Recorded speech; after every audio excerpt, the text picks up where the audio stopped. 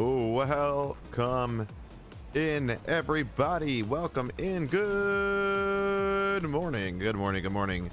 It is Tuesday, and we are live here in the flight simulator with the FedEx VA, and we are going to be flying the newly updated A300-600 freighter version of the A300. And we're going to be flying from Memphis down to lovely RSW, Fort Myers, and Fort Myers back to Memphis here in the A300. Hey, what's going on? Welcome in. How's it going? Good morning. Welcome in. Hello. This is going to be our first flights on stream with this aircraft, which I'm actually pretty stoked about. We have not flown this plane at all on stream. We have done now 3 flights in it. As previously we got this awesome copy from IniBuilds themselves. They were good morning, FedEx 9830 heavy taxi runway, gracious to give us this aircraft, so we were really happy about that. First time flying it on stream today, so we're gonna get I don't know, I guess you guys get my thoughts on this plane throughout the day today, but it's, I mean, like I said, I've done 3 now flights in it previously in the last few days off stream, and I have just really started to kind of grow love for this plane. The sounds are amazing. Overall, the flight model, I mean, the plane is just really solid.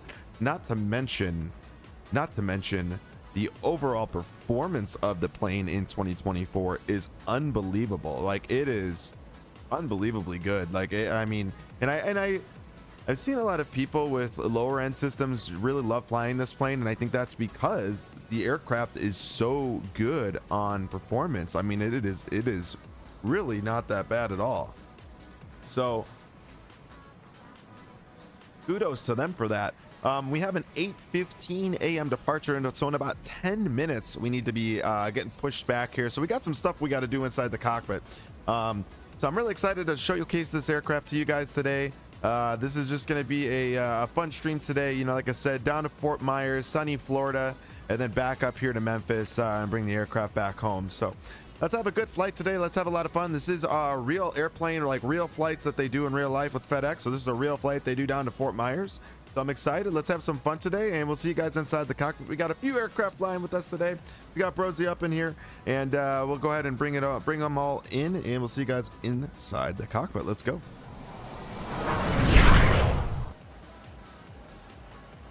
3.7 max replacement. Fucking hell. Max replacement? Yep. Ooh. Check the video chat. The video text channel. All right, 8 cars. Request the sim brief. Boom. But unline the iris. What's up, me? Oh. Yeah. Check the video text channel. All right, so I just loaded in there. I see you. Yep. All right, 36 center is not used anymore. Runway 27 is in use, and 36 left. 27. Where are you going? We're gonna go down to Fort Myers. So do you have a house guest again, Rock? Not today. Everybody is pretty much out for a majority of the day today, and then I think today and tomorrow, and then I'm back to, I think Thursday I'm back to being kind of packed in the house again till the weekend. Just you and Sophie. I think, I'm pretty sure. I don't know. I feel like I'm getting news every day as time goes on. You want to do 3-6 left, Rosie? Sorry, what? You want to do 3-6 left? It's whatever they're using in real life. Let me check the ATIS. I think it's 3-6 left right now is current. All right, let me look. They only run 09 and 27 like in the early mornings for FedEx, because there's like nobody out of here. But once your like commercial flights start coming in, then they stop using them. Yeah. I'll just check. It's literally like a crossing runway from like those areas, and it just caused a lot of problems. All right, departing runways 36 left and 27. Yeah. All right, so Wait, it's you're all going up from to you. where to Fort Myers? We're going from Memphis to Fort Myers. It's up to you. We can go. I think 27 might get a shorter route. It is the shorter route. I'm gonna probably go 3-6 left because they primarily use that. Yeah, but either way, we're all going up and around, so it's I don't think it'd be in our favor either way, unless we're using the 1/8, but it don't matter. Yeah. So you're going 3.6. I'm gonna go 3.6. Good morning. How's the flights this morning? Just got back from my run. Took the girls to school. Let's go, Father's Games. First off, good morning to you. And flights are gonna be going well. Hopefully, Memphis to Fort Myers. Fort Myers back to Memphis here in the A300. Yeah, I'll take 3.6 left because I really don't want to vector myself today. Vector myself. We when we pulled in Mexico City, there was a American Airlines A310 parked up, and I was like, what the fuck? Oh, A310, huh? A310. I think they had A310s, right? They did. And It was in the as well. it was in the new paint, Interesting. bringing them out of fucking retirement. Yeah. I mean, hey, I wouldn't be surprised.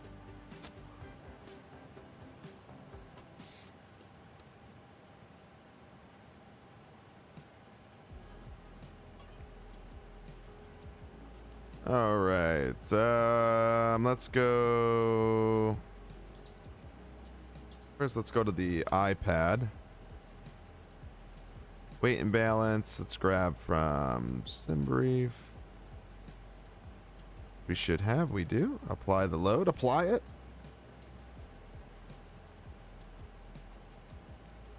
Okay, it's W. Get my lock and everything, so stand by.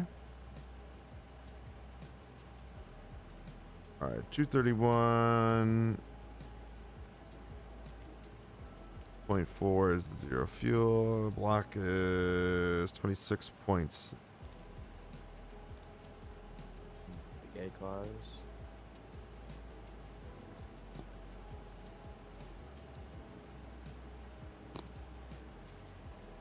Gotta wait until this is all done because that. So what you taking down there, Rock, today? I'm taking needles down. A lot of needles. Yep. I'm just taking the mail, man. Just taking the mail. I'm just taking the mail. I haven't decided yet what I'm taking. Hey, look at you, Fentanyl. dude. Look at you. Yeah, fentanyl. Look at you. I see you in the A300. And I'm just right across. Yep. Woohoo!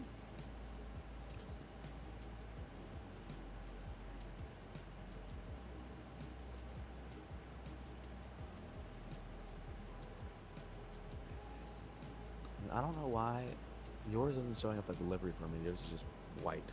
Yeah, you gotta have it set up. That's why. What do you have That's for model like- matching? He politely told you because you're not doing it right, Rosie. I know. That's fine. I know I'm not doing it right.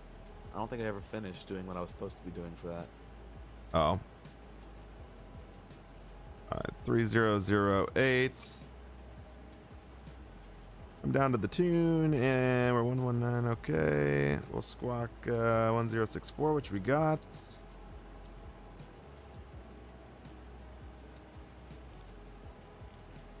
DA only. Alright, up above, we'll get the window heater going. Get our packs. Get our auction going. Everything else is good. Get the pumps on.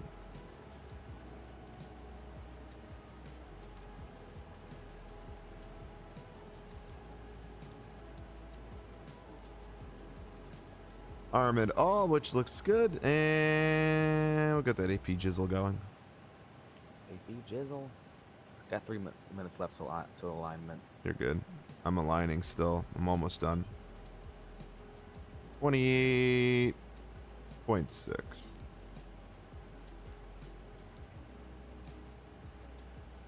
All right, that should all get going here. There we go. Looks. And I need to get this on as well. ATS. Is today's Falco's birthday? Is it? That's it. I think so. Go 10,000 feet. Come over to the takeoff. Okay, we are aligned now. All right, takeoff. Wait, or no, we don't want weight and balance. We want takeoff. Upload join, but I got some video editing to do, working on a new intro for my channel. I wish I was better with the workings of the replay tool. I waste so much time trying to set up shots. Yeah, that's like, you want to know what? You're like Falco. Falco's the same way. Falco takes like 45 minutes to just get one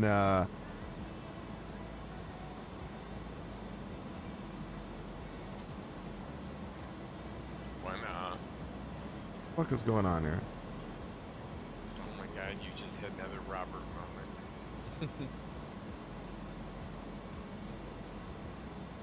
I'll take the ILS 06. Oh yeah.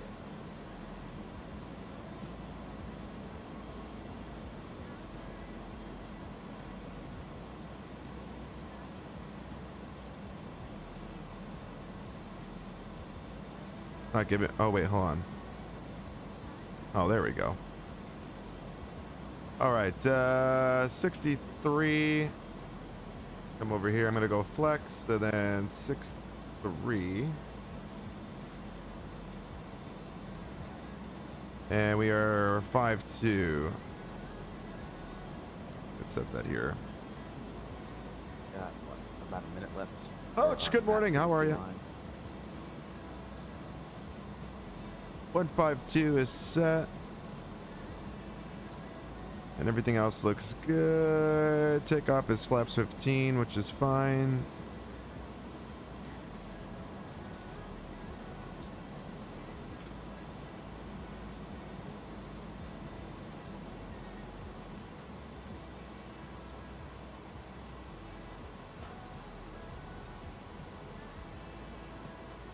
If you bleed is on, which is great. We can get these going here. Beacon light is on. We are pushing back in 1 minute. But yeah, you're like Falco. Falco takes like 45 minutes to take one screenshot. It's so funny. Him getting a thumbnail takes more time. Takes as much time as him getting set up for a flight. Insane, Satan.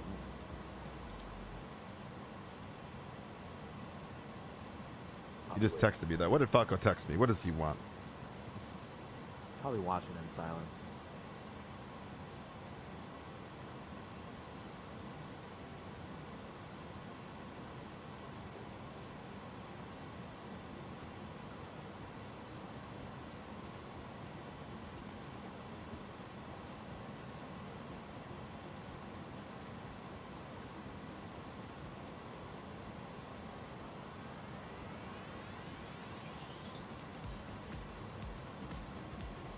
Jeez, there's so many. The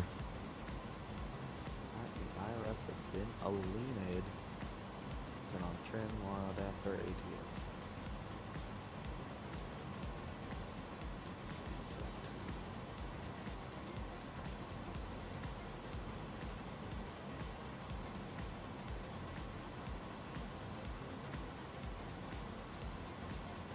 All right. Okay, so we are good here. Have a set.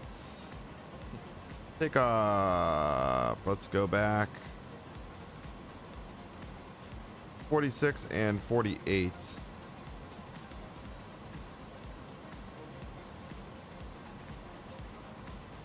Okay, things are set up there. We are good.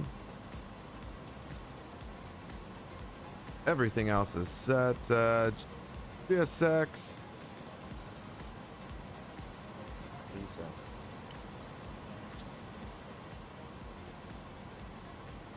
We are golden.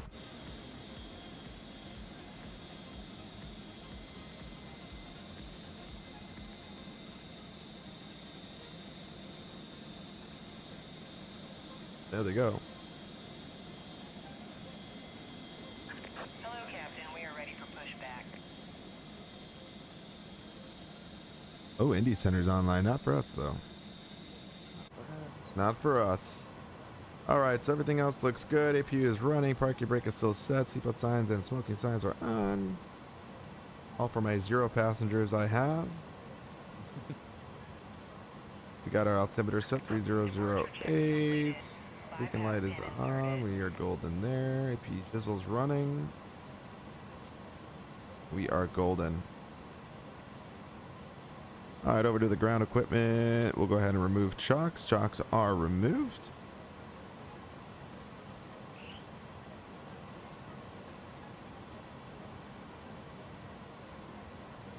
Aircraft is looking good on the maintenance side. That's good.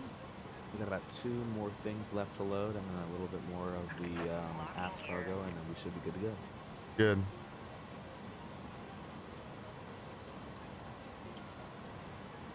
All right, so we'll keep it on. I'm gonna go 30, so we can. Yeah, that's perfect. Speed TAF is 119.7.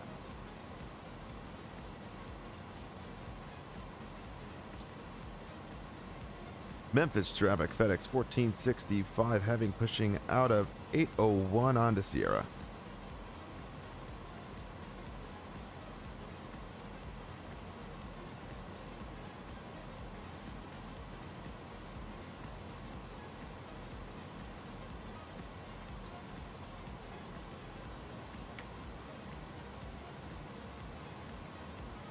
Continue pushback. Let's go. Nose left. Release parking brakes, please. Parking brake is released. Push. All engines clear. Start at will. Let's go. All right, we'll go crank it. Start 2. Crazy about this plane. It's like a mixture of Airbus and Boeing. Wild setup on this plane. Back in the olden days. Yeah, it's like a weird set. Even the FMC is like a Boeing. It's the LCDs on there. Yeah. The green LCDs. But even like the button setup and layout is like a Boeing. Yeah, I agree with that. All right, sounds. Let's listen to them. Put it up. The sounds in this fucking plane are just insane. I feel like everything IniBuilds does from a sound standpoint is just wild.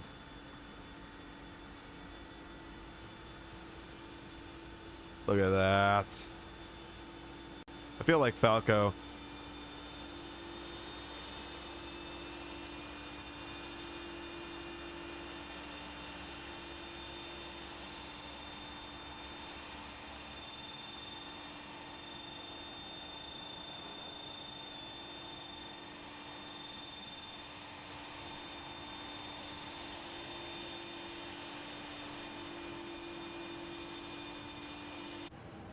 Get this other one going here.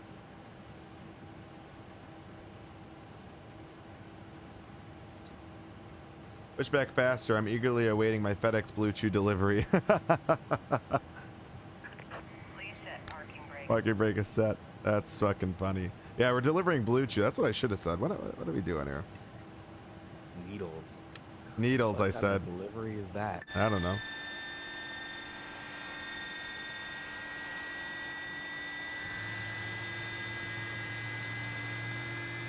All right, engine 1 fired up.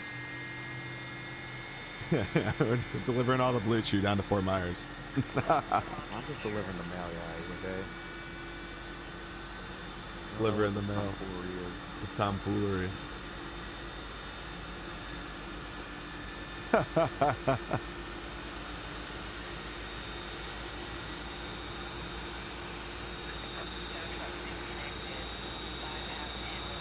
Thank you.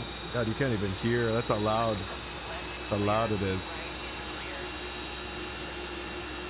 And what's cool is about this airplane is that you can literally adjust the sounds straight on the iPad if you want to make them louder. I mean, I think this is only at halfway. Imagine it being full blast. I'd have to turn my headset down. But it's loud. I have to turn the sim down a lot of the times because it's so loud.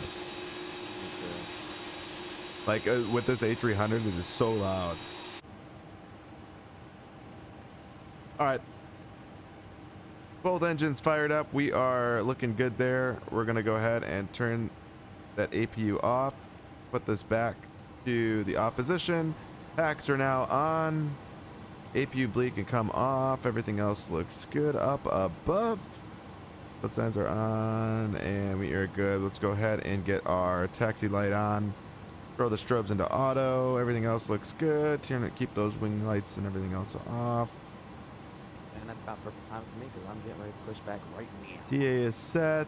We are good there. Speed brake armed, and flaps 15 for departure. We still get some wing views. We got 2 wing ports in this airplane.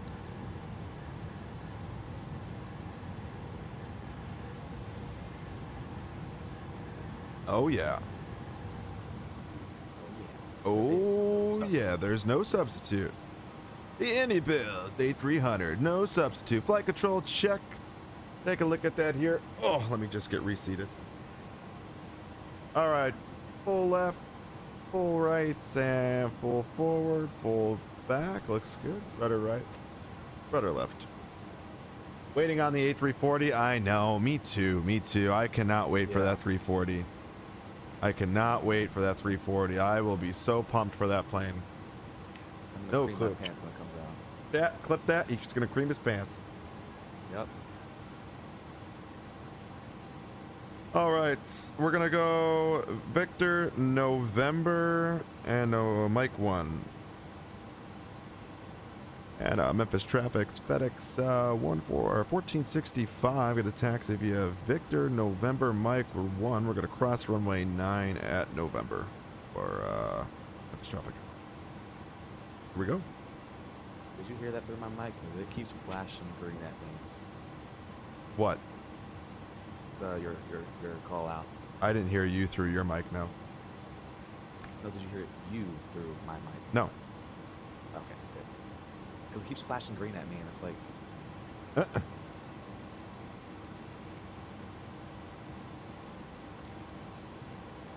All right, constraints are on. We're set up.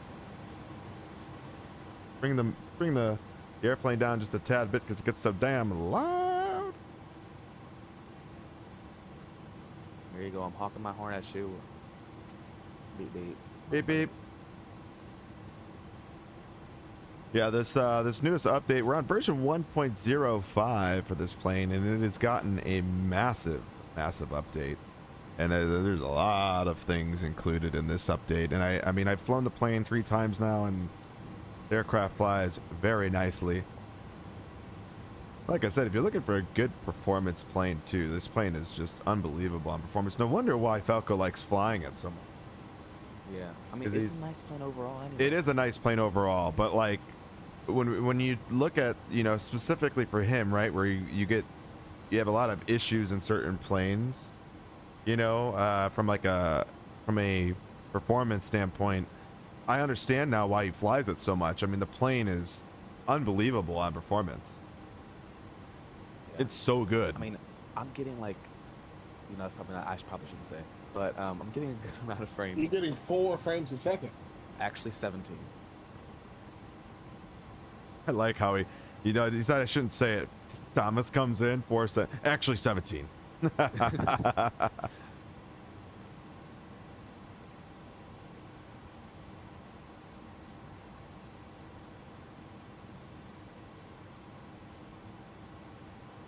Okay, it's okay. Don't worry about it.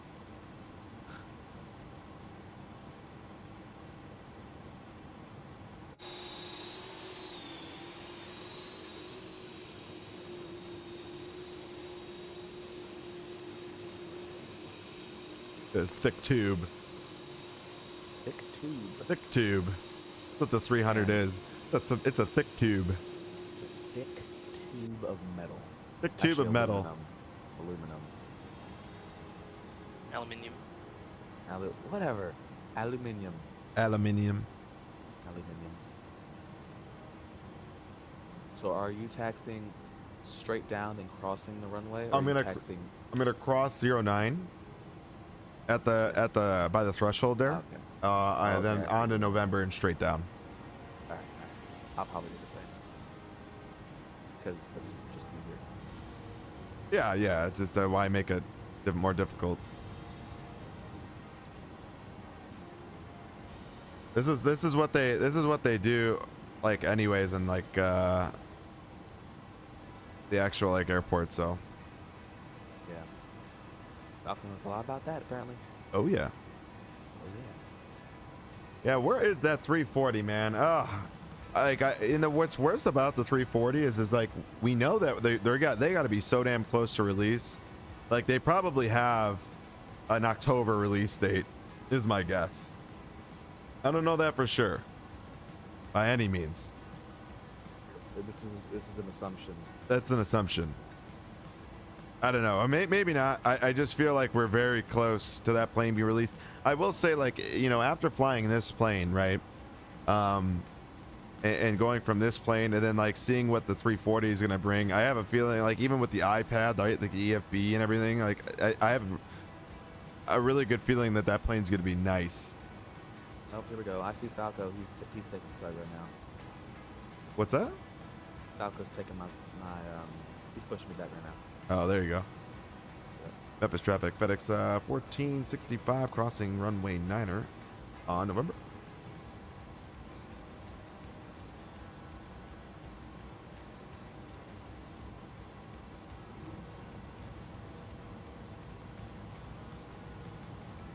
One of these days, I'd love to just like be crossing a runway with nobody, like, even though I always check anyways, but like just to cross the runway, to pull a Mason and just not care that someone's like coming into land because they're not like talking on CTAF and just cross anyways. Here we go. We are pushing back.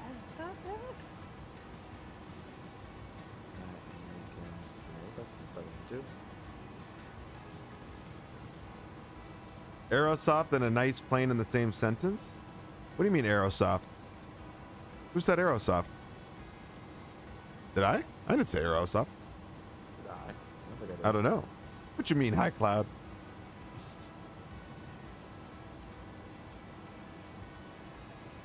Okay, fuel pumps. Welcome in, high cloud. How you doing, buddy? Good to see you.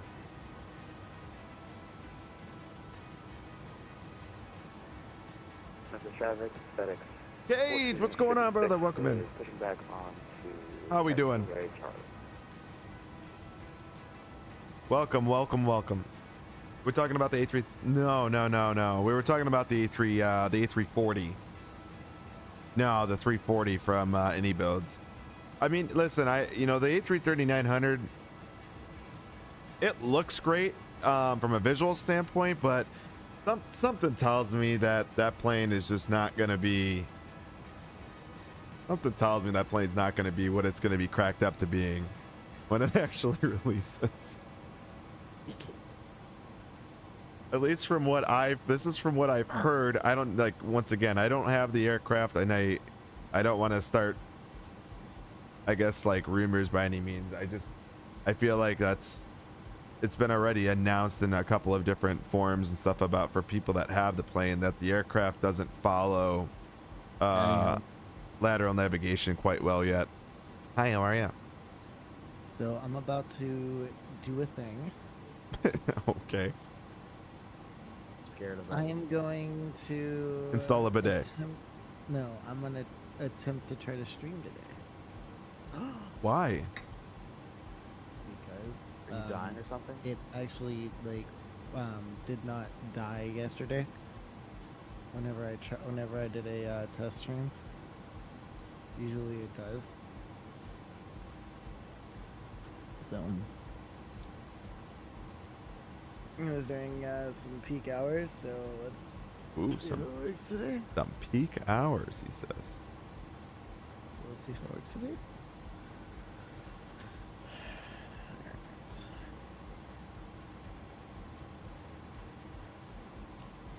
Roger.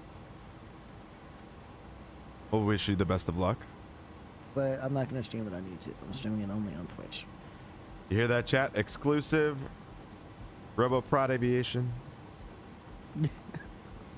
Exclusive Twitch. Get over there. I also may or may not be using StreamerBot for my shit now, which adds better stuff. Hi, my Cloud. stream. LNAV doesn't work quite well. My guess is it doesn't work at all. That would be my assumption, but I don't want to spread rumors. rig don't work. I don't have the aircraft, so I can't say whether it does or doesn't. I mean, if we all remember what the CRJ was like when it first came out, it wasn't the greatest. So it wouldn't surprise me. Let's put it that way.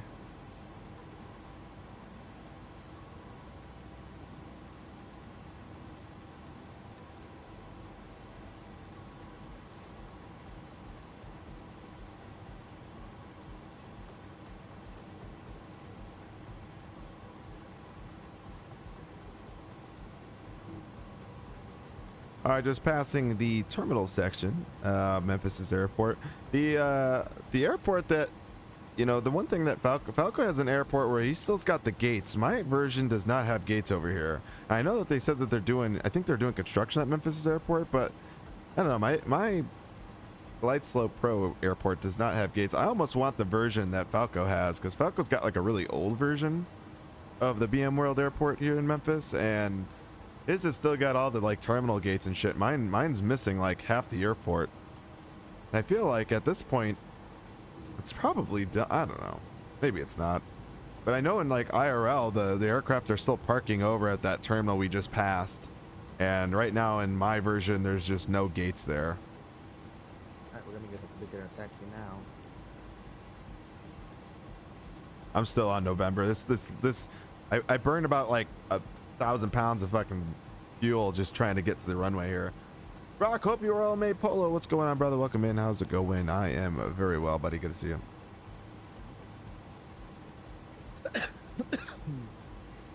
COVID. That's the COVID. It's COVID. That's the It's COVID, man. No, it's not SAT. Why SATs? Is SATs? You taking your SAT? SATs. No, I said SAT. no. Okay, so I was looking at San Antonio. I see it whenever that happens. So. I'm doing good, just chilling. Might do a little flight in a bit. Gonna have to make it a short one. Oh boy, how fun! Oh boy. Our flight's kind of short today. About 2-hour flight down to Fort Myers, and then about 2-hour flight back. Beauty about doing cargo though is like how quick you can get in and get out of an area, you know, because even when you unload it, reload it, like it's nothing Compared to passengers, I'm actually stoked that this is the only airplane they fly into Fort Myers is the A300. I mean, UPS flies are 75 too. Yeah, I know. I gotta update. RSW because I think RSW I have like 7.6s in there, and I gotta move those out and put in for the static aircraft builds. I gotta put in only the A300. I didn't know the 300 was the only plane they fly, which would maybe make sense. I mean, like, how much cargo are you really moving to Fort Myers? You know? Yeah, I mean. Enough that it's like more than a 7.5 can carry, I think, but not enough for like an MD-11 Yeah. per se. I don't know what the difference is in cargo, to be honest. So you heard it here first. It's just the size. Message traffic report FedEx 1456 crossing runway 9 by November. Oh, I like how you changed it by a couple numbers. 1456 instead of 1465. Yeah, nice. Because the one I was gonna use was the one on Flight Radar. Yeah. There's only one coming back too, I think, like 12 something. I don't know. And next week is also 1465, so I couldn't use next week's call sign. You looked up next week's flights? Yes. This flight took off like at 3 in the morning, or 2 or 3 in the morning today, out of Memphis. Yeah. Actually, no, not next week. Tomorrow's flight was 1465 as well. Yeah. So I just said screw it. I want to keep my realism as real as possible, so I'm just gonna switch it. As real as possible. No biggie. It's no biggie. Yeah, you hear that? As real as possible. As real as possible. All right. Time to get serious because it's about that time to take off. The sounds are up. The sounds are up. We got speed brake armed. Flaps 15 is checked. Everything else looks good. We are going to go TARA.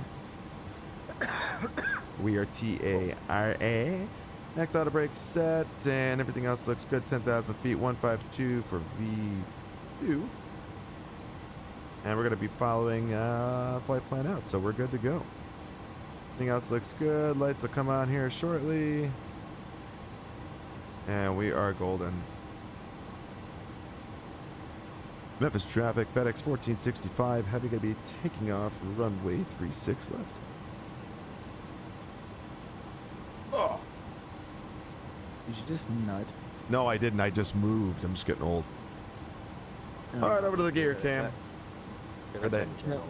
Chad, clip that. Yeah, clip that. Chad, clip that. Chad, hear He's that? He's getting getting old. old. He's getting old, Chad. Clip that.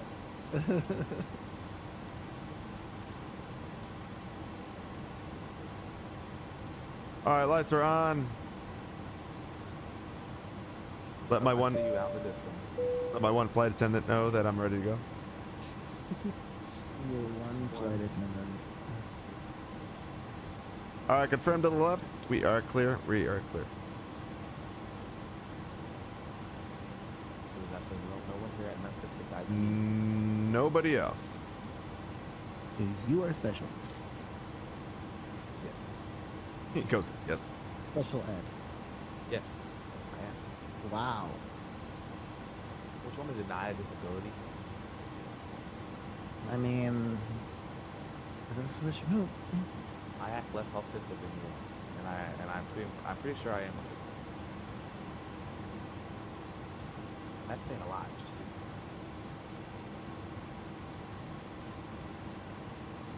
See you there, rock out. Oh, yeah. Yeah. All right, lined up. And forward. Pressure.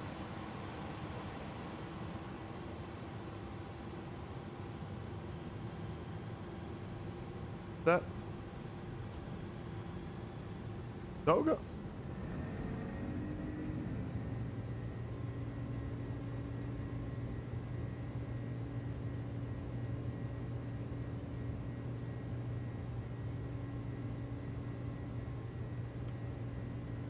Hundred knots.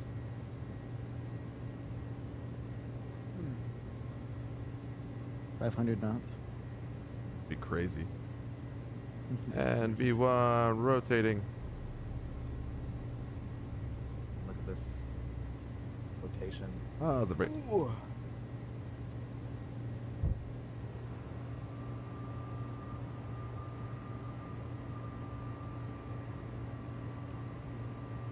Absolute butter machine off the ground.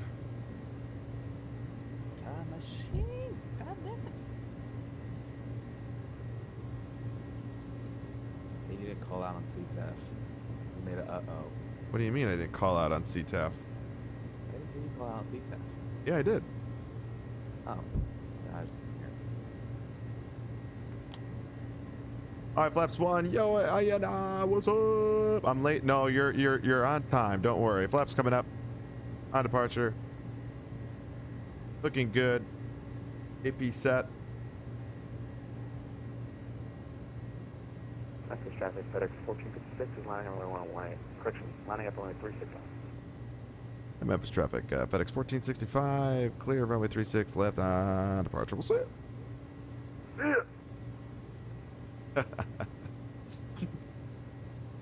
couldn't get the S out. That's So right. Just E. Oh, yeah. Look at downtown Memphis. Town of Memphis. But you guys are wondering, that's a Bass Pro Shop right there. I've actually been in that Bass Pro Shop. Nice. Right there. It's actually a sick Bass Pro Shop. Sick. Does it need medicine? Nope. Does not need medicine. I mean, if it's sick. There we go. All right, still climbing, looking good. 350 here. You climb 35. should learn to fly the A300. Would be a ton of fun. Polo, it's a good plane, man. It's honestly like the plane that I've underestimated. I never really flown this plane prior until a couple days ago, and when I received the A300, and I bought the A300 back in 2020. I think I flew it twice way back in the day, and it did not work well because it needed some updates, and I just kind of shunned it and just kind of was like, not flying it, and never really gave it another chance after that. And I think too is easier to do so because I want that open, because I you know, we had a lot of aircraft already in the sims, so it really didn't really require it. But I'm loving the aircraft now. It is sick, especially now in 2024 in Sim Update 4 with the lull that we have with aircraft, like, you know, basically Boeing airplanes not really working currently in the sim. It really helps out with that kind of fix because you get a yoke airplane that's even in use still, which is pretty sick. All right, through 10,000 feet, looking good. And speed restriction is done. As you guys can see, we're climbing now nicely.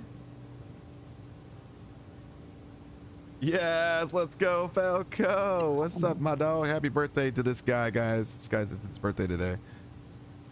Falco, are you Falco's 15? birthday today. Unreal.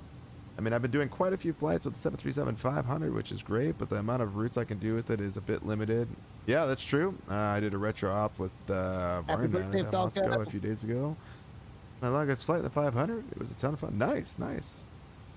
Yeah, happy birthday to this guy in the chat. Did you wish for a lower forehead? Lower forehead. Are you gonna take off, Rosie? What's on here? He's like holding short of the runway.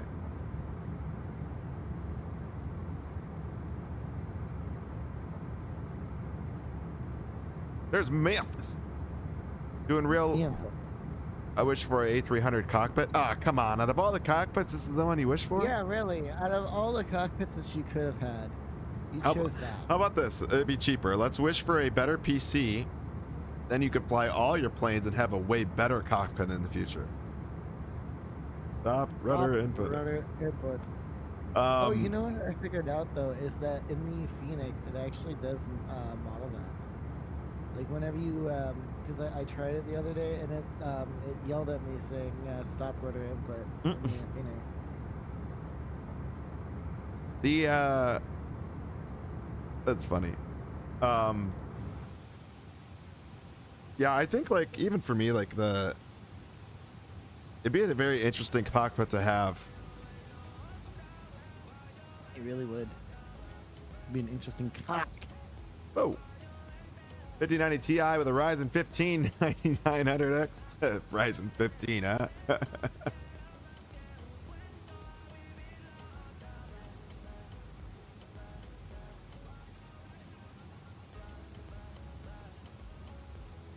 We are smooth sailing.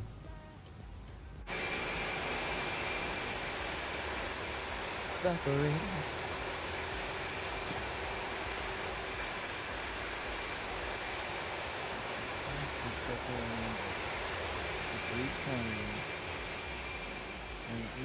I forget which one it is. Ah, here it is.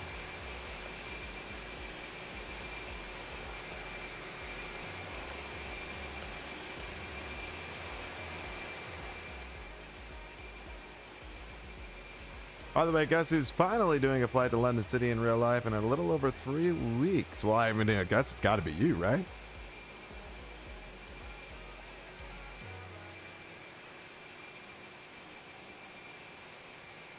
How you liking the plane? I'm so glad. I'm liking it, man. I'm liking it. It's a sweet little plane. We're actually we're doing a VA flight right now. We have not done a VA flight in a hot minute. But we are doing a VA flight. So it's been a minute, but we're doing it right now. But I'm liking it, man. It's a sick plane, dude. It's like I said. I mean, from a performance standpoint, overall, like it especially right now, because we're wanting to get like a plane that has a yoke and we can kind of do some cargo ops. And then not only cargo ops, you got a lot of really cool like vintage ops you could do with the airliner version. And what I like about this plane too is the fact that you get both variants, right? Like you get all the different engine variants, whether it's the GE or the Pratt Whitney variants of this plane. But then not only that, you get the airliner version too. So it's not like two separate planes. You get in one package, you get essentially an airliner and a freighter, which I think is really awesome. E-boy. Only took me an hour to book the flight because the British Airways website kept taking the piss. Ended up booking the flight over the phone. Because there you go. I love to see it. Yeah, it's sick. It's a really good, for the price and what you get with it, it's a really good value, right? You get so many different new routes, and like I said, the fact that it's still a plane in operation with UPS, FedEx, DHL, and even a lot more. As far as the airliner, I know Iran Air is like one of the only ones, I think, right? Current price on the bird is $46.89, so about just under $50 for the plane. But I will say, like, it's well worth the $50. No, not bad. It's 100% worth $50. Like, you get a lot of different variants of the plane. It's definitely from a, not only like do you have like the avionics of the aircraft that work really well, you have integration of cargo for the cargo variant, which is pretty sweet. The EFB alone is fucking badass. It really, it's nice. And obviously the sounds are, I feel like IniBuilds just does an amazing job with the sounds.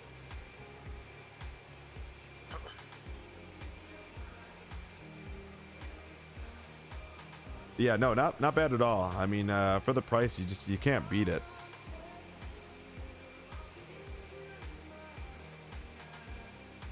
Yeah, they are. They're top notch. They're so good. They are so good. I will say though, the A300's climb profile is a slow climb.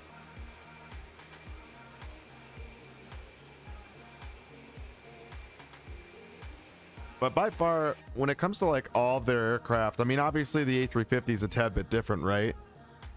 A350 is a tad bit different because it's got its own EFB kind of built into the plane, right? When we talk about like even the A330 or the A320 Neo, like all those aircrafts that are kind of standard with 2024, I think this is like a little insight that you guys can probably expect to get in the A340 is their newer EFB. But you look at this EFB is so nice. Like, you got like the flight that you can import right from SimBrief. Everything's all touchscreen. Everything is just, it's really, you get your weight and balance, takeoff configs, landing, aircraft maintenance. So this is actually going to deteriorate over time based off of which livery you're using. So we'll have to replace tires and all that good stuff, service the APU, replace brakes, all of that stuff. So it's gonna remember everything on the, based on the livery, how many times you're flying it.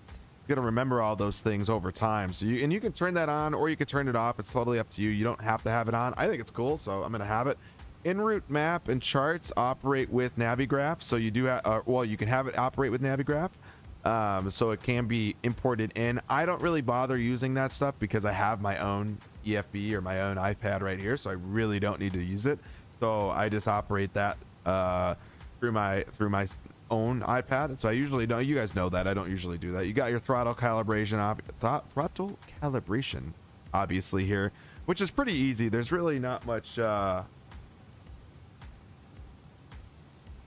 really not much, that you need to do on that end. Settings, you can obviously go through here and go through all the aircraft settings. Like I said, yeah, say CPU. Yeah, I just feel like too sometimes, and it's got nothing to do with like it's every plane in the sim. Some planes kind of deal with that weird feel like you get some WASM problems sometimes when you're importing Navigraph. I feel like in 2024 right now. So I don't know. I would rather just use my iPad. Yes, yeah. So that's exactly where we're going right now with that, Falco. So like in the aircraft settings now, you can change, obviously, you know, the IRS, rudder controlling the tiller, all of that good stuff, realistic fueling. I put the chart type to Navigraph just because I can. I prefer to have the linked instruments because I just don't want to have to go to both sides and change them. You can obviously set it up on here to have pounds or kilograms. This is where the maintenance mode comes into effect, where you can either have it set to realistic or set it up how you want. And I just put it to realistic just because I feel like that's what I would like. The cockpit settings here, you can turn on and off certain things. I just have everything on just because I feel like with the new enhanced version for 24, it takes, you know, these are options that are not available in the non-enhanced version. So understand that there are two variant versions of this aircraft. There's one that came with 2020 that's now like a compatible version with 2024, or you can get the enhanced version, which is the newest one that's strictly for 2024. In that version, currently, you know, you have the ability to operate some of these new settings here, especially in the cockpit, and it comes retrofitted with a more modern comms panel, which is really nice. Yep, native version for 2024, which is really good. And then obviously down below you have the audio volumes, which you can literally adjust all of these things if you think some are too loud, based on, like, you know, when you're in an exterior, you can turn the engines down. I've just left everything right down the middle. I think the sounds are amazing, but you can literally change these on the go. Obviously, if you're flying the airliner version, you have a PAX, you know, PAX volume that you can change, cargo volumes that you can change. So when you are loading cargo, you can actually like hear the cargo being loaded, which is kind of cool. Not a cool, just like, you know, overall sounds that this plane has is unbelievable. And I think, you know, when we talk about future development, future products coming out from IniBuilds, like their A340 that's coming out, for instance, and we got stuff like this that's implemented into the A300. I think we're going to see implemented into the A340, and obviously we have stuff like this already implemented in the A350. I think we're going to see some really good additions coming out. You know, I think seeing like an EFB like this EFB is really nice. I'm a big fan of this EFB. I think this EFB is just super. It's simple, but it's nice. You know, like there's no lagging, there's no nothing between, you know, each app. Everything just works, and that's what I really like about it. Yeah, it's clean. So I don't know, I like it a lot. And I think from, like, you know, going in with the A340 coming out soon, I would imagine that this is probably going to be a very similar EFB we're going to expect to see in the A340. And I know that there's some pictures I think out, which I think is this EFB. I just, off the top of my head, I'm not 100% sure about that. So I don't want to like say, oh, it's the same EFB, but I think it is. But yeah, the CFB is just super nice. It's super helpful, super, like you said, clean fathers, and I don't know, I like it a lot. You have the ability to go into the little cogwheel up here on the right hand corner. You can even power it off, you can lock it, turn the brightness up and down, and then this is where your panel states are going to be. And thanks to Falco over there kind of showcasing that to me the other day when we flew together. But you have the ability now, you know, for me, when I like to do the replays of certain flights and stuff like that, you know, you get to change these right on the fly when you're on the ground, like for replays and stuff like that. Like, I like to go ready for takeoff, and then that turns the engines on, all that stuff, so we get the animations and everything going on in replay mode. But that's one thing that's really nice. You could change the panel states. It always starts off in cold and dark, so you have the ability to go right there into the cogwheel and change that if you want to. Added that to my car. Mike's going to hate me. Oh no. Love it, love it. Yeah, no, by far, like, I'm not kidding you guys when I say, like, I love EFBs. I think EFBs are super helpful in the sim, and I think, like, when we talk about that EFB specifically, I would say that one is probably one of my favorites currently in the sim right now. You know, we look at different EFBs, like, for instance, the one from FS Labs. You know, that one's a really good EFB as well, but there's a lot going on it. and that's okay. Phoenix is really good as well, but I think sometimes even the Phoenix one kind of lags sometimes between each one. This one just it's like perfect every single time you click on it. There's just no lag, no nothing. It's crazy. So, and she flies really well. Yeah, we talked about the flight dynamics. I mean, I think flight dynamics of this plane is just so good. You know, we talked about performance and how the aircraft really just operates in general when it comes to performance on the PC, especially for the enhanced 2020 or 2024 version. I can't speak on the 2020 version because I haven't used it in 2020 since it first came out. So really hard for me to kind of, you know, give a fair feel. I think Falco could definitely say that it flies really well. But yeah, no, the aircraft flies really great. I mean, it like when you hand fly this plane, especially on landing, it's probably one of my favorite things about this plane is the landing in this aircraft. It's just got such a natural feel. It doesn't feel like you're fighting the aircraft all the time, or you're really fighting a flight model, if that makes sense. You know, you have some of those airplanes out there where you kind of feel like you're fighting a flight model, and I feel that when you fly this plane, it's got a natural feeling.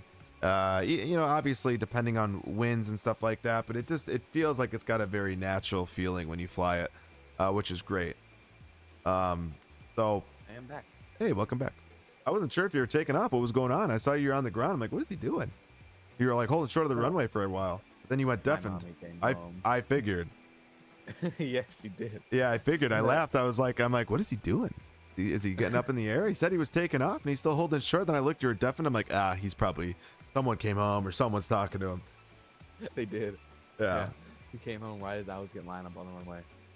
For me, I like to fly the departures and arrivals by hand. Does it fly well by hand, or is it an AP airplane? I'd say half and half. I think it's great on both, to be honest with you. I mean, the aircraft itself, you know, the A300, you know, and I was talking to Falco because Falco's talked a lot. I think you said you talked to a few of the A300 pilots, and you said you know somebody that's an A300 pilot. And I think just kind of talking to him and kind of getting some knowledge on the aircraft has been helpful to me, especially operating the plane. But like, for instance, you know, there's a profile mode. So inside the cockpit, right, we come over here, you can see that there's a couple different options we have. You have obviously your basic auto throttle, right? And then you have altitude, hold level, change profile. Profile is essentially like a vertical navigation. Yeah. However, profile mode for the arrival doesn't work as well. And in real life, they use the vertical speed. Mostly, at least that's what Falco's explained to me, that the real pilots use the vertical speed to kind of get their aircraft to get them down to wherever they need to be. It's just more accurate, which makes sense. In a lot of these older aircraft, they used to do that. They would rather use the vertical speed because it was more reliable than a lot of the profiles built into the aircrafts back in the day. So a lot of them used vertical speed over trying to use the VNAV or profile mode, just because it's more accurate. It was, you know, obviously could get you down to a certain altitude restraint and stuff like that.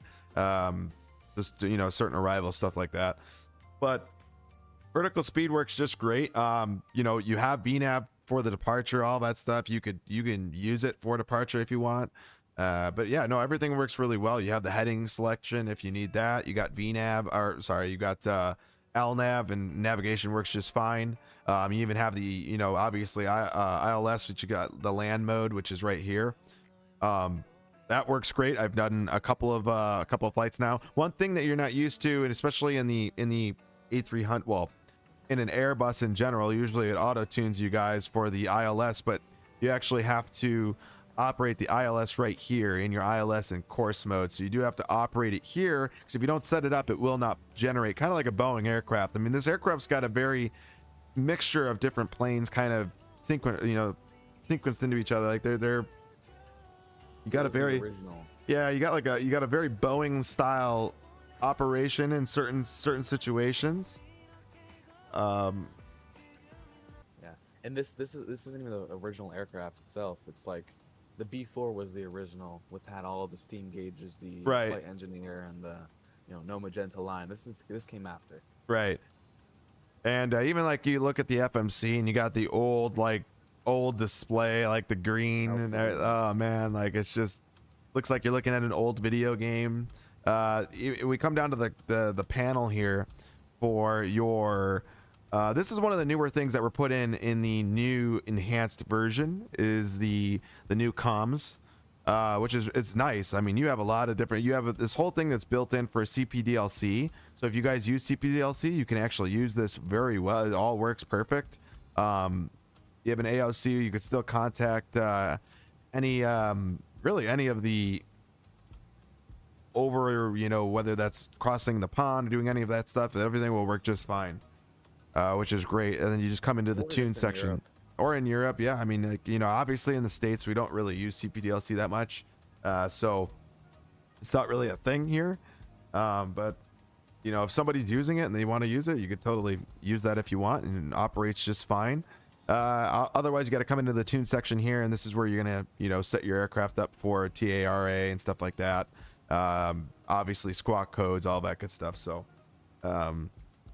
yeah, so it's pretty nice. You know, the difference is, like, they just added a couple of stuff like that, you know, to this plane with the enhanced version. Obviously, I'm sure it's taking advantage of the 3-step process essentially for which is really nice. CPDLC states it is, yeah, it is very rare. They only really use it for PDCs. That's Yeah. why you don't really see a lot of the states having DCDUs in their A320s. Correct.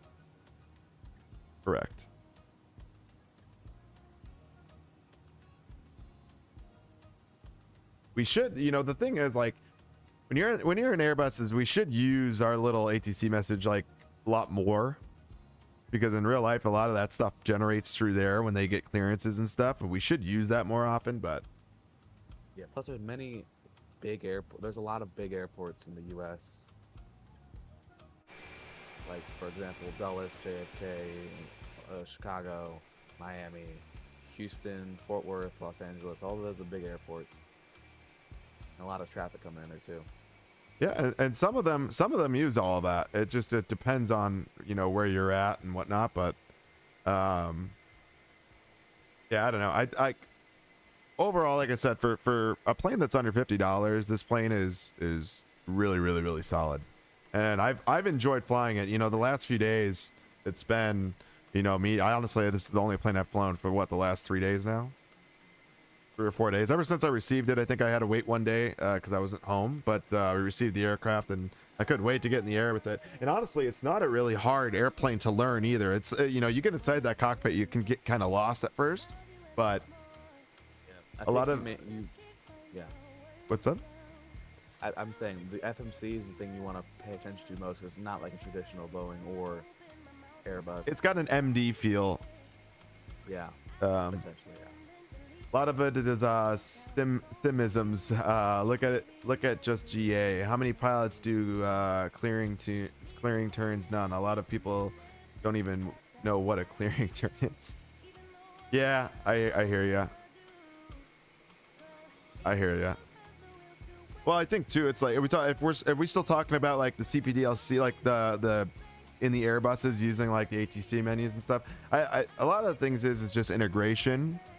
Yeah, a lot of it's just integration, and I think the problem that we run into in the sim world is that a lot of like aircraft maybe have the compatibility, but the problem is a lot of the, you know, from a standpoint of people that want to use it, right, probably don't use it, and there's a lot of, yeah, that's true. A lot of people don't understand the SOPs. A lot of people aren't. First off, fathers, your problem is a lot of people don't read to begin with. Especially if you want to succeed in the airline industry. So a lot of people don't read. So that's another really big problem with that. Happy birthday, Falco. Take the day off from streaming, which I guess means he celebrates his birthday every day. Ouch, yeah, baby. I love it. I love it. But I think that's like one of the biggest problems, like with it, just in the flight sim world in general, is you got a lot of people that don't, you know, and it's okay. Like, you know, it doesn't bother me personally. But I think a lot of people get in a cockpit like this and they see the analogs, you know, gauge and stuff like that. They get a lot, you know, it's easy to get freaked out. But this plane is very much so automated. And even though they have a lot of, you know, instruments here, a lot of analog, really a lot of it is almost not for looks at this point, but primarily you have a lot of things that are still automated that are still going to show you on a screen, you know. So why read? Reading is lame. Yeah, D Holmes, what's up, brother? How you doing, buddy? Good to see you. But this aircraft, like, there's nothing to get scared about in the cockpit. Like, you know, when I first got into this plane, I kind of looked around and I'm like, all right, like, minus like looking what's in front of me, let's like look overhead, right? And you look overhead and you can go, holy shit, because it's not like a traditional Airbus overhead where it's very simple. You got a lot of buttons here that are going on, but it is like Airbus in a sense that a lot of it's just, let's remove the white buttons, right? Get rid of the white buttons and everything will kind of work itself out. And that's really how you can handle this overhead. It's not really complex. Yeah, there's a lot of things going on. And if you have, you know, failures and stuff like that, sure, there'll be more things that you'll need to do. But the beauty about Airbus is that literally right here in the memo, like when you get any failures or anything happens, they literally tell you step by step what you need to do. Now, yeah, you need to know where all of that stuff is, but ultimately that's, you know, that's all. I would hope that when you're flying any of these planes, you know, it should be almost common knowledge at this point, you know, because every aircraft is about the same. Every aircraft has an electrical panel. Every aircraft has a fuel panel. Every aircraft has some sort of, you know, hydraulic power, you know, air bleed system. There's always some sort of component. They may not be in the exact same areas as every single cockpit, but every single one of them, you know, has some sort of panel that's relatively similar to each other. And you just kind of find that in every aircraft has, you know, a hydraulic power. It tells you right here, hydraulic power section, here it is. Electrical power section, here it is, right? So it's not that hard to operate every airplane, because once you know one airplane, you understand what the systems do. It's not hard to kind of be able to piece every other airplane together. Sure, you still should read and understand like what you're doing in each airplane, but for the most part, a lot of that stuff doesn't change. Yes, good point. If you read, you can find the yes. Concorde is even worse than the cockpit overlay. Yeah, the Concorde's a little bit out of my realm. You know, I did that fun stream one time when the Concorde DC designs came out, and I didn't know what the heck I was doing at all in that plane. I just had fun in it and just took it up. I didn't read anything really. I was reading the manual live on stream, yet still didn't really, like, by the time I got done reading that manual, one, like, if you guys have ever flown the Concorde or attempted to, I attempted, by the way. I don't know how I got from point A to point B, but I did. You know, I didn't know what the heck I was doing in that plane. That was just a shit show from the beginning. But I did get to wherever I was supposed to go. I may have ended up in the water in the end, but that was because I chose like the smallest runway. And in all fairness, I didn't know. I forgot what I floated like halfway down the runway. Okay, so I was landing on probably the shortest runway I could probably pick, and then not only did I land halfway down the runway, so by the time I actually touched down and we tried to stop, it was like I was already past the halfway mark of the runway. So yeah, it was like whatever. But I wasn't anywhere near the point where I was like, if I do a go around here, like it ain't gonna help anybody out. We're probably just gonna do the same thing again. But it's an aircraft that requires a lot of reading, a lot of attention, and a lot of just honestly patience with that plane. And I think when we get a legit Concorde, like one that's actually going to operate like a real Concorde here, and hopefully FS Labs comes out with their Concorde for 2024. I think if we get one of those planes, you know, I wouldn't mind, you know, doing some vintage and taking the time to actually understand the plane.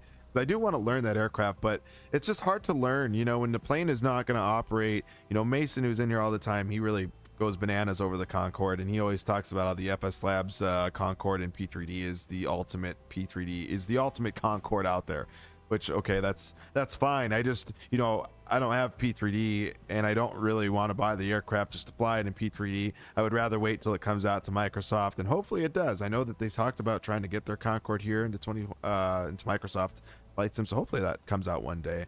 But like I said, just kind of wait. Yeah, basically like spy flight.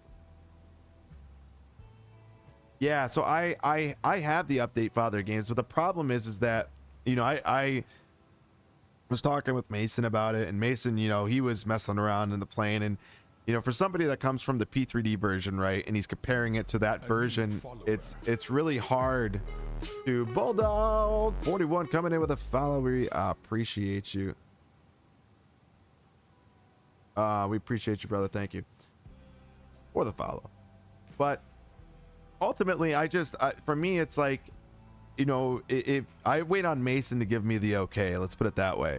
If Mason says that it's equivalent to the one in FS Labs, then I'll definitely give it a try. But I don't want to learn like something that's not legitimate on the plane and then have to go, you know what I'm saying? Like, I don't want to have to learn something that's not legit and then have to go and learn like a workaround, I guess, and then go into the Concorde, you know, from FS Labs if that ever comes out, and then have to relearn something again. So I don't know. I'm kind of a snob like that.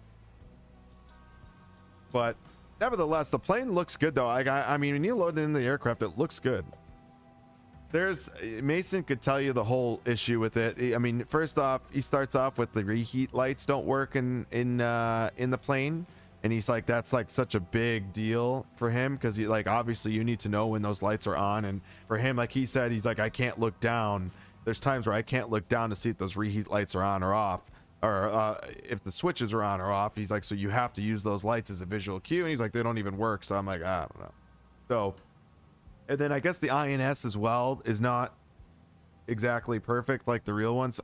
There's a whole, like, and not to mention the climb profile. I think that's really one of the biggest things for him is the overall sim brief profile, pre-flight filing. And then not only that, like how the aircraft, you know, performs when it climbs, all of those steps. I mean, it is a true process for that aircraft to get to cruising altitude and actually burn the correct amount of fuel. There's so much things that go into that plane other than just simply, you know, hey, I'm going to set VNAV, LNAV, and I'm just going to let the plane climb when it needs to climb. There is a full-on process to that aircraft, and I don't fully understand it. Like I said, I'm not, you know, I don't want to speak out of my butt here on that plane, because it's a little bit out of my knowledge range, but that aircraft is something else when it comes to its overall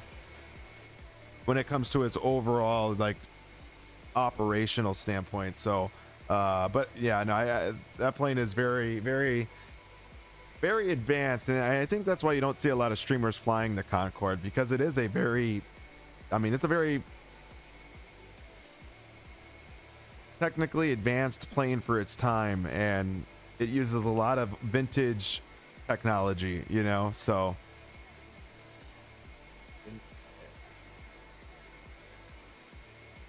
yep, because the weights are burning, so you have a very slow climb to the cruising altitude. I know that, like, so, and you can only go in increments, so like you have to basically burn X and Y amount of fuel to try to then move up to the next altitude restraint, and then you'll sit at that altitude while you burn fuel. Then once you burn enough fuel, then you can climb up to even higher and climb up to even higher, and it's like there's literally like a stepping stone process to getting up to your final cruising altitude.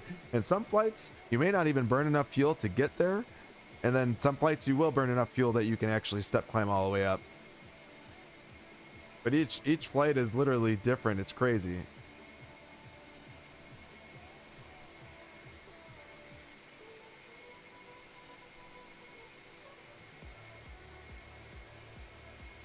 It's an impressive plane, and for the people that know how to operate that aircraft like fully, it is impressive. Yeah, no. Well, the thing is like, even for someone like Mason reads, you know what I'm saying? Like, Mason reads the SOPs. So he's got a very big knowledge base on that. So where, you know, he's doing a lot of stuff. Now, once again, he'll straight out tell you that the Concorde in the FS Labs is a very big automated aircraft with the crew that you have.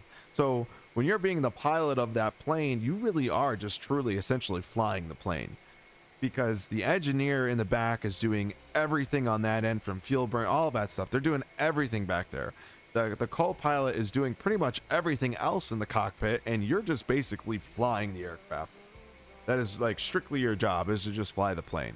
So, you know, like he'll even say like he knows a lot about the Concorde. He knows a lot about that stuff, right? But even though he knows a lot of that stuff, he doesn't do much in the cockpit because ultimately the way that FS Labs designs the plane, it is very much so a 3-team process where everybody in the cockpit has a job. And when you are the pilot of the aircraft, your job is to just fly that plane. And everybody else has got their own jobs. Co-pilot's got his job and what he needs to do, and that engineer's got his job and what he needs to do. There's no need, you know, in the sim world, there's no need for you to be hopping between each job trying to do all the jobs at once while you're literally trying to fly one of the most complex aircraft known to aviation. In my opinion, if you try and let the plane fly it on an autopilot, you will fail. But if you are able to hand fly the plane and keep it on profile, it's very good. Interesting. Yeah, I don't know. I take Mason's word for it when it comes to certain stuff about the Concorde, because like I said, I have no right to say if one plane's good or bad or anything like that. And you know, I think when we talk about the differences in pricing for the FS Labs, you know, the FS Labs versus the DC Concorde, you could tell, you know, one plane's what, 40-50 bucks and the other one's like 80 or 90 or something like that. So like those price differences matter. And then what's implement, I mean, FS Labs goes into so much detail with their planes. Hey, Rocco. Hi. It's working. What is? My screen. Oh God. Oh God. Oh Lord. Oh great Oh heavens. Lord. Oh great heavens. Oh great heavens. I know exactly what you're talking about. Yeah. Oh great heavens. The FMC thingy is a cheap band-aid. Careful with that one. Careful with that one. I'll go grab my hat. I'll be right back. And flying a plane. Yes, that's true. Yeah, it's worth the whole flight. That's, you know, and the FMC, I think that was one of the biggest turnoffs for a lot of people in the initial release of the aircraft too, was the fact that, you know, the initial release of the plane was strictly just an FMC, right? So I think that was a lot of turnoff for a lot of people that were big into the Concorde, because obviously everyone knows it's an INS type of airplane and a lot of people want to fly it with the INS. So I think that's one of those turnoffs for people that are big into the Concorde. But they did add it. It ever had any other navigation besides INS? No, it didn't. It didn't. Okay. So like the FMC was just a way for you to be able to fly the Concorde, because ultimately, you know, to add an INS and add all of that into it would require even more development. And I think for him, or with DC Designs, I think it was kind of the concept of let's just add something quick. We'll get the aircraft out, probably get some more funding for development, stuff like that, and then we're going to move forward. So they have released an INS build for the airplane. From what I've at least heard, it's still not truly an INS build yet. So yeah. But we'll have to wait and see. We'll have to wait and see what comes out in the future for that aircraft. Like Mason said, if they can get the aircraft to be very similar to the FS Labs, like especially with how it operates, then I think he even said, he was like, I'll mess around with it and give it a try. But he's like, I'm still yet to do a flight in it because it's not where he wants it to be. It's not perfect. It's not there yet. Yet. I remember when he said that it was dog doo-doo. Yes, well, the initial, when he got into it before the latest update, it was kind of. I mean, granted, as well, you gotta realize he as well is spoiled by the FS Labs, but you know. That is true.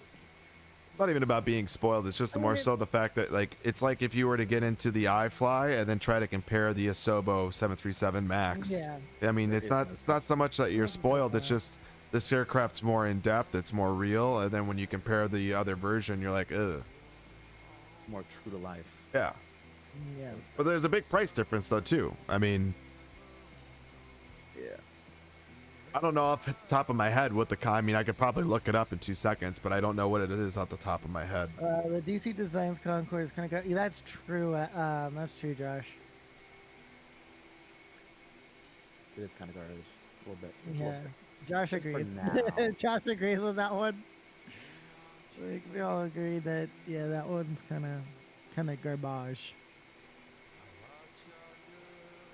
All right, so one of the few things, guys, I wanted to talk about, you know, obviously we're talking about the A300-600 now, just for a few minutes here. Obviously, we know this aircraft is a 2024 native airplane, and we've talked a lot about like how good this airplane is. Obviously, they've done a lot of updates to this plane. We're on version 1.0.5. I just want to go through some of the stuff that they, you know, for those of you guys that fly this plane a lot, probably are aware of some of the things that were missing in this plane. You know, there's quite a bit of updates that they've done to this airplane, and I know the latest update was kind of a big, you know, big push to be like, hey, we did a lot of sound fixes, we did a lot of little reports, like multiple reports on like even stuttering, freezing, just with beacon and strobe lights turned on, which is kind of crazy to think about, right? But just stuff like that they went in, they fixed a lot of that. You know, constraint modes activated by default. I'm just kind of going through the updating log now. TCAS standby ECAM should appear when transponder is set to XPDR, which is so true. When you're in the aircraft, that lets you know that now. It's crazy that it didn't appear beforehand. And luckily for me, like with VPilot running, I'll know, obviously, right, with that, with mode Charlie not showing on and stuff like that. So it's good to see that. I mean, there's a lot of little things. We talk about altitude intercept points shown on the curve path instead of a straight path. So there you go. Top of descent is drawn based on the curve path regardless of settings, which is great to know. I mean, there is just a lot of things in here now that are implemented into the aircraft. And if there's one thing that we know about IniBuilds is that they are consistently updating their planes. They're consistently trying to prove, I think, to everybody that they make good airplanes. They're not just a scenery developer, that hey, we have aircraft that are very well done as well. Look at this, we are updating. I mean, they definitely, with the A350, I think have shown a very good rap sheet of updates that they have pushed. Same thing goes, I think, for this A300. You know, this plane is another plane that they are pushing out updates and doing a lot of intricate things to these planes to try to bring you guys a better performing airplane. Not only that, but a more realistic airplane every single time they release an update. So really good to see that they're doing the work that they're doing. And like I said, just kind of our first times here and our first experiences in the A300 have been really good. Like I said, I think from a performance standpoint, it's unbelievable. You know, the A350 is a lot more complex than this aircraft when it comes to the glass cockpit. There's a lot more bigger screens, a lot more going on in that plane than this one. So naturally, you're going to see, obviously, a slight performance difference between the two. But, I mean, like I've preached before now, flying the A350 in the simulator. I've done a couple of really long flights in the A350 now. I've done a 15.5-hour flight with multiple flights other than that. Went from being the most demanding airplane in the sim to now in 24 with the sim update 4, probably one of the best performing airplanes. So, and that's and not only that is that due to Asobo's end doing things on their end, but also just it comes to the credibility credit to IniBuilds coming out with updates for their A350 and doing a lot of performance changes on their end as well. So that's huge. And you know, we see a lot of, I feel like, lack of updates from a lot of our third-party developers on the airplane side, because I think a lot of them just don't want to, you know, the sim is evolving so much, so it is hard to push updates out based on a new update that comes out from Microsoft, stuff like that. And if the plane was working relatively pretty good, I think a lot of developers are just kind of throwing it under the rug, like just like, you know, we'll keep more development going on, stuff like that. And I understand. The A350 went for the most demanding plane to run on my rig when it launched. Now sim update 4, it's one of the best planes on my PC, even more than the yeah, I think, like, I still think the Phoenix is probably my best performance plane in the sim currently, but the A350 is by far, like, right next to it. It's right, I mean, it is so good on performance for what the plane is too, right? Like, you can't even compare really the Phoenix to the A350, because the both planes are just so different, right? One is just so massive and one is so much smaller, and they got so much difference going on. I mean, the Airbuses from Phoenix are, you know, very limited to the glass cockpit. There's really not much going on in them, where, you know, the A350 is, you know, got massive screens going on in there and a lot going on. So there's a lot of things, you know, lot of things happening at once, and I think that's kind of where, you know, that's where some credit goes to IniBuilds with the A350's performance now, because the airplane is just working so well. And even in the A300, I mean, this plane, you know, getting in this plane, it's like, I think my PC is asking, like, hey, are you even running a plane in the sim right now? Like, it is so smooth on this aircraft. It is unbelievable. The E-Jets got caught up in the whirlwind. That was the sim update beta 4. Must be feels bad not having the 50. Hey, you know, listen, we'll probably do another A350 giveaway, rest assured. There'll be another chance to win, I promise. The E-Jets, you know, even in sim update 4 now, with the latest beta build that came out from Microsoft Flight Sim, or Soba, should I say, the latest build that came out for the E-Jets works well now. There's no more issues with the braking or anything like that, at least that I found. I've done a couple flights in them now, and everything was working good. So RIP to the JetBlue ops that we were hoping to do once we got the braking back, but it is what it is. All right, we're back. Okay. Hi, welcome back. Welcome back. We had to go over some of the IniBuilds product details, but I didn't want to bother you guys. Oh. I would've We loved to hear appreciate that. you being considerate. We appreciate that. I'm just kidding. That's crazy. All right, let's go and start that AP jizzle though.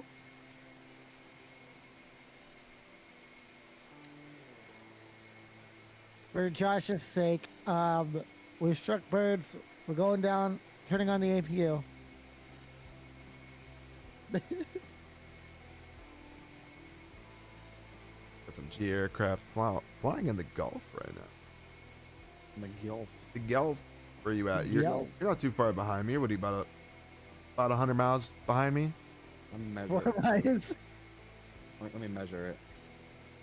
No, you're Let me less than measure that. it. You're probably only like 60 miles. 60. Yeah. Just looking at the map now. You know what? I saw 143. I thought that said 143 miles. But it's 80 nautical miles behind to the left of it. I was like, oh shit, no, probably only about 60 miles out then. All right, No, mud 60 miles flaps are behind you. open. About 65 miles behind you. Yeah. And I'm hoping we get there before I have to leave, because I have to leave to go to the storage unit to get Uh-oh. out winter clothes. To get out winter killers. Day 14 of eating and sleeping right. No sugar processed foods. Only water, black coffee, and green tea. Green and black tea. Sorry, been working out and started running That's a again. smart move right there, though. Oh, I feel like I'm in my That 20s is again. smart. There you go. You want a brownie? Too bad. They're babies. You want a brownie? Too bad, he says. That's crazy. They're babes. I would say the nice thing about doing stuff like that, like, and what's crazy is I feel like a lot of people need an updated Discord link.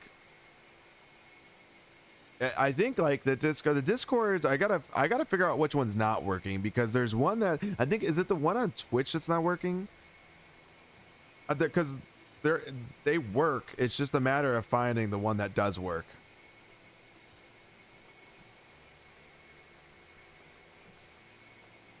Ah, okay, yeah, that one probably needs to be updated.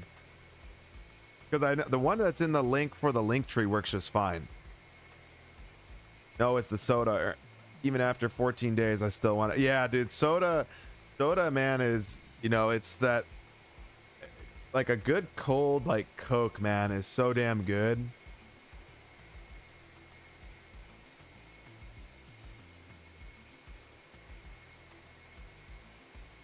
Oh, I didn't mean to move him there. Moved in there. But it's so damn good.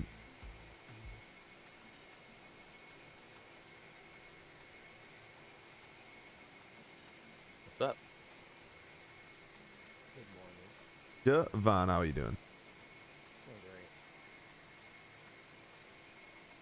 Yes, and yes, and on a hot ass day, yeah, it's just a nice cold Coke is just so good. But I hear you, like Coke is better. soda, yeah, Mexican style Coke, yeah, it's good.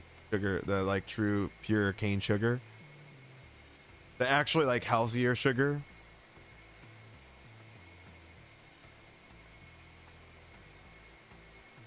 Yeah, that's a good point, Dealums. I try not to drink pop that much, to be honest with you. It's just it's not something that, and I've moved to Zevia.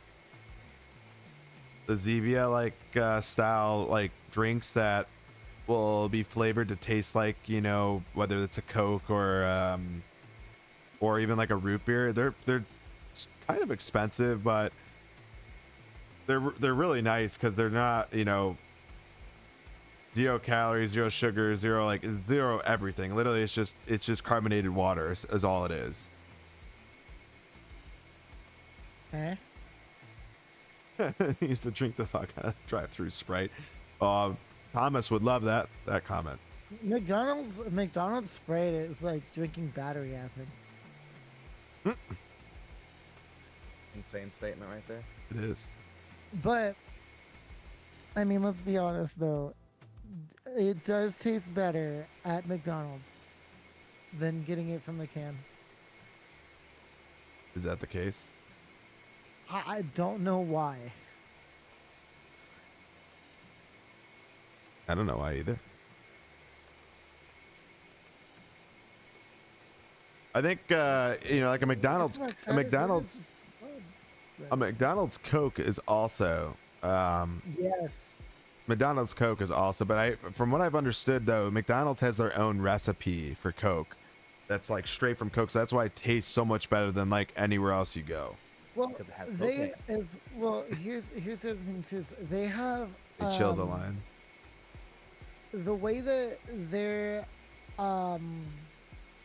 stuff works is it doesn't come in a like bib like how you would get from like let's say like a mom and pop shop.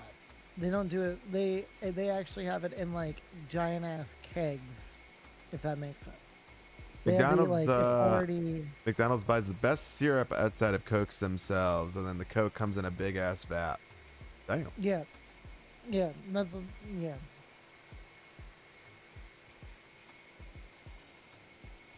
Yeah, I mean, I don't go to McDonald's, to be honest with you guys. Like, I really don't at all. So I mean, I haven't been to McDonald's in 30 years. So it's crazy. So I hadn't been to McDonald's. I've definitely not been that long, but I feel like I don't really go ever to like stuff like that. But I went to McDonald's the other week because you guys were talking about it so much, and I was like, man, I haven't been to McDonald's in a while, and you guys made me so hungry for like a burger from McDonald's that I was like, you know what? I'm gonna do it. And I'm not gonna lie, like, you know, when you haven't had McDonald's in months and months and months, and you have it for the first time, I feel like it's not. It doesn't hit like it did when you would like have it when you're having it multiple, like, you know, you'd say you have it like once a week or 2 weeks, you know, whatever, you know. It doesn't hit the same. I don't feel like, even when you have it for the first time, you're kind of like, I don't know. That's just me. I had it and I'm like, it doesn't taste as good as it used to. Like when you would have it more often. And not to mention, I felt like a piece of shit. But we'll throw that. Like you're cheating a little bit. I was just like, I don't know if I was like, I don't know if this was a smart idea. All right, morning's completed. We are. I don't feel so good. I take two cloves in my coffee, eat them right after I finish the cup. I also haven't seen my granddad's hours.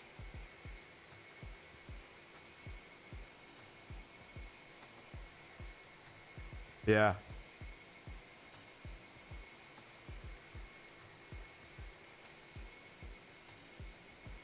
You know, it's and in all honesty, you know, a lot of it's got to do with a mental state too, right, fathers? Like when you are mentally, you feel like you are doing better for your body will start to naturally also just like the moment you start to tell yourself like, man, I'm eating healthier, I'm doing healthier things, you start to really get in a good mindset too, which is a really big part of that. And it's so easy, you know, you go and like, everybody knows, like you start eating fast food, you start eating like shitty food, even though it tastes good, there's still like a time where if you say you're going to work out and you're doing all those things while you're eating shitty food, you know that when you're doing those things and you're having like, let's just say a McDonald's burger in your mouth while you're like, you're actively trying to lose weight, you're doing all that kind of stuff, mentally you're starting to think in your head like, man, you're eating that McDonald's burger and you're like, man, this is like so counterintuitive to like what I'm actually doing, you know, in the gym, stuff like that. But ultimately, you know, you start doing it like what you're doing, like in a sense of really changing the diet, changing what you're doing, a lifestyle change. It really does mentally, positively mentally help with everything in the process too. Because nothing's worse than, like, you know, even when people are trying to do that and they step on a scale every single day, and it's like you're not going to see progress by stepping on a scale every single day. You have to do it like once a month to see. And I know that it's very, even doing once a month, you know, realistically healthy wise, like you are only supposed to lose you know, if you're doing like aggressively changing things, about a pound a week. And then that's also going to change over time because your body's going to start to adapt to your lifestyle changes. So that first month of really doing a lifestyle change is where you're probably going to see the most loss in weight. And then after that, you know, your body starts to adapt to what you're doing. I would just pass at that point. Yeah, the brain fog is brain fog is essentially what I'm talking about, I guess, is like just another way to basically kind of get your brain out of thinking, you know, all negatively. But yeah, you know, you got to get yourself in the right mindset. The right mindset is really key when it comes to that kind of stuff, especially for something like what you're doing when it comes to like you're changing your diet, you're changing the way you're gonna, you know, whether that's working out or whatever, you know, running, you know, getting people to run, like just to go on a run is really tough for people. I hate running. I feel like just naturally, like I'm naturally, I guess, good at running, and that's just due to my line of work. So like that, I guess, it's one of those things that I hate running, but I hate running. It's not fun. I personally hate running because I think of so many different things, like from a joint perspective, like on your knees, your ankle, a lot of, you know, it's a lot of hard compressing things happening all at once while you're, you know, straining your body. And eventually, as you become tired over that time of running, however long you're running for, right, you know, your body starts to really compress like on yourself once you get tired. But ultimately, you know, we're talking about people that do marathons and are really doing a lot of stuff like that I don't know, I feel like you wear out your joints over time. But nevertheless, you know, that's partially the reason why I hate running, but I still do it. And running is probably the biggest thing that'll show you how fast your cardiovascular is out of whack. Brock, you got icing temperatures up there at 3.5? It says it's in range, but I'm not getting icing obviously, but it's in range. When I was in high school, I used to run 3 miles a day. Stopped running like 20 years ago. I started back, and I was like, "What the fuck is out of shape?" Yeah, exactly. Yeah, I mean the cardiovascular side of things. If you don't do it, it is one of the fastest things that your body will lose. The good news is, like with muscular sides of things, right? We talk about like muscular builds. You really don't lose that much muscle. Muscle's like actually, like, you know, obviously it's like one of the last things you actually lose is muscle. But one of the like if you're working out and you're not, you know, it's one of the first things you're going to burn off is muscle versus fat. People think you're going to burn fat before you burn muscle. That's actually the opposite. Frost auger and maintain flight level 270. So I got to look at where that is. Auger. Is it auger? Do I even have that on here? Oh, here it is. All right, so we'll go ahead and we'll leave auger for 270 for speed, and then we'll go FL 270. Yeah, that's right. You're approaching the SID right now. So we'll go ahead and put that restraint in. It should work. There we go. Boom. Done. Brozy, you actually gonna finish this flight? Gonna finish it. Yeah, Brozy. You actually gonna land? Yeah. You have to earn that shit. It takes work and again. Quite some time, actually. Yeah, no, it is a stepping process for sure to get yourself in that kind of shape. There's no doubt about that. No doubt about it. Takes time. That's the hardest part is during that stage of like your life when you're doing that stuff, is it takes time to do all of that. So, which is tough too, and I understand that. Like for a lot of people, that's tough. It's tough for me too. Like even for somebody that has a pretty athletic job, like I think even for me, it's tough to get in that mindset sometimes.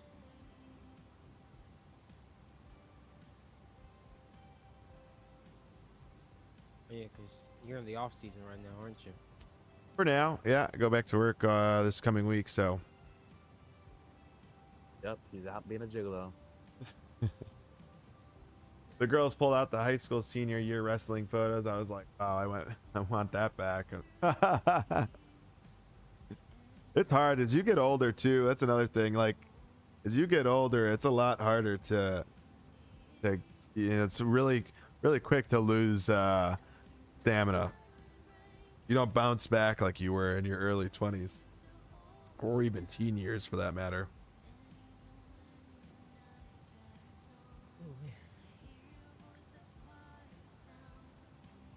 All right, top of descent is pretty soon. We're probably gonna start descending here even quicker, or probably I might do it after call it waypoint legit, even though it's like legged. I don't even know. It's like leg with the T at the end. Legged.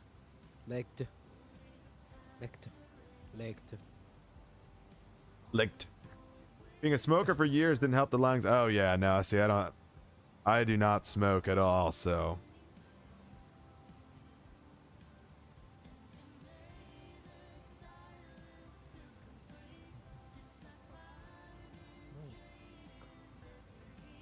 I need to turn all my distractions off because I'm getting overwhelmed right now. I don't even know it's all my fault.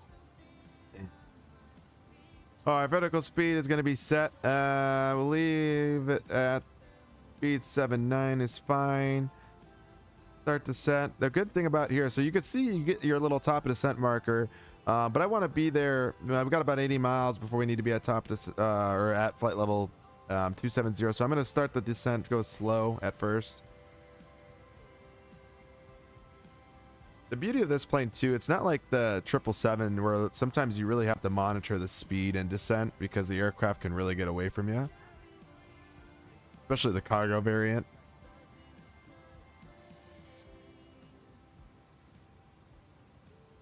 Good morning, Rock. Doing a long haul, Ethiopian Airlines, real ops, Addis Ababa. To Rome, refuel there, and on the way to Washington Dulles. Nice, Gabriel. Hell yeah. What aircraft you flying? All right, boys. I gotta go get doing this edit thing, talking to you. Nice. Love the vibes. Good to lurk and get to the grind. There we go. Love to see it, fathers. Enjoy the editing. Appreciate you coming in. Glad you like the vibes, and hopefully see you down the line.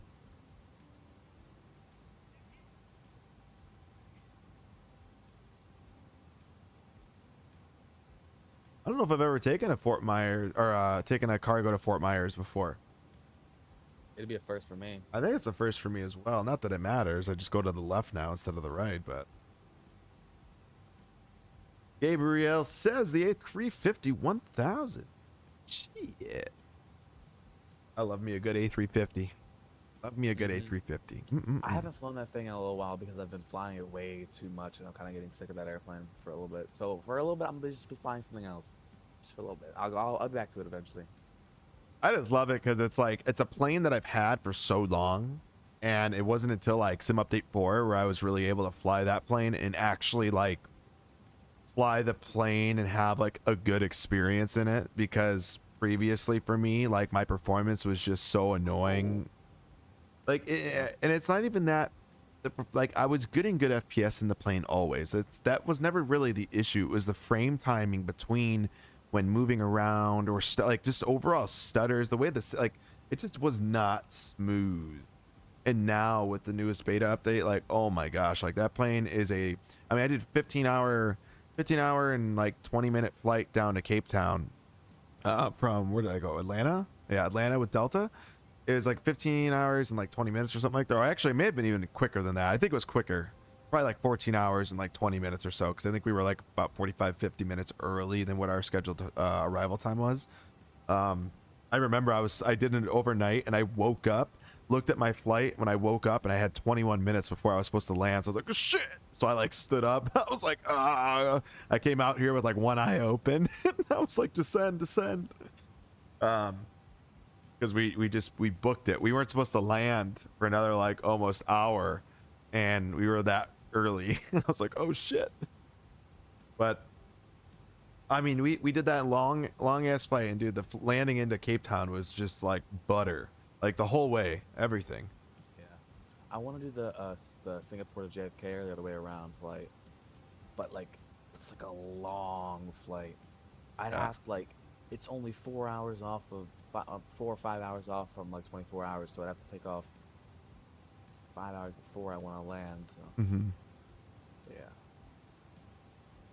yeah, it's tough when you do the longer flights, because the longer flights, you know you really gotta like time it out, right, and really hope that, one, if you're doing it on Vatsim, you gotta kind of plan it to where, if you're someone like myself, if I'm doing an overnight flight, I want to be flying to make sure that in an area where there's unlikely that there's going to be somebody online, because I'm a like Vatsim hour hog. Like I want to make sure that when I'm flying online, that I at least I'm getting something for doing a longer flight. I know a lot of people like to disconnect, and for the most part, I'm one of those people, except like if I'm doing a long haul overnight, I want to make sure that like I'm getting the hours.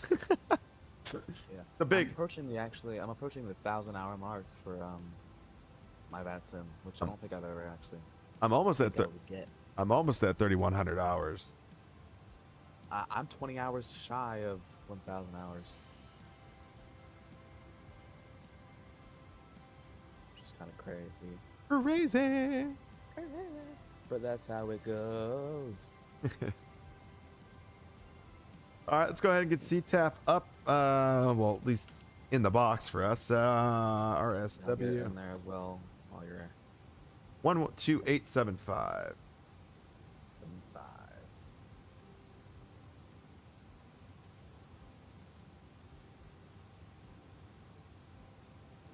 All right, so we should be 270 here. I'm gonna lighten the vertical 70 speed. where? I gotta be Is that flight what- level. That's what Auto ATC has me at. Flight level 270 by Augur.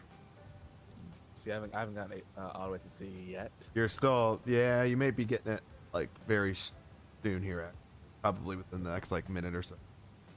What the hell was I think that? I think I was like 2 or 3 There it miles. is. Yep. There it As I is. say, you were like right in the area where I got mine. Cost Augur, flight level 270. Lieutenant Dan, ice cream. Lieutenant Dan ice cream.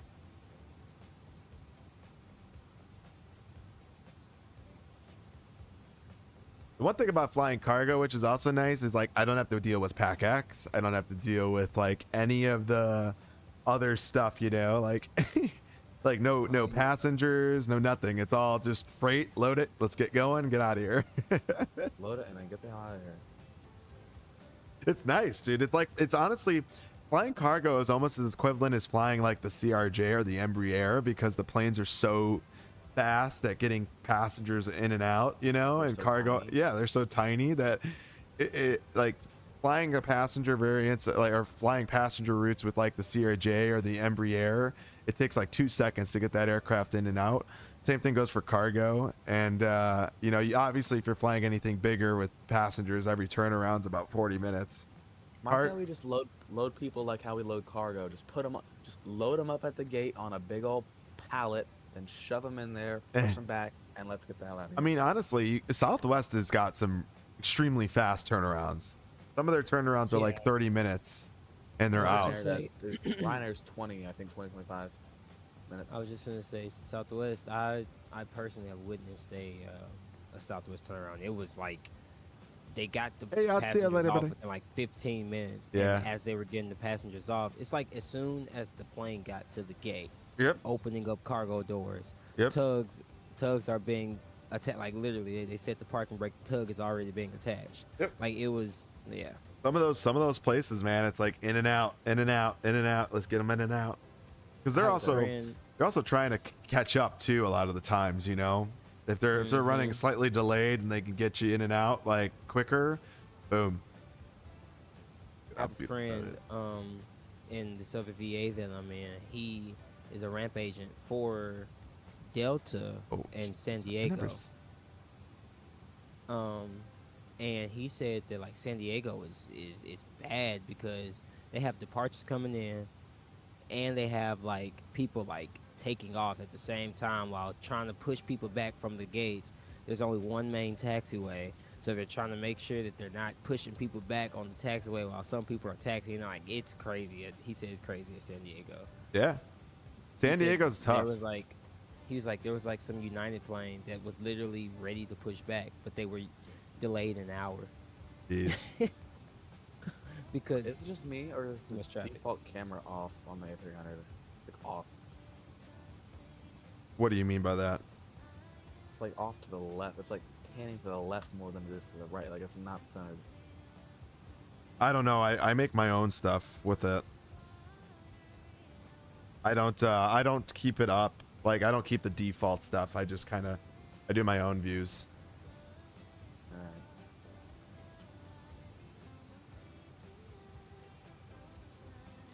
All right, so we're gonna go ahead and descend. Let's see here, 9,000 by. I mean, I like how this plane doesn't have any like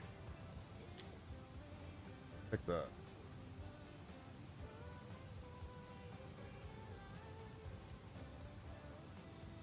All right, we're going up to cruise. Go 15,000 feet, so 15,000, and we will go ahead and kick. Oh, we just got another auto AT. Let's see. Maintain center advisors cross tiny at and maintain 11,000 feet. So there we go. Here we go. 250. Flight level 110.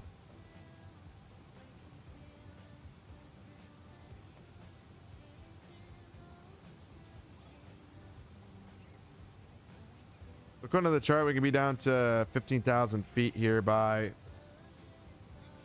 Frisbee, and then we can maintain 15,000 all the way to Joseph, 13,000 the G's, and then these are the ceilings. So we need to be at 110 by Tiny, and that would make sense based off of the chart here with what we have. So keep that descent rolling.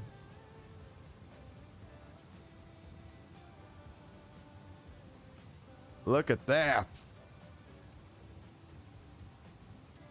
Look at that. Look at that. Wow. Look at that, chat. Look at that, chat.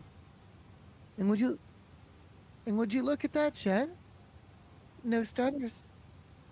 It's amazing. Look at it. It's amazing. I think it's time that we start streaming again more on Twitch. For now. For now, yeah, exactly. For now. He says that now, chat, until it crashes again. Until it messes up. Which, okay, I figured it out, by the way. Oh, you figured it out? I figured it out. For some odd reason, it was Cape Town scenery that was doing it. What? I don't know, but like whenever I uninstalled Cape Town, it just the sim's like, "Hi, what's up?"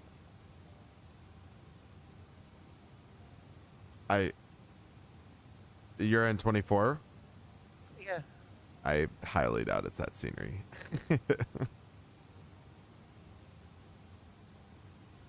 I think you have a lot of things going on your PC that are like internally like causing problems that are something's not liking something. That wouldn't make any sense if it was the scenery, because if there's the scenery, then we would all have problems. Yeah. Like It told me an error whenever I installed it. Whenever I initially installed it, and I just ignored it, which I probably shouldn't have done. I don't know why it did, but it was probably because of storage. I don't know. Your PC gave you an error, or IniBuilds gave you an error? The whenever I went to install it, IniBuilds there was a pop-up that was, I forget what it said, but Oh. You mean Robo didn't read it and just hit go? yeah, pretty much. Oh, Rocco, Yes. I would highly recommend you getting this for yours. So I was showing it off on stream because it was perfect timing because of the cheap viewers thing. In my stream, whenever either a mod bans somebody or I ban somebody, it pulls up a thing with their username, and it's got like the Among Us kicked off the ship thing. Mm-hmm. Which is actually, and it says this person was banned or this person was timed out. Oh. It's pretty cool. I've also got a few things that for sound alerts that I've fitted to this program. Fitted. Got it fitted. Yeah.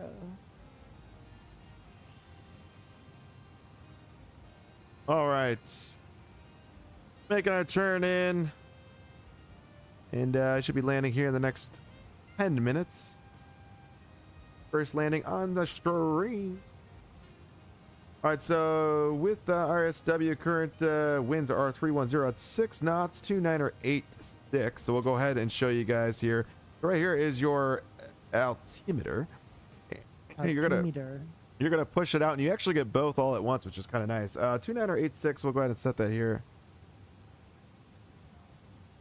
So I get to. I always say on the my There we go. thing is always on Airbuses for the autopilot panel is that you push it in, you're basically selling the aircraft. Here you go, and then if you pull out, you're like, no, hold on a minute, let me grab it.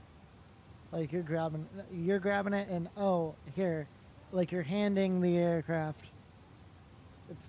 It's a weird thing, I know, but. All right, so we're making that descent right now. We're still going about 330 knots. We're going to slow it down to 310. There's no constraints here on speed, which is nice.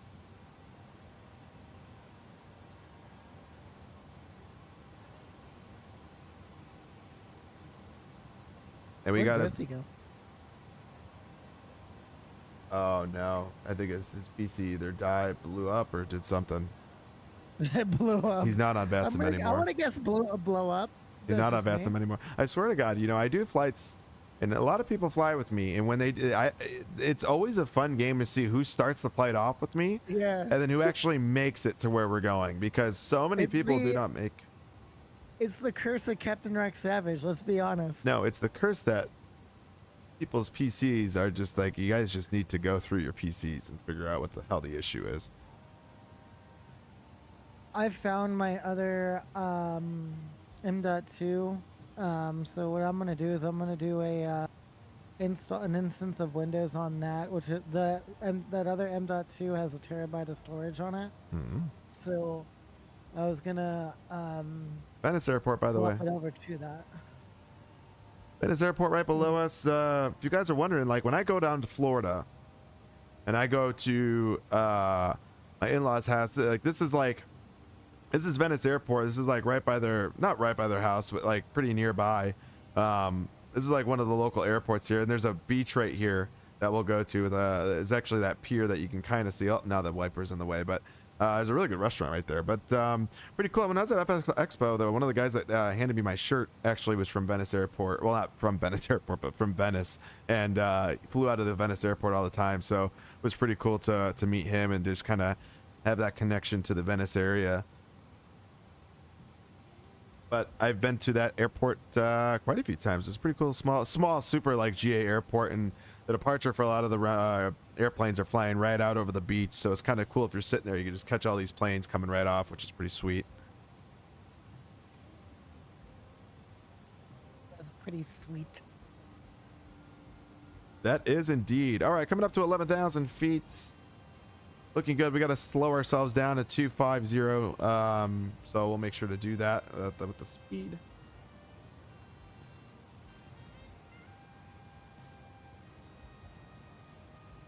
Waiting all day for Sunday night. All right, looking good.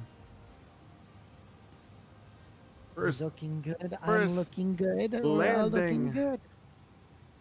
The A300 on stream.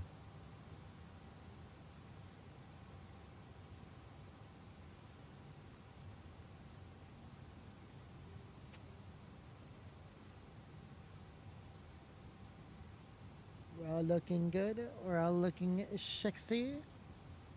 All right, so seatbelt signs are back on for the flight crew of 1. We're at 11,000 feet. We'll go ahead and slow down to 250.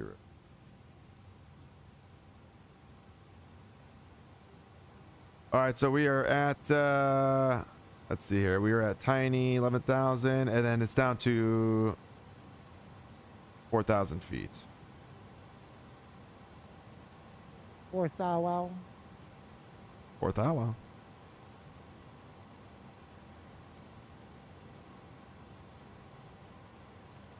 We can go ahead and get rid of this,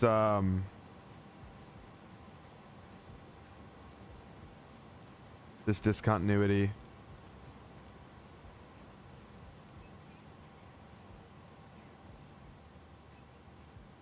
Then we do have to put in our ILS, so we'll go ahead and do that right now while we're thinking about it. Oh, runway 6 is now not used, and it's now runway 24, so they just switched the runways on us. Sweet. That's going to change some things here, so we got to now switch it around. So stand by while we do that. We're going to do that changes everything.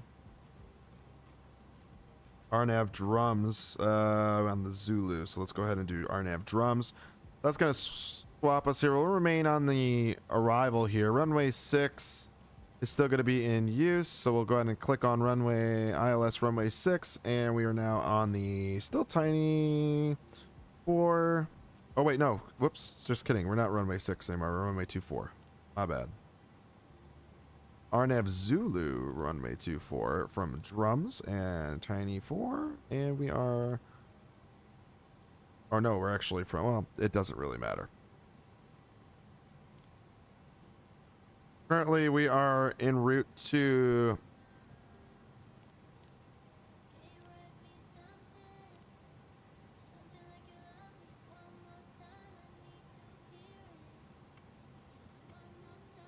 all right, there we go. That looks good.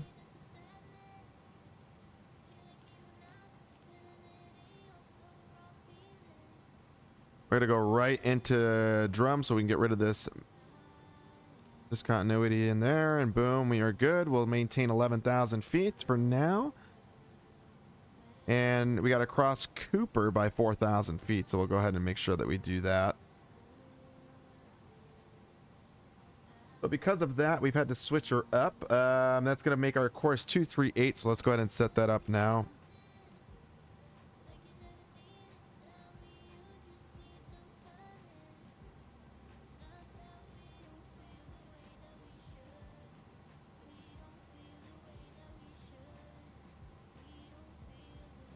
All right, 238 is set up for the course. Making the approach here into lovely Fort Myers. Fort Myers.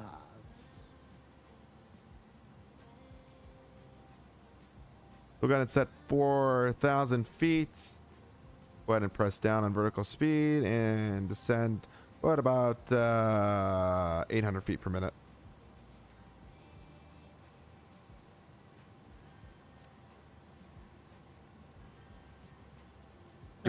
Keep an eye on that as we make our descent. We might have to send a little bit faster as we get a little bit closer, but that's okay. We got plenty of time. Planes on it looks like we got a GA aircraft either inbound for Fort Myers as well, or what? I don't know. There's two GAs. We saw them early on flying down the coast of Florida, and we're actually catching up to them now as they're, I think, just shy. They're going, I don't know if they're going into a smaller, I think they're going to a GA airport just south, maybe Naples. Naples or Marco. Join you on the Tucson to Denver. Okay, Josh. Yeah, that works. Works for me.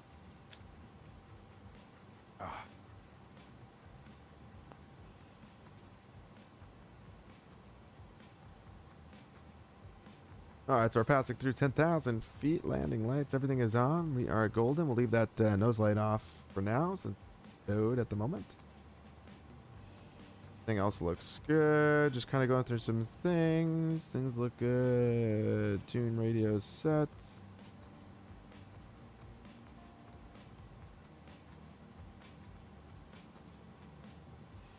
In radio set. And it's Look, just. I just want to tell you good luck. We're all counting on you. Oh, thank you. Yep.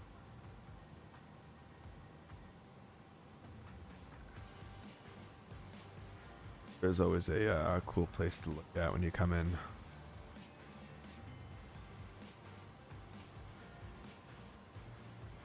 So we're slowly descending, keeping that speed at 250. I think we really have any speed restrictions here until about Cooper, which is 4,210. So 4,000 or above. So we'll go down to the minimum 4,000 feet, and then we'll enter into the the RNAV there, RNAV Zulu 24 at 4,000 or above, and we'll get that speed to 210.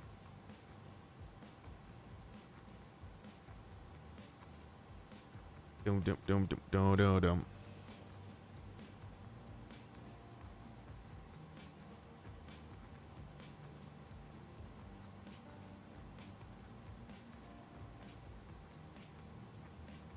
Damn, Wing, he's really going all out on this, making a center pedestal for his wing cockpit. That's sick, dude. Who? What do you call it? XP72. Hey, now that's just rude.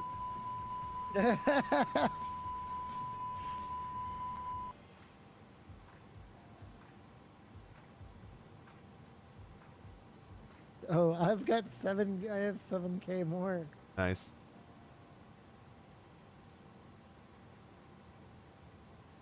I love it, dude. Fucking, I love XP, dude. That he's making a whole. That's dope. He's making the cutouts. He's doing everything. That's sick. I mean, yeah, XP72 is like really dedicated to flight sim, and I like that. You know, he's always Dude, looking. well, for he's ways doing to he's doing improve. he's doing what I would want to do. This is exactly what I would do for my setup.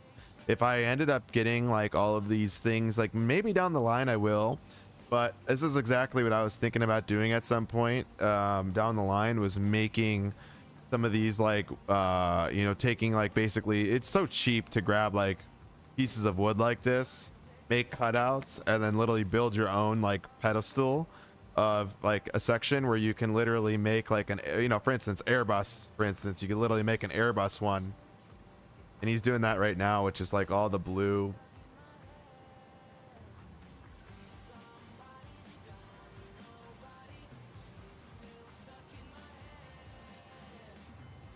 And what's sick is like, you know, even for him, he's going in and he's got all the, oh yeah, dude, that's sick looking.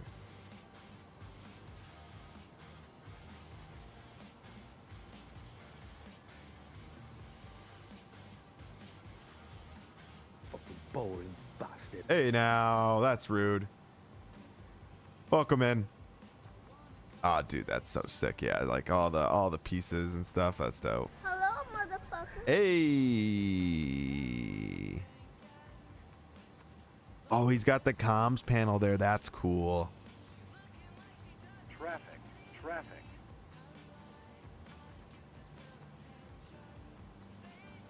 That's cool.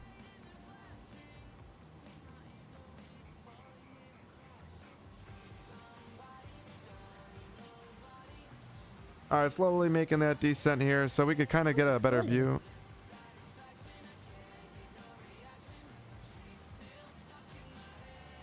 So we're gonna expedite that descent to just a tad bit, get that 4,000 feet a little bit quicker. gonna try to get it down just a little bit before Cooper, to about 4,000. We'll start to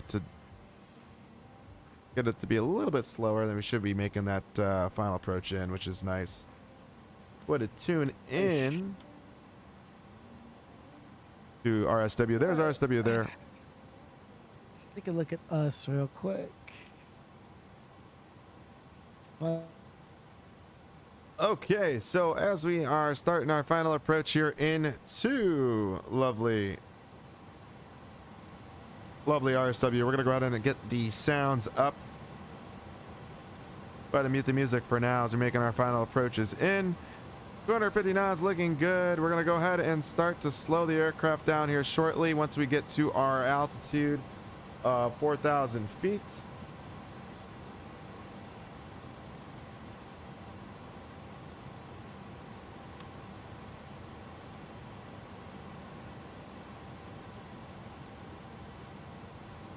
And we're coming up to 4,000. We're going to go ahead and start the slow, the aircraft down to 210 knots. 3,000 feet is by the turn, 3,000 above.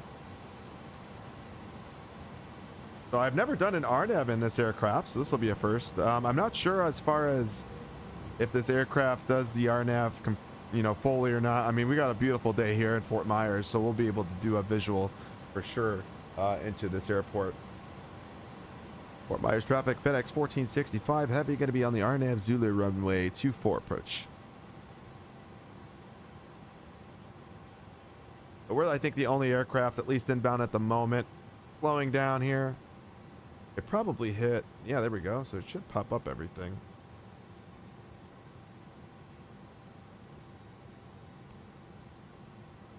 It should just be nav. I should be able to leave it on. I don't even know if this aircraft can do that.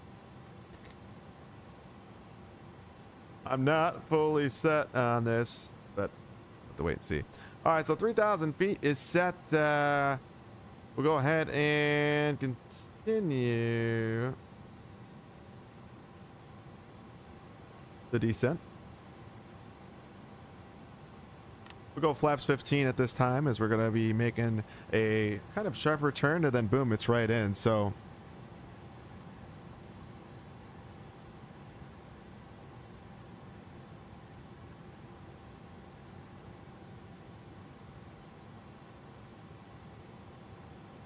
and then we'll be making a right turn. We're going to try to go to about a good chunk of the runway down.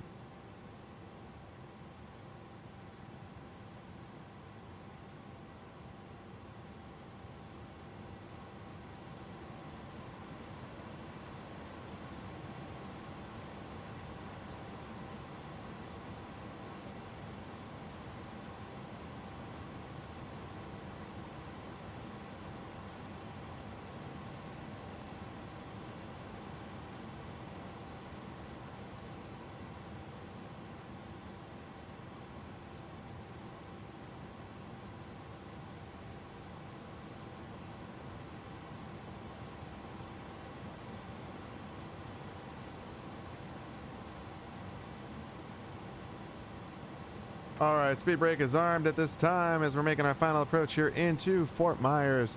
Runway's in sight.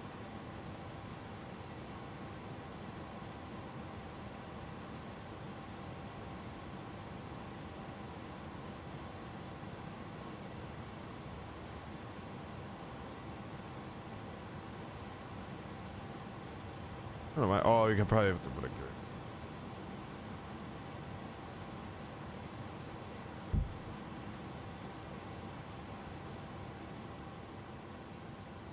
All right, descending, looking good. Auto throttle is disarmed at this time.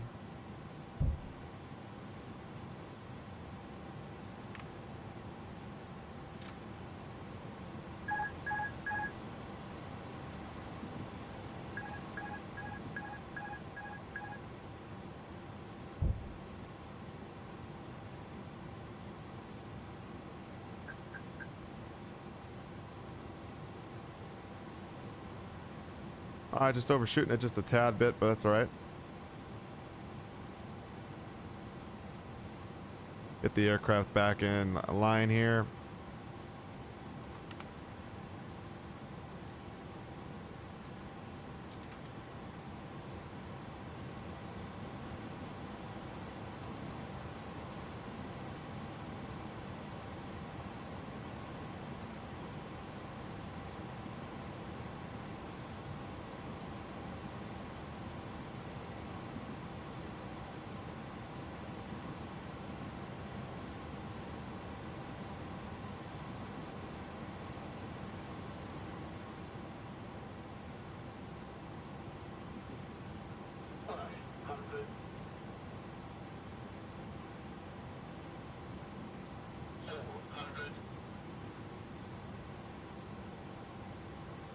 All right, into the crab, looking good.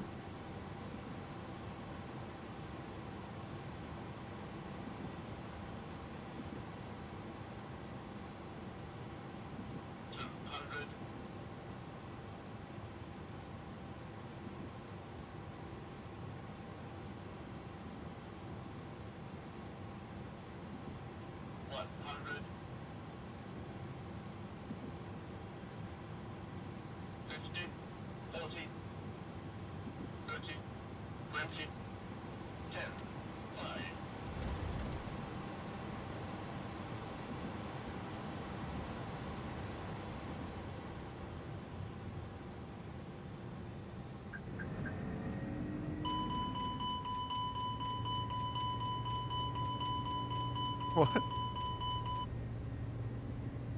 Why did that just send my plane into auto throttle? What the fuck? Okay. I guess that's not configured right. Okay. That's a throttle issue on my end, guys. That's okay, because we're doing a go around.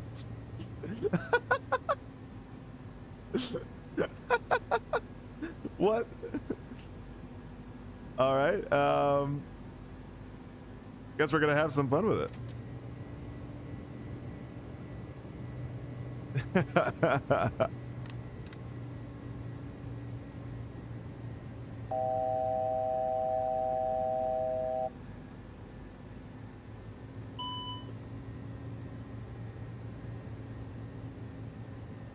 Yeah. Oh man, that's interesting. All right.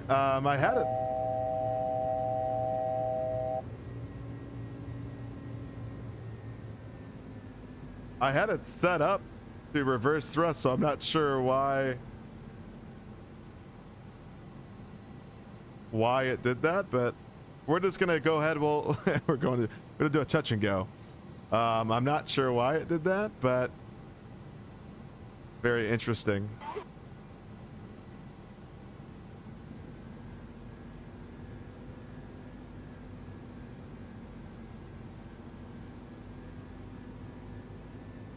We'll just rejoin in here on the RNAV.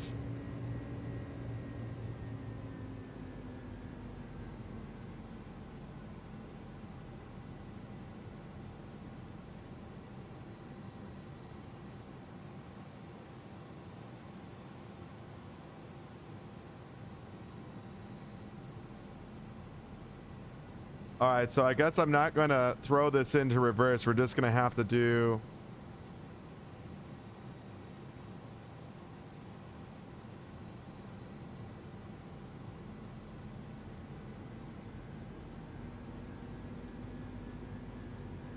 We're just gonna have to do, I'll do like a medium brake. That should be all, I'll do a max brake.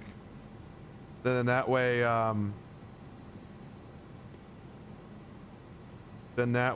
we have everything set up that way. We'll be all right.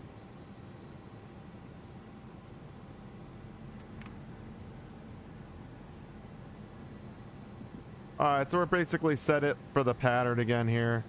We'll come back out and then make a left turn and then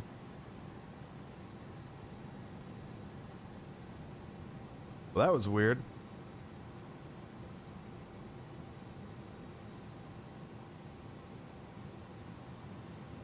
Yo, what up, dude?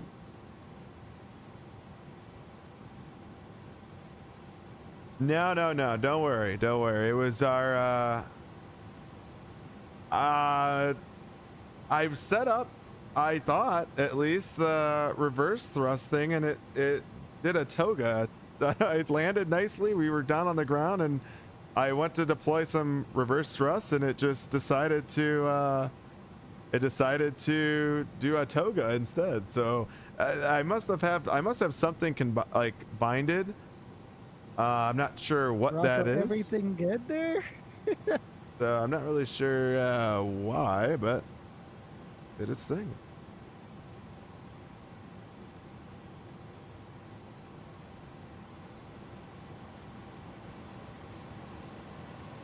And you were on the big screen too. FYI.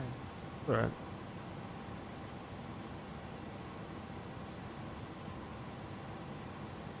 Not my fault. Like, I mean, well, it is my fault in the end of the day, Yeah, but it's like, your fault. Yeah, it is your fault, Rocco.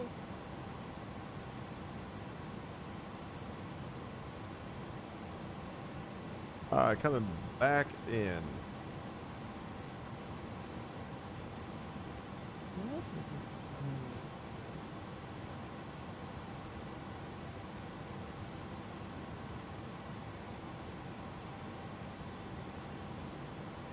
All right, so flaps 15 looking good. We'll come back in. We just won't use reverse thrust, and we'll see if we could get that set up before we go back to Memphis. Not sure why. Yeah, no, we buttered the landing too. The landing was nice.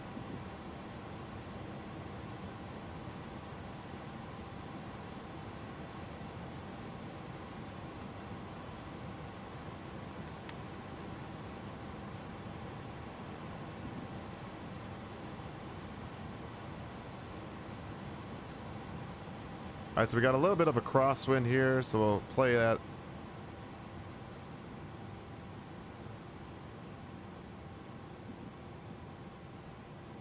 Yeah, we're gonna try.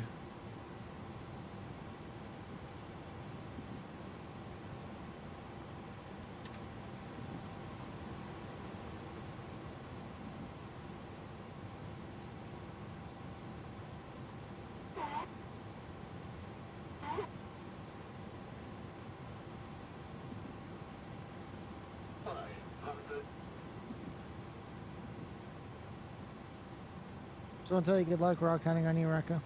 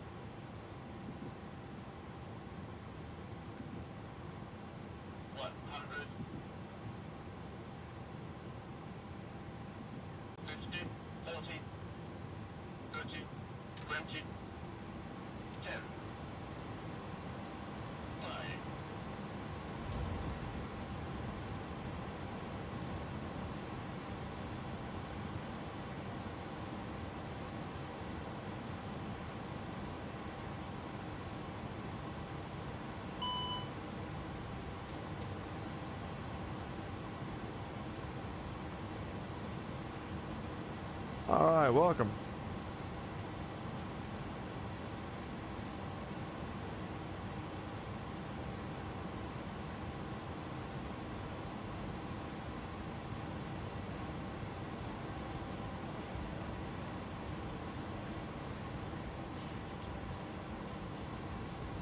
Were you just riding the brakes the whole entire time? It's speed brake and brakes, yeah. Jeez.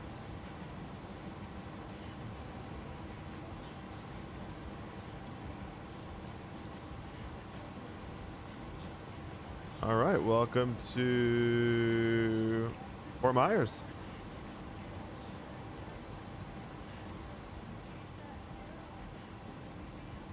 Nice, yeah, that was a nice landing.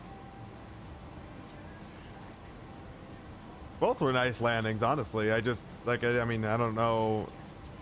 There's something set up somewhere where I gotta figure out why that went into Toga. But I heard the engine like spool up, and I'm like, is that Toga? Why is it going into Toga? And then I'm like, I think it's Toga right now. And sure as shit, I was like, yeah, airspeed's climbing. I'm like, all right, I guess we're going to go around.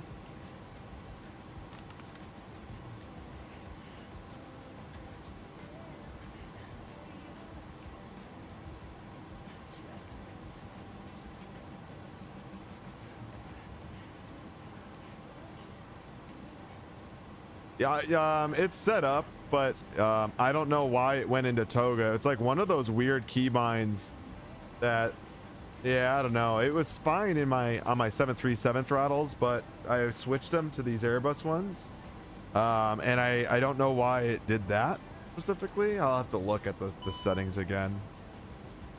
Yeah, we got the brake fans going. Relax. Wahhabi! Hello, how are you? Welcome in. Hobby. Yeah, it's a profile, but it's set up. I am new to the stream. Well, welcome in, new to the stream.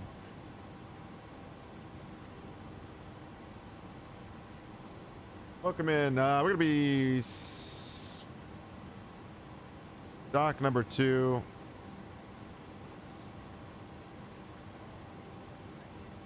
You deserve a follow for that good energy. Well, I appreciate that. Thank you, Wahhabi. A new follower. We got the new follower inbound. How are ya? Okay, we're straight ahead right in front of us. Let's go ahead. We'll turn that taxi light off. We don't need that on anymore. Everything else looks good. AP Jizzle has started.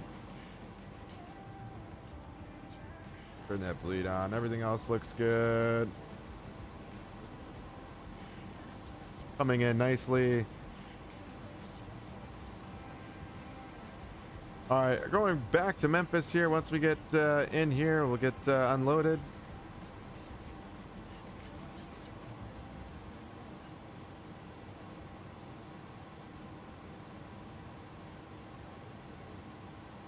So the VA is going to be like, why did you do a go around? Be like, you know what? There was a deer on the road. There was a deer on the runway. No, there was a squirrel on the runway. Exactly. All right, set. Parking brake is set. And 1 and 2 is done. Everything else is good. Beacon light is off. Seatbelt signs are off.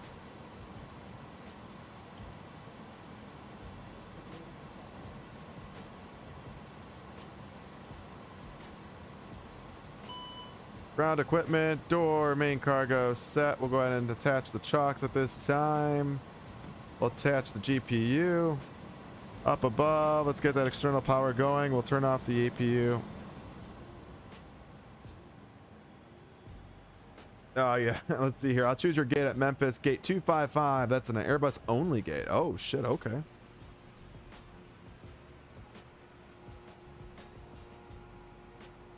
How do you know that?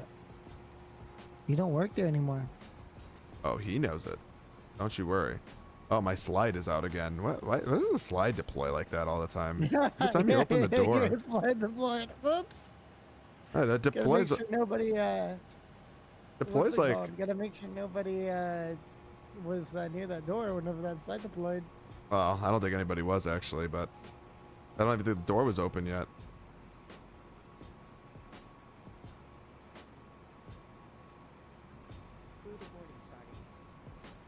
All right, yep, so the slide is deployed. That's great. I'm so hyped out about Microsoft Flight Sim coming to PS5 December 8th, and for the early access, it's December 3. That is going to be exciting. That is going to be exciting. Are you? I'm assuming you're a PS5 player. You know, no offense to those that are, but it's gonna turn into the same thing that happened whenever they moved it over to Xbox. Like, everybody's gonna be like, oh, you know, I want to fly this on PC. They get a PC, and then they as well start flying on the network without knowing their airplanes.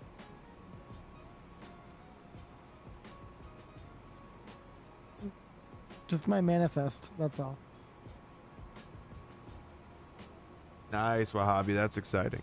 I am confused. Are you saying that they are on Xbox and then they're getting on the network? No, I'm saying is that like people are going to those PS5 players are going to do exactly what the Xbox players did, What? which is be like, you know, oh fuck, I can't fly aircraft like, you know, Phoenix and stuff like that.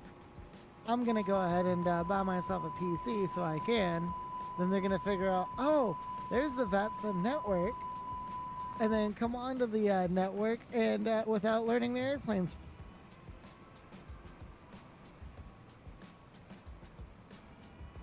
Maybe. And that's why Vatsim got why the COC is so strict on that now. I mean, you have no idea if that's actually an accurate statement. I think in general. Oh shit. I think in general they've gotten a lot of new people. Anything, but apparently, Houston Center got off without notifying any. 255 is an Airbus only. Plus, it would be cool to see all those airplanes around you. The FS. Oh yeah. Well, FSLTL doesn't have the A300 variant.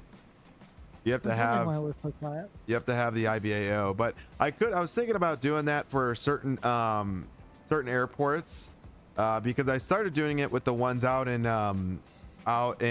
for instance in Hawaii. So the ones out in Hawaii, I started putting like all the Maxes out there and stuff like that for Southwest. So I started doing stuff like a couple things like that, but I didn't set it up to where I could set up like something like that where, because the Airbus is in, like, for instance, I'm sure it's in AIG or IVAO and make a specific one. But I mean, that's just a lot of work for something so specific. You know what I'm saying? And not to mention BM World Airport is not the most accurate when it comes to the gates.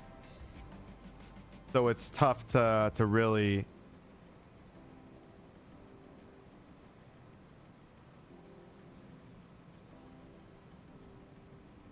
All right, so the flight may now be ended.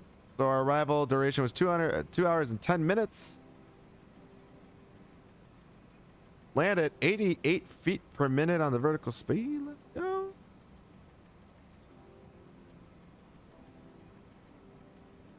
The landing rate was minus 88.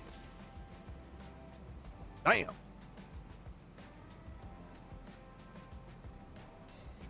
Damn.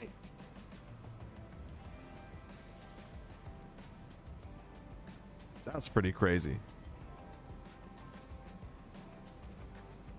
All right, so let's go, and I gotta set up another flight back, but that was a overall good flight.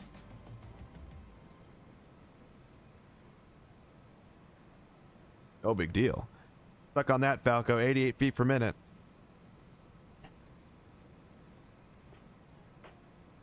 All right, so from RSW, we're gonna be flying back to Memphis.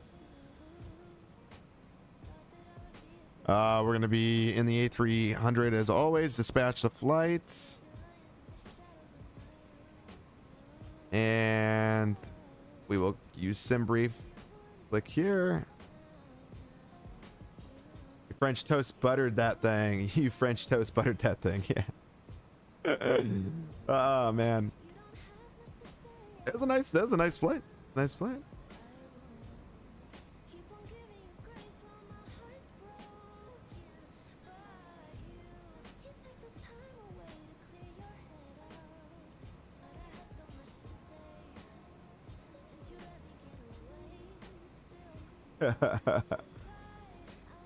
Hey, you know, listen, it's I'm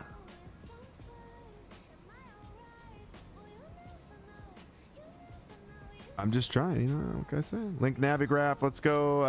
We'll go ahead and do this. Yes. I gotta link my Navigraph to the which I haven't done yet. There we go. We should be good now. Batch via SimBrief.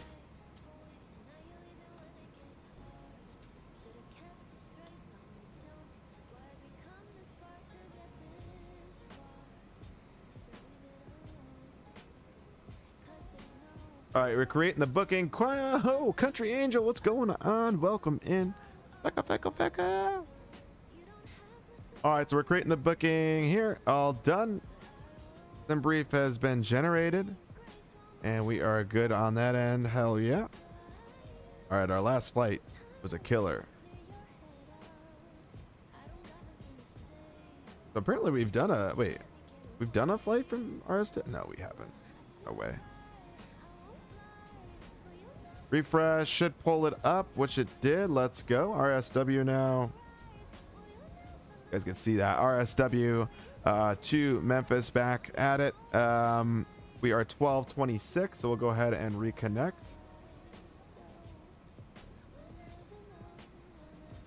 Or 12:66, excuse me. Relax. We haven't pre-filed yet on the network, so we'll be doing that here shortly. 12:66. On our way back to Memphis. Beautiful Memphis.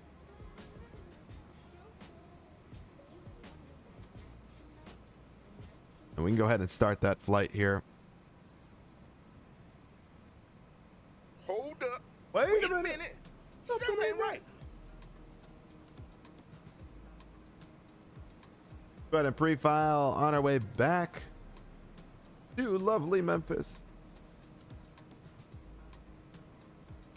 But overall, good flight. I don't know why when I had sent it into Toga. I don't know why. That was weird.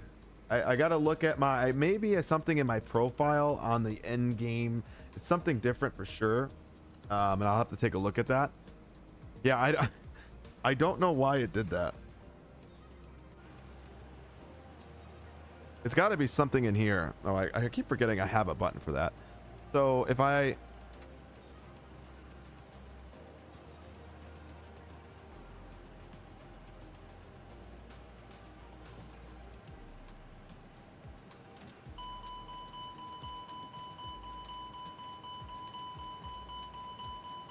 see?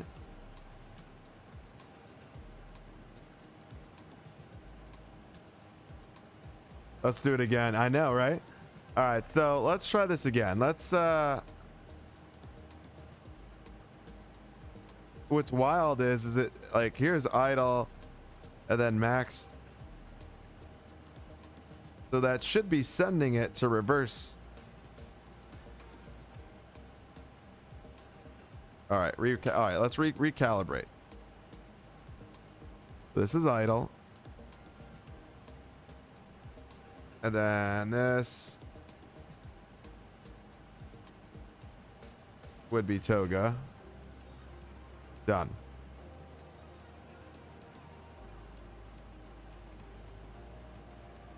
Then if I not even following my now it's not even following. Oh, because this is activated. So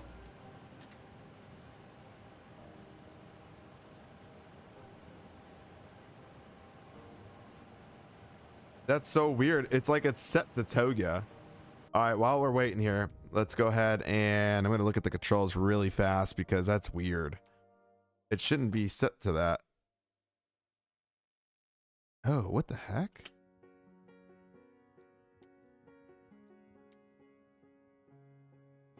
Oh my gosh, those are their own buttons? Hold on.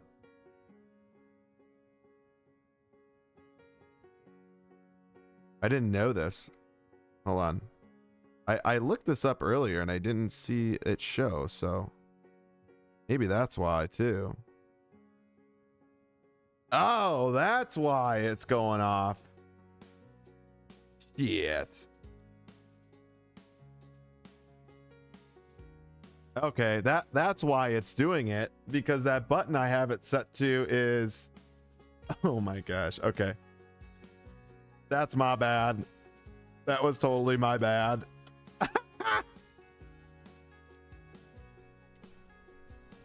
Whoops. All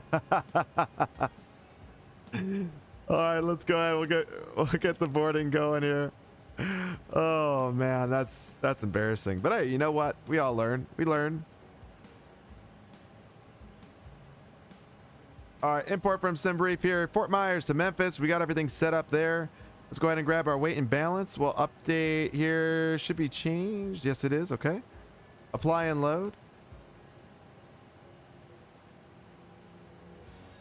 Everything is good to go. We are loading up on that end. Brakes are hot, so we're currently cooling them off as we speak. We got the brake fan going, so they're doing that right now. Piloting is the hardest job. Only 0.1 in the world can be one. There you go. Yeah, no, the situation that we ran into is strictly just is a collab, an issue on my end. I didn't even realize when I tried to do it with my throttles, I didn't realize that they were set up to something else. So that's a my bad. That's a my bad. IniBuilds, I promise, it was not your plane, it was me. Pilot error.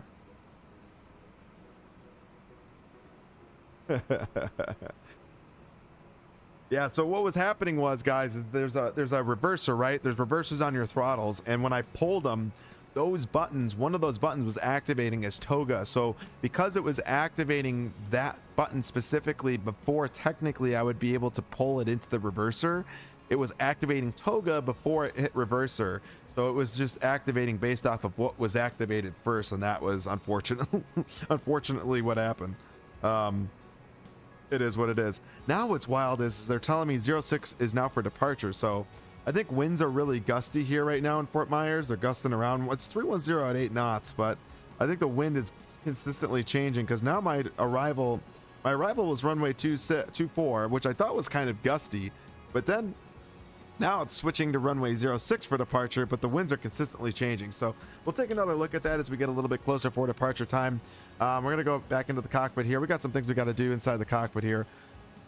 So cool thing about this aircraft is when you go into menu, you can go to ACARS, and right here you can request sim brief, and that will bring it all in for you right from the sim brief, which is super helpful and nice. RSW departure, runway 06. We'll go ahead and click on that, and then we're doing the Seashell 7 departure with transition of Jaja. Runway 6 insert looks good. Okay, we'll have a manual on our way out, so discontinuity, we'll go ahead and make sure that we'll go direct after that. Our arrival into Memphis currently is 36 left is the expected runway, so we'll go ahead and select 36 left ILS.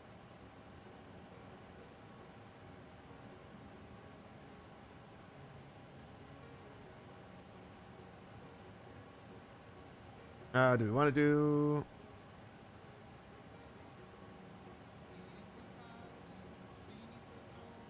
We'll go off of Weston, and then we're expecting the Vans 3.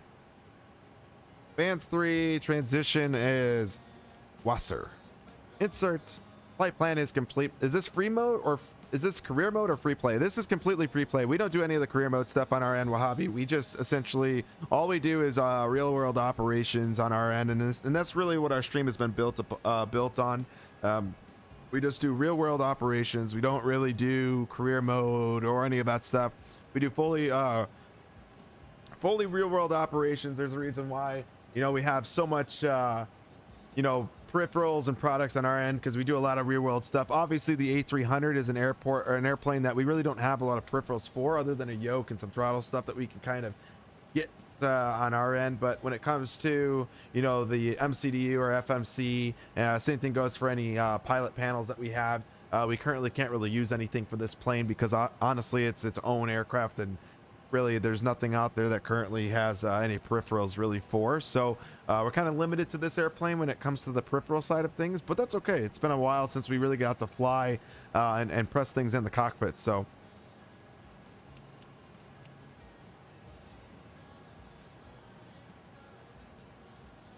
so our initial climb off the departure, we're going to read the Seashell departure. Let's take a look at that really quick while we're here.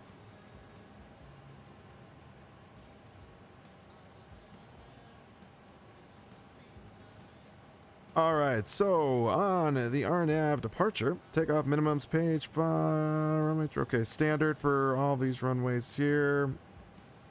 Initial top altitude is 4,000 feet, which we have set. And expect clearance filed altitude within 10 minutes after departure. Initial climb. Top altitude for 513, 20 okay, so not for our, this is just runway 6 is climb heading 058. We'll go ahead and set that up right now. So heading 058 to 530, then climb to direct map hall. Then track 270 to cross Snook at or above 1800 and at or below 220 knots. Then right turn to what are then track 012. Okay, so at that point, guys, we'll be on autopilot, so it's going to be flying itself at that point. But main part is 4,000 on the altitude. Heading departure is currently 058 on the heading departures.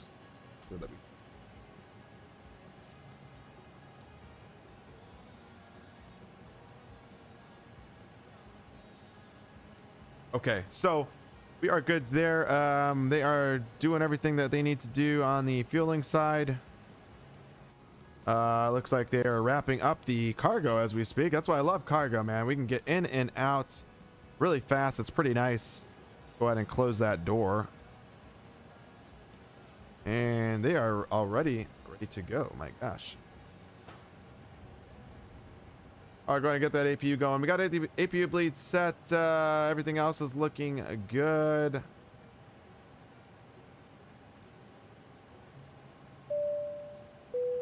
All right, we'll keep the strobes off for now. Everything else can stay off. Beacon light can come on. APU is almost fully started. Go ahead and get that door closed. We'll go ahead and get the stairs removed. Operate stairs. Perfect. Everything else looks good. We'll go into the init page here. Go to page number 2 and get our information inputted to the FMC. Go ahead and do that now. 0 fuel weight 253.6. Block is 47.7. And current fuel weight CG. Weight imbalance 28.8. And that APU guys just kicked on there. You guys can hear it. Takeoff is, let's go ahead, go back. Into the takeoff page we go. Runway 6 for departure. We'll go ahead and sync that information, calculate. We got 159, 150, 163. 159, 163, and then 166 for V2. So we'll go ahead and set that up here in the speed bug. 166 is set up that way, which looks good. Okay, so flaps 15 for departure looks good. Everything else can stay where it's at.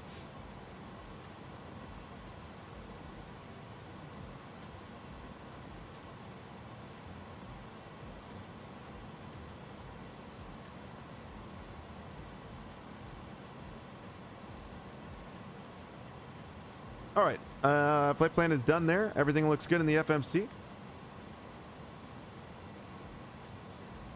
Question is though, we're seeing the iPad.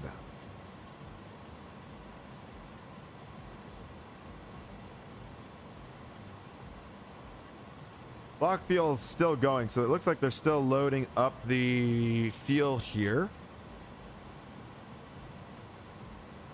Block fuel needs about 47.7, so that is almost complete, and then we can get out of here.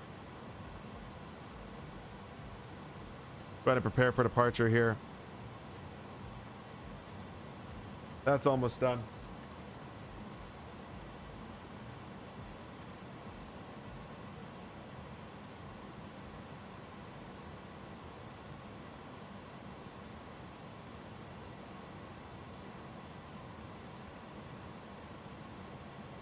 Hello, Captain. We are ready for pushback. Well, thank you. All right, so that is almost complete here with the black fuel, and we'll be able to get pushed back, get out of here, and on our way back to Memphis and return this aircraft over to the Memphis gates. 255 we're expecting for the arrival gate into Memphis. Departure checks completed. According to our insider source over in Memphis telling us what gate we need to go to. All right, that's almost complete.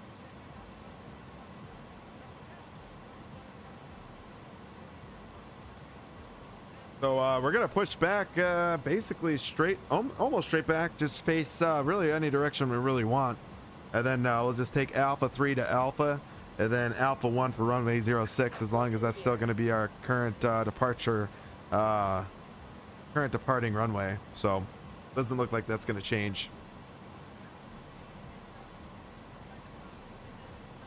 Oh, doesn't feel like it's only 10:53. It feels like it's like 1 o'clock in the afternoon right now. I know, right? Let's go ahead. We'll face we'll go his nose right. Looks like they're about to be done with the fuel here. Just waiting for that to complete. Then we'll be out of here. Almost done. Hi, how are ya?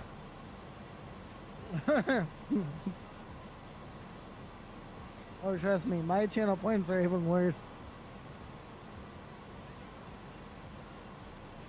All right, so we'll go ahead and go into the ground equipment, remove the chocks, remove the GPU, and we are clear. Go ahead and start that right engine. We're gonna go Alpha, start 2, fire up. All right, so we got the reversers working this time around. So, like I said, apologies. That was totally my fault. Hopefully we don't have a go around again. Oh, we definitely won't have a go around. Oh, that was my fault. My fault. All right, so it's still 2986. We won't have to worry about that. 24 looking good. We'll go ahead and fire up engine 2. Boom. How are ya?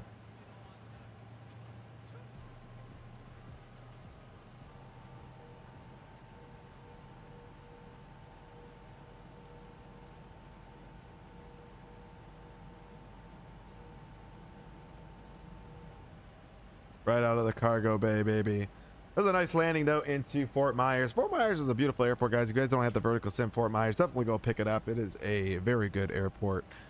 Beautiful rendition. I fly into Fort Myers quite a bit, actually. And I will say that I'm a big fan of the Fort Myers airport.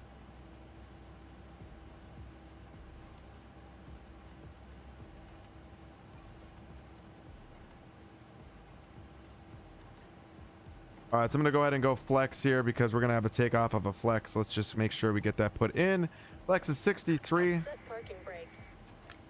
Parking brake is set, and we already got 63 in, which is great. Let's go up above and start engine 1.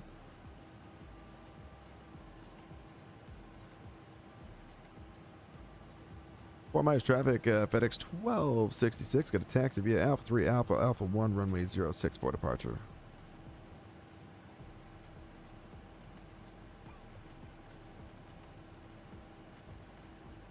Okay, so everything else is set up, looking good. We are over. That looks good. Engine 1 firing up. Speed brake is armed. Flaps 15.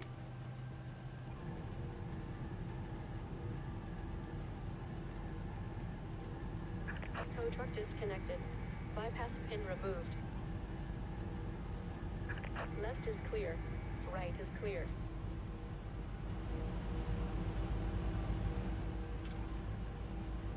All right, that looks good. Let's come back down here where the flight control center is. Get a good flight control check.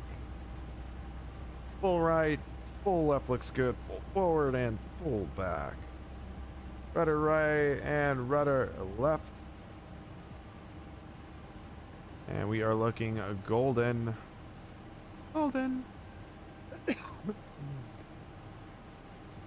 All right, free and clear. Constraints are on. Looks good. And everything else looks great. Taxi light is on. APU can come off at this time. We can go back into the off position for ignition. That's going to switch the packs on. There she goes. It is automated, guys, so definitely make sure if you guys are flying this airplane, you guys get that crank switch back to the off position, because once that happens, the packs automatically will turn on. So we are good to go there.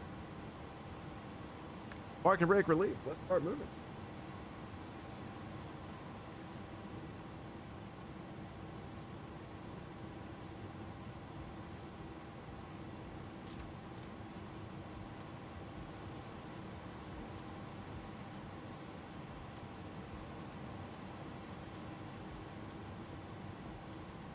Yeah, I'd really like those throttles from Sim. I'd really like those throttles for this plane.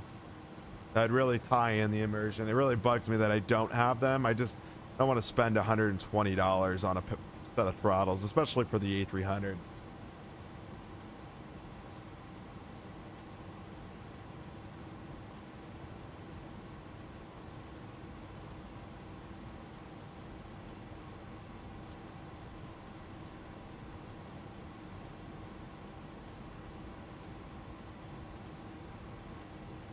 All right, so we'll take off before the runway changes again on us, but currently we're on the +2 side of it, so I feel like this runway is just switching in IRL right now. Yeah, you can see it's gusting. Look at that windsock just blowing. That literally just went from about a 5 knot to about a 15 knot as it swung out. Look at that, look at that, look at that. Oh, oh. Having fun with it. Yeah, I mean, I'm just working on something. Huh? Oh, Josh, he's like... Auto brake max for takeoff, check. Everything else looks good. Flex is set. Speed brake arm, flaps 15. Just double checking everything. TARA is set to go.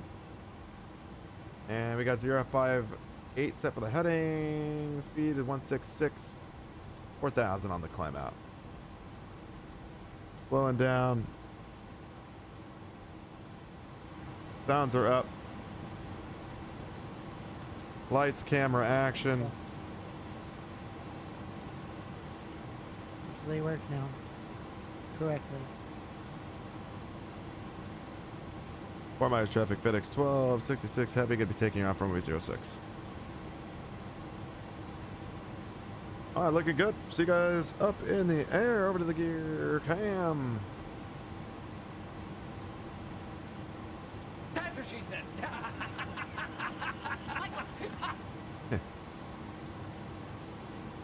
Looking good.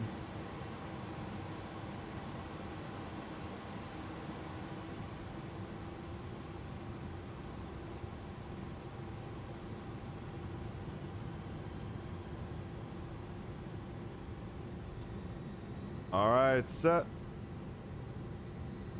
Imaginary screw toga.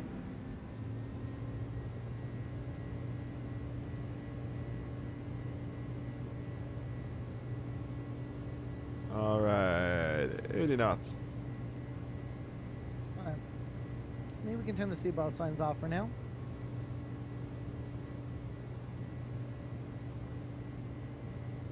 Oh, I'm getting pushed. I'm getting pushed. B1 rotating. Get into that wind there.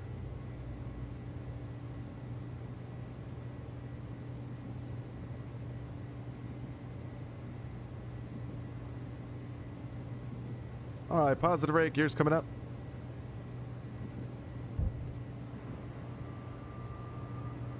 Positive rate dick's coming out. All right, windy departure, but we are golden. Whew.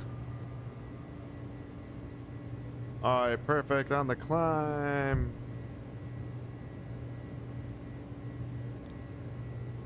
Direct seashell.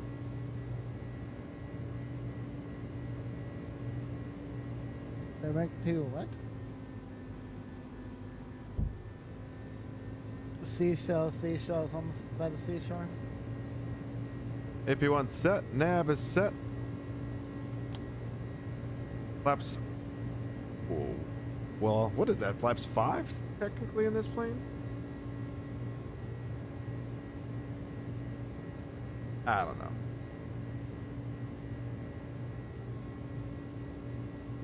I'll have to talk to the A300 expert over there, Falco, later on. Is he though? Oh yeah. All right, so we're on the climb up to 4,000 feet, and we can continue that climb.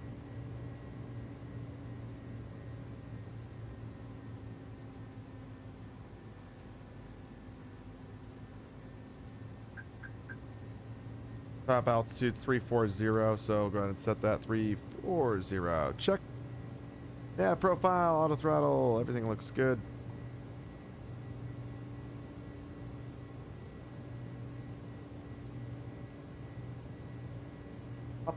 Not too long of a flight either, which is nice. Both these flights are pretty nice. They're not bad. They're like just a tad, you know, right where you want them to be.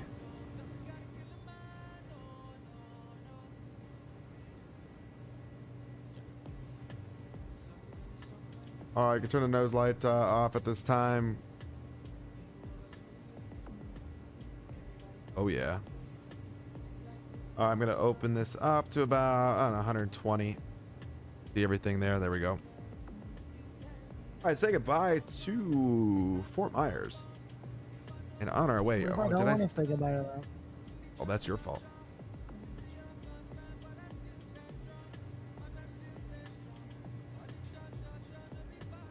It's my fault. Your fault? Yeah.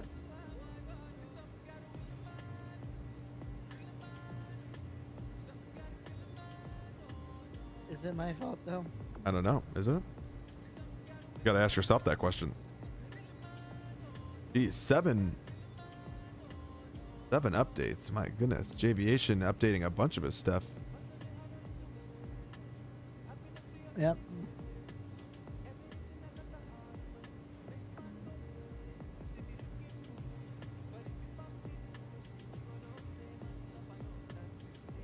Look at what I sent in VC chat. Uh-oh. Uh-oh. The uh-oh never sounds so last good. thing my TV saw right after I forgot to use the Wii strap. That's funny.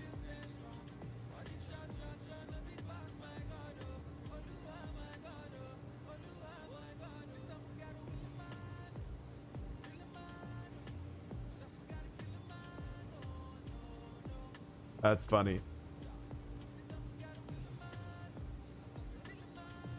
All right, through 10,000 feet, lights can come off. We'll get back to the chat here in just a second. Sorry, guys. Runway lights are off. Wing lights can come off. I don't want you out. Nav and the logo light is, we'll go to number 1 instead of 2. All right, we are set for climb now at this time. TV is done for, no joke. I don't know if you give me that flight controls of an A320, I'm buttering it. Wait, I don't know. You give me the flight controls of an A320, I'm buttering it. I love it, D. Holmes. I love it. I love the confidence. Hero 47, what's going on? Do you have the Glide Slope Pro KMEM? I do have the Glide Slope Pro KMEM. It won't be on a runway, but I'm buttering it. It may not be, maybe in the water or a nice field, but damn, I'm buttering it wherever we go. That's so funny.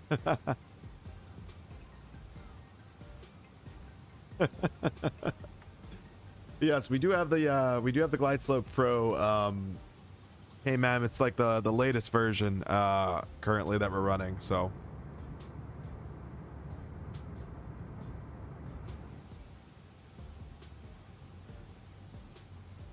you're gonna have to pick it up. Yeah, it's a nice airport. You know, it's not, you know, out of all the airports that, you know, Glide Slope has made, or aka BM World, you know, they've made a lot of good airports for the most part. I would say that some of them are a little bit less, you know, how do I say it? You know, there's some airports that you could tell there's been more work done on versus others, like others that were kind of put out quickly to kind of just get, you know, almost like as we like to call money grabs. I feel like some of those airports were like money grabs for them, but there are a couple of airports that were done relatively decent. You know, I think Memphis has got some things, and I think Falco can attest to that. I think because he actually used to work there, that I think some of the Memphis airport could probably have some more up-to-date things, like certain buildings and stuff like that. But, you know, I guess I look at it as it's better than default. We don't have a Memphis airport, so I'll take it, right? I'll take the airport over not having one.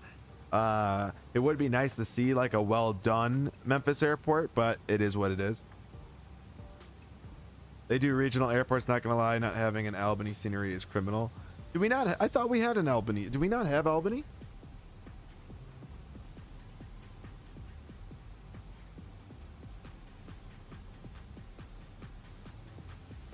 Oh, you're right. I don't think we do.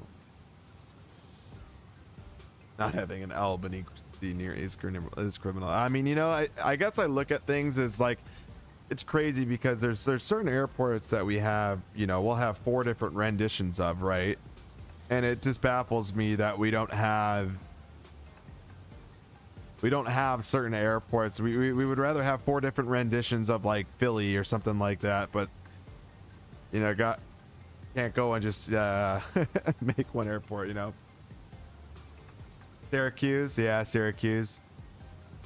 There's a lot of airports, you know, and I get it. It's tough, right? Because you got to think of it from a marketing standpoint, right? And I think Vertical Sim was, I think, Syracuse's airport, right? SRQ, or not SRQ, sorry, SRY or whatever, SYR or something. But anyway, Syracuse's airport. That airport's nice too.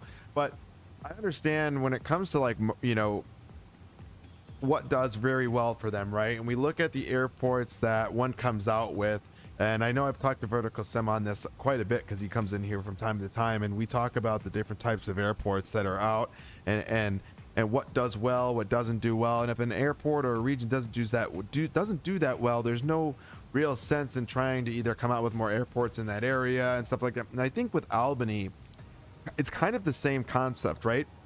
Albany kind of is in a busy area, but it's like, I don't think a lot of the developers look at Albany and go, that place is really going to draw a lot of money for them to develop. And I understand, because to create an airport is not easy, right? It's time consuming, and yeah, it is a smaller airport, so you know, you'd think, oh, it'd be an easy airport to do, but I don't think that's really where they come from when it comes to that kind of stuff. Over to STD when we're there now, nice. But I think from a you know, business standpoint, for a lot of these developers, they look at that kind of stuff and say, well, it probably makes more sense to do this airport in this geolocation because these do well. And that's why Vertical Sim really sticks to the Florida region, because Florida airports just do so well for him, right?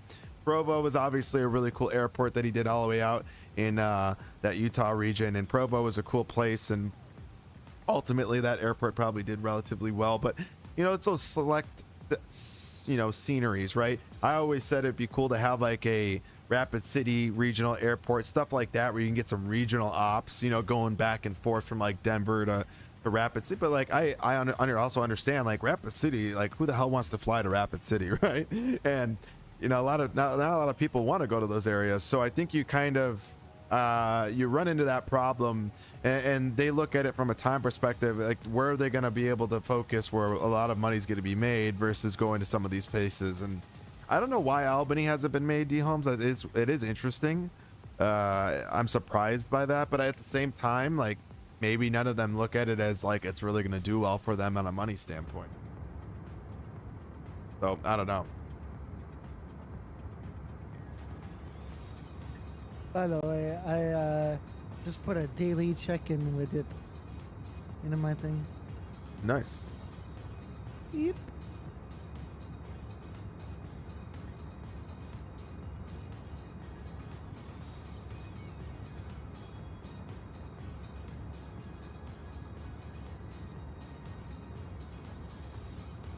But ultimately, just like anything, I think we need some of the things, like, we even have like Chicago. I've been saying this for a while. We need a new Chicago so bad. Vertical Sim gives me shit all the time when he comes in here, and I'm always like, oh, so what's the next airport? Chicago, or, you know?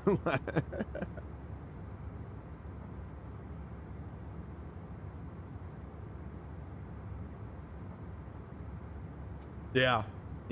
And you know what? Upstate New York, it's like, you know, we talked about it. Like, I've been to Albany Airport before in IRL, so like, it's a nice little airport. It's a nice little regional airport.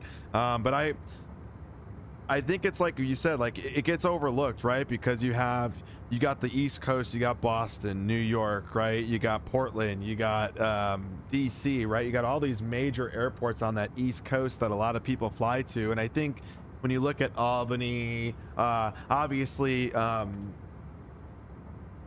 what was it? Providence got made because simply the Flight Sim Expo was there, but I guarantee you Providence would have never been made if it wasn't for it being where that was being located in. So I just look at a lot of stuff like that where, you know, we look at how many, you know, how many airports are in a region and how many major airports are in a region and what's going to do very well for those areas. And I think that's just like, you know, Albany, I think would do well, but I look at it from a flight sim perspective of like where I would fly to. I don't even know if I would fly to Albany that much personally, but I do think it would do well, especially for the people up in that New York area that fly, you know, whether it's IRL or, you know, they want to do, you know, smaller regional flights to certain locations, stuff like that. I mean, I could see it doing well, but I don't know.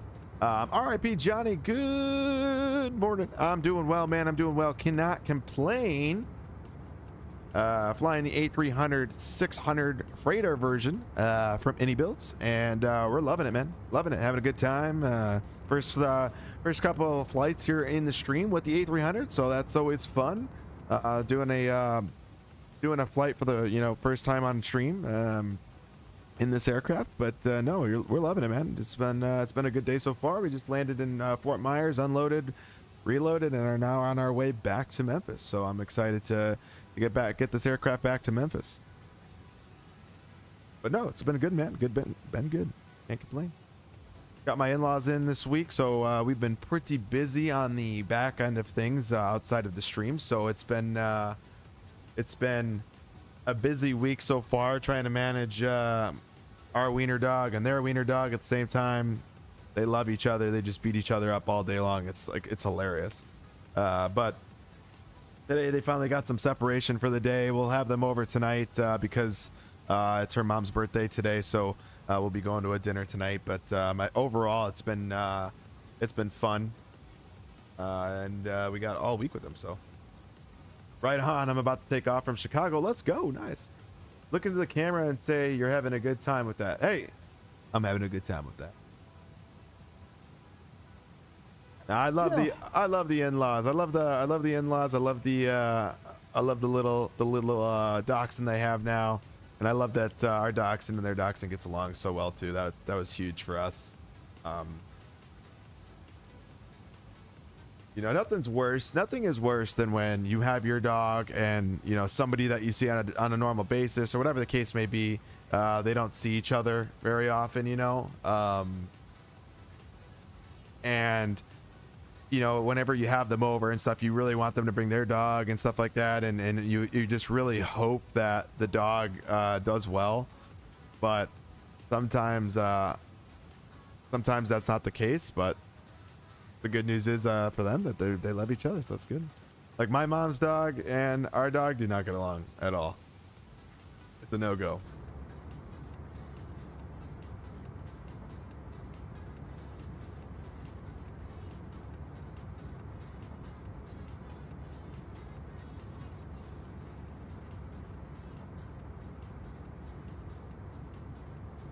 I always feel bad, like, you know, there's a lot of people that like I talk to that like hate their in-laws too, and I'm like, damn, that sucks. Like, I love my in-laws. They're a lot of fun. In-laws. Yeah, I know, but like a lot of people don't like their in-laws. Like a lot of people.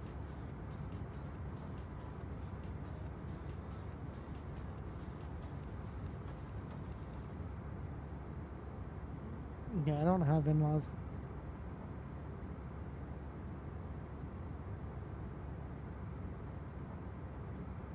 Which would make sense.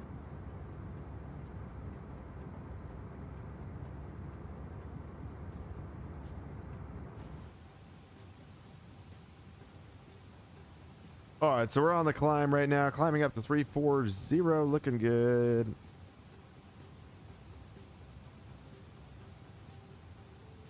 I'm feeling a nice butter. I mean, 88 feet per minute is going to be hard to match, but I'm feeling something good down into Memphis.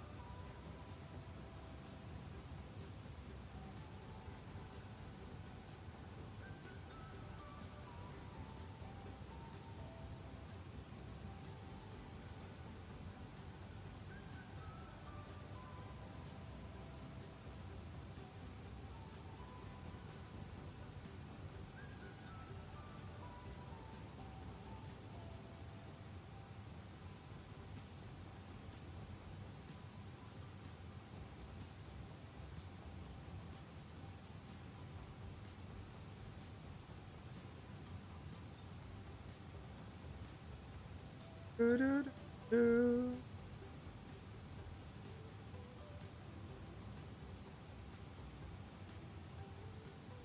it's so funny, like the sim, it's sometimes like I've noticed with sim update 4, you get these like weird,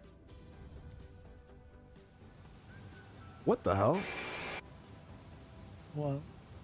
Now our slide is deployed. What the fuck? I've noticed that in this plane where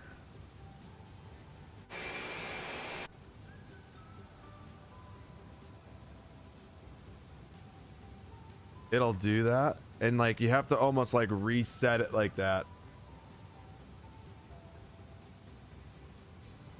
Yeah, sim update beta 4, you know, and that's the thing with being on a beta is you encounter weird things that happen in the beta, and it's always it's always an experience the next time you fly. Even like experiencing that, like when you're flying and you get like the little like hiccups, sometimes you just have to pause the sim and go back into it, and then it will it'll be like really laggy for a second, and then it like resets, and then it clicks in and you're good to go.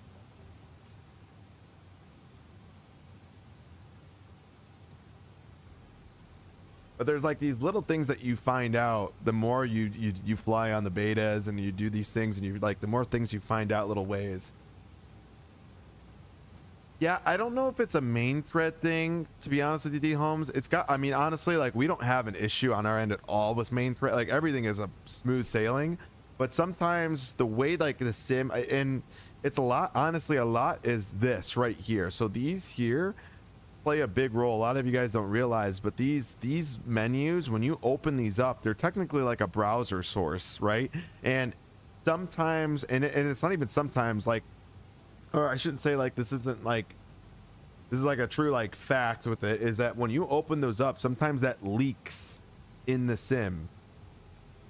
Yeah. They like, so a lot of this stuff is all over the Microsoft Flight Sim forums. If you guys really like care that much about that kind of stuff and you want to look into it, on the forums you can see people posting all this kind of stuff. It gets expedited usually, a lot of the stuff. Like for instance, we know that in 24 right now that the jetways don't work, right? That's been already expedited, and I'm surprised they came out with a beta update. I'm surprised that didn't get updated in that latest beta update that they came out with, which I was surprised by that, but you know, whatever.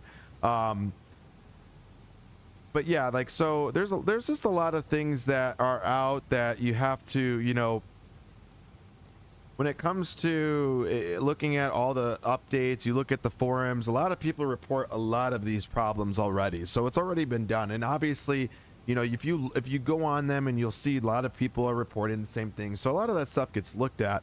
But yeah, you open like even like those bars up above, those are all browser sources, and those, like, especially in 2024, have a problem with leaking like memory, like for some stupid reason. I don't know why, but you know, somewhere on the back end, right?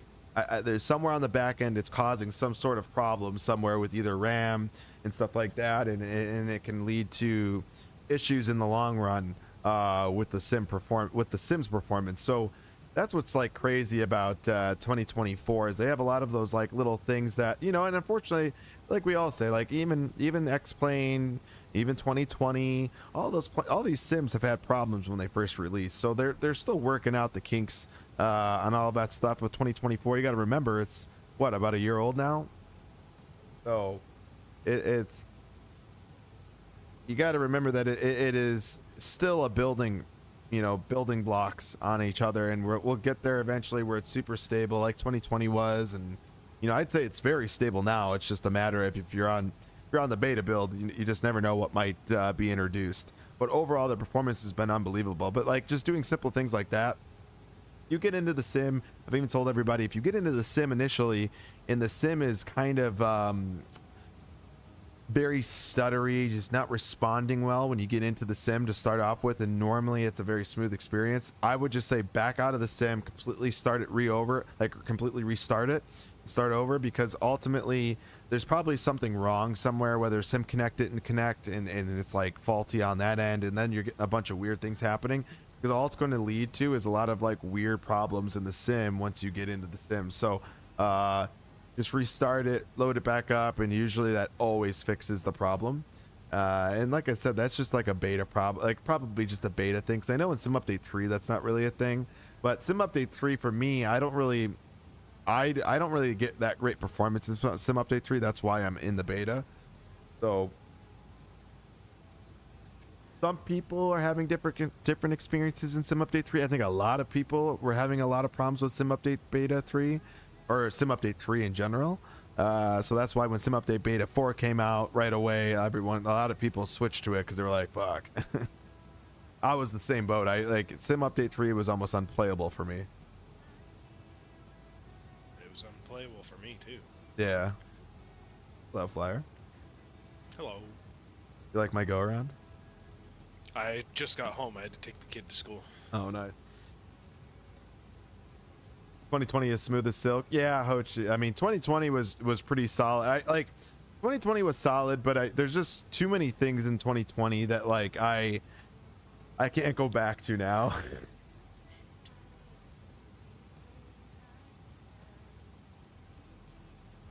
But 2020 was very solid though. It was a very solid set towards the end for sure.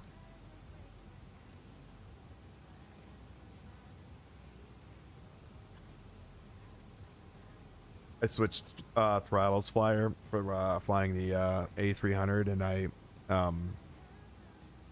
didn't realize like one of the buttons that was on my throttles when I go to reverse thrust was activating toga. So when I threw it into reverse thrust, that button activated first, and so I did a toga, and I was just I like hear like my engines, and I'm like, why does that sound like sounds like it's throttling up? And I'm like, maybe that's just how loud the reversers sound. I'm like, and in my head I was like, and then I was like, and I'm like, that definitely sounds like we're about to lift. And then I look down and I hear and it's like flap config, and I'm like, ow. Yeah, I think we're doing a toga. Yep, we're in toga. Out of here. Bye. Yeah, I was just like, all right, well, nice smooth touch and go, and we're gonna come back around. That was my bad. Live and learn. Well, and you know what? I set up the thrust reversers like before, and I checked to make sure that those buttons didn't have anything, and when I hit them, it didn't. But I don't know what happened. Like they did this time around. I was like, okay, maybe they weren't down far enough, like touching the connector, and it wasn't registering like it is now. I don't know. I'll wait on 2024. Once they figure it out, I'm good to change over. I got Game Pass. Yeah. I mean, 2024. It's like when you go to 24 and you go to 2020 and you kind of experience the smoothness that 24 offers. It's really hard to go back to 2020 and have those like.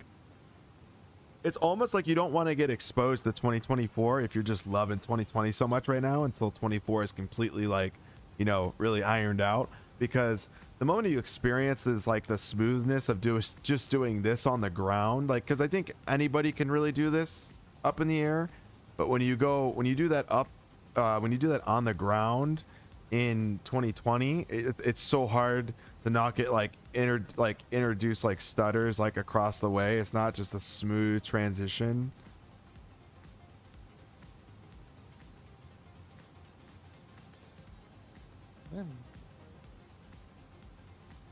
Rim. Rim. Vroom vroom. Rum rum. Woof woof. Grrr. The hell are you doing over there? Are you okay? Oh no. I'm good. I don't know. Sounds like you're hurting.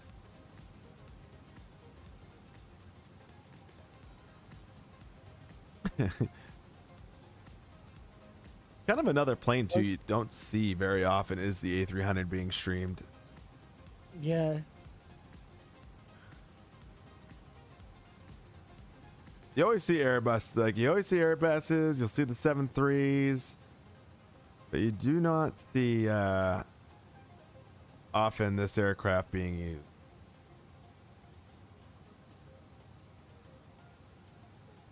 Wow, Houston Center came back online. Did After I'm they? way out of his airspace. Wow. Okay.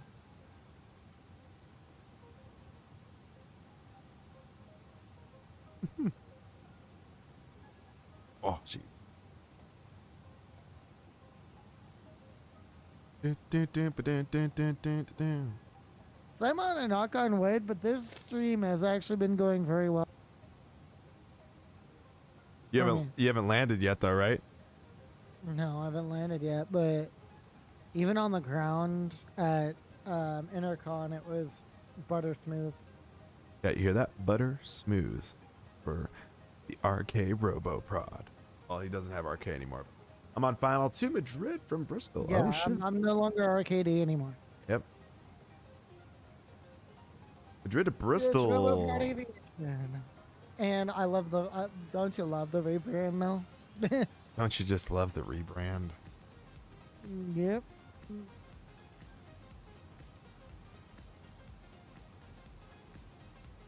I haven't flown in Europe in a minute. I downloaded a couple of things for this A300. I downloaded a couple of the airliners, like the Lufthansa. I downloaded a couple of American Airlines stuff as well, which is pretty cool. So I'll definitely be trying out a couple more airliner routes. I mean, obviously, within reason, I'm not going to just stream this plane 24/7, but this plane is definitely an aircraft we're definitely going to throw into rotation for sure after kind of getting to finally experience this plane for the first time. All right, 340 is captured. Seatbelt sign off. I was just looking because I raised my desk up, and it just looks like I'm just going, bye, like down below the desk. What is that? on Wait, my what? camera. What does that mean? Sorry, I don't get it. So because I have the new desk, and Okay. so I was like, let me look at something, and so I pushed the preset to the standing preset that I have set, Okay. and I'm still sitting down in my chair, so it looks like I'm just like growing shorter on my camera. Oh, It looks kind of funny actually. gotcha. Yeah. All right, chat. We are 27 nautical miles still top of drop, going into Tucson, Arizona. With the United A320, where there is no substitute. Is done. Are you surprised I'm flying United though? Not American Airlines. Not American Airlines. I wanted to get a few United ops out today. Something different. Something that I don't normally do. We love to see it. Get out of my comfort zone. Ooh.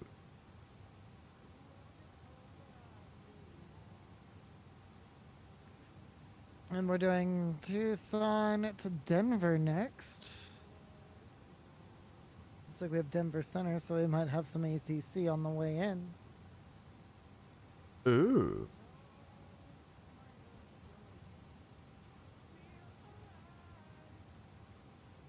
Which will be nice.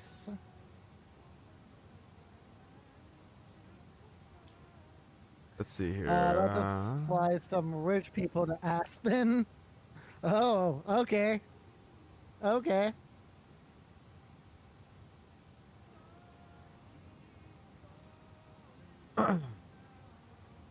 Oh, he's flying some rich people. Rich. All right.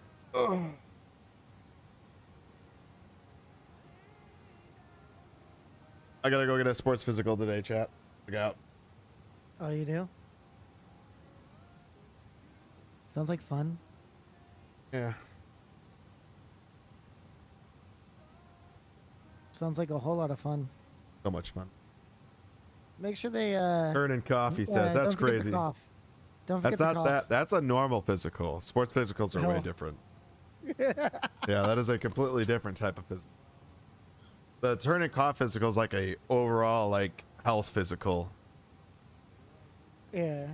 The sports physical is like nowhere near that in depth. Dude, I had to do a physical for whenever I worked for Allied, fueling airplanes. I had to do like hearing test. You had to do like It's you went very into this room and like you had these weights that you had to lift up onto the this top rack, and just like a bunch of little things, which figured out my hearing is good. I just have selective hearing. Wow. I just have selective hearing. That's awesome. I got the joke. Yeah, the I haven't done, honestly, I don't even know the last time I've had to do like an actual sports physical. It's been a long time. Probably been at least 5 years. 4 or 5 years. I mean, you should pass. Don't forget to study. Don't forget to study. They're gonna ask you a bunch of questions. Don't forget to study this. You know what I need? I need another cup of coffee. I'll be right back. It's just like studying for a drug test. Studying for a drug test, sure. I'll be right back.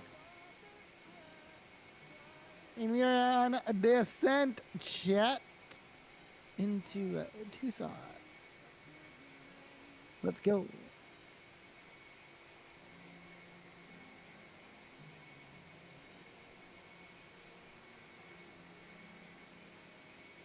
All right. Yeah, while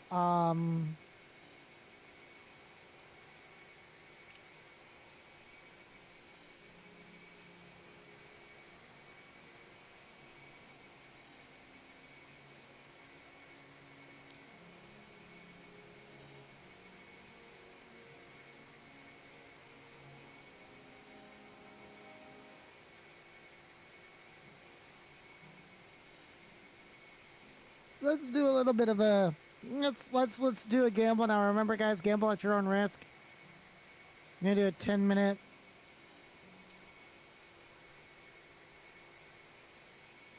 10-minute prediction here. Gamble at your own risk, guys. New prediction.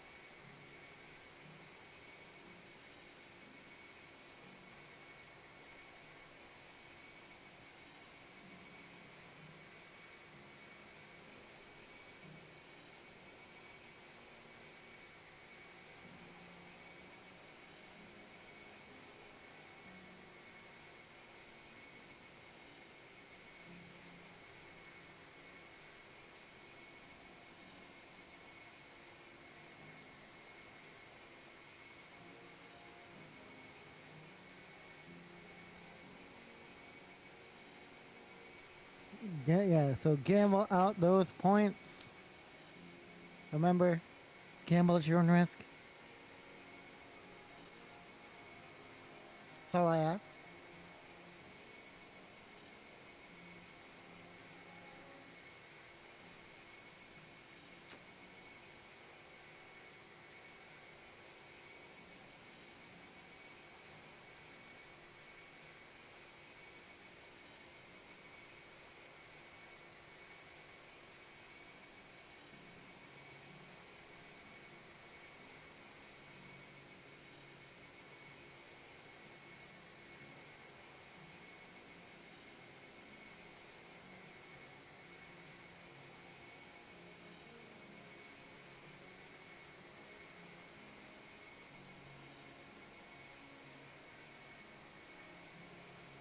I had one of these boom arms or boom speakers. Have you guys ever heard of those things? Like the mega booms or whatever they're called? Yes.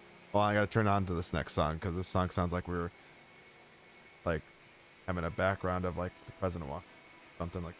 All right.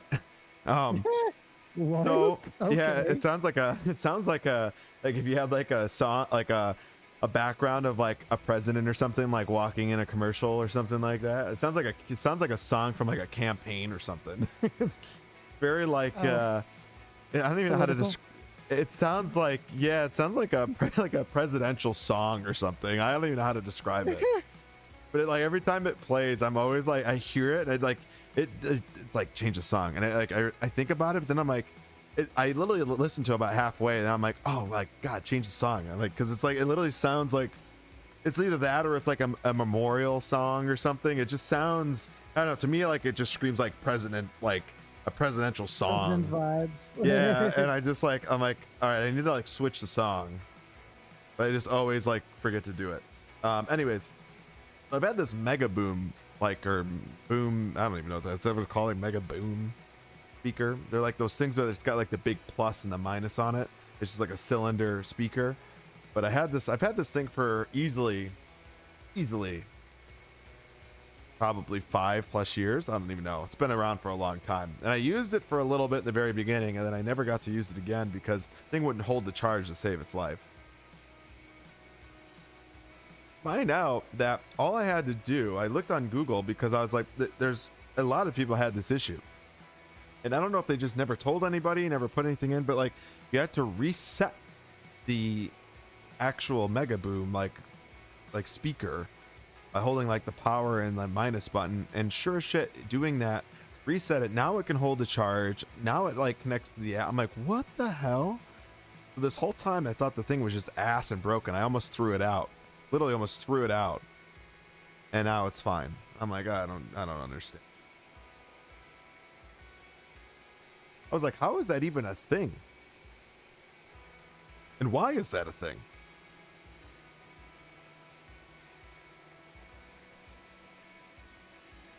Like I can literally turn it on. Turned it on. I'll know for sure it's fixed.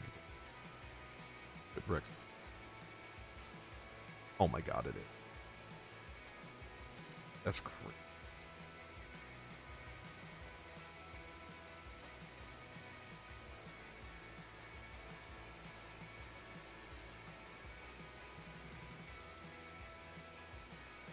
Telling you. Wild.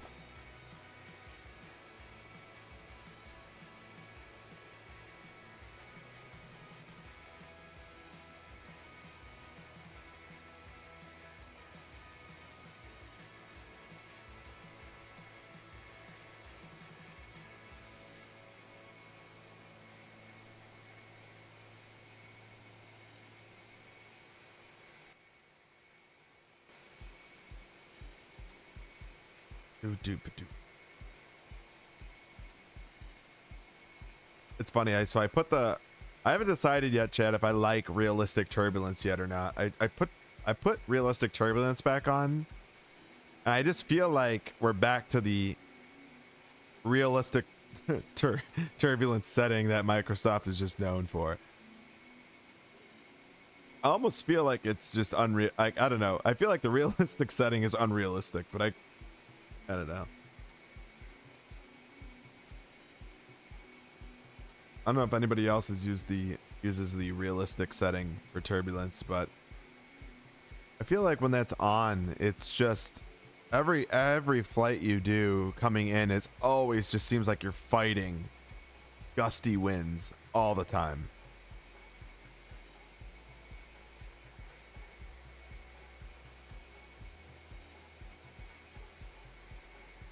And that could just be me, but I don't know.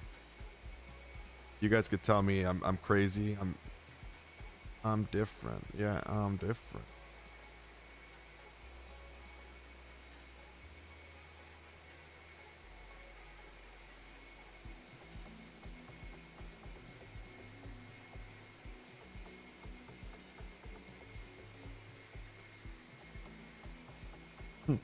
Oh no, I just checked what the hell happened to him. Does the impossible almost happened?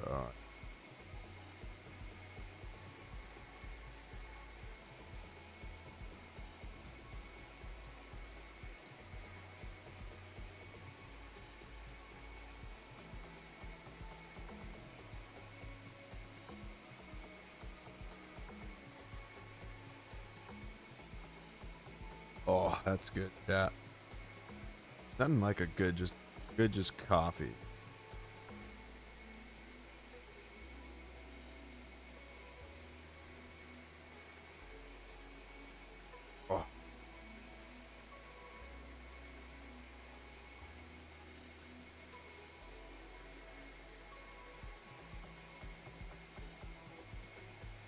Oh, those Ryder Cup hats look so fucking badass, man.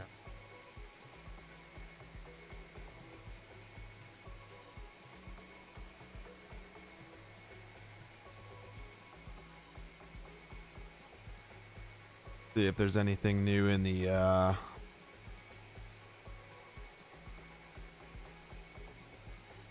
right, so kind of going through some stuff, guys. Just looking at let's see here.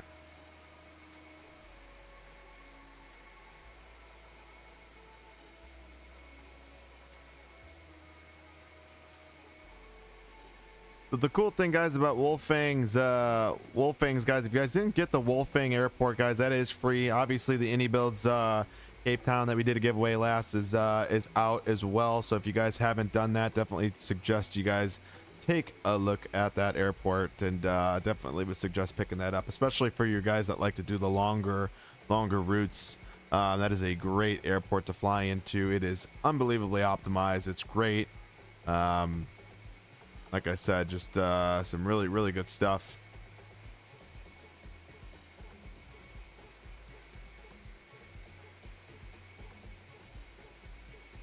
Would definitely recommend trying her out. Just trying to see what else is new in the world of flight sim. I know the PMDG aircraft.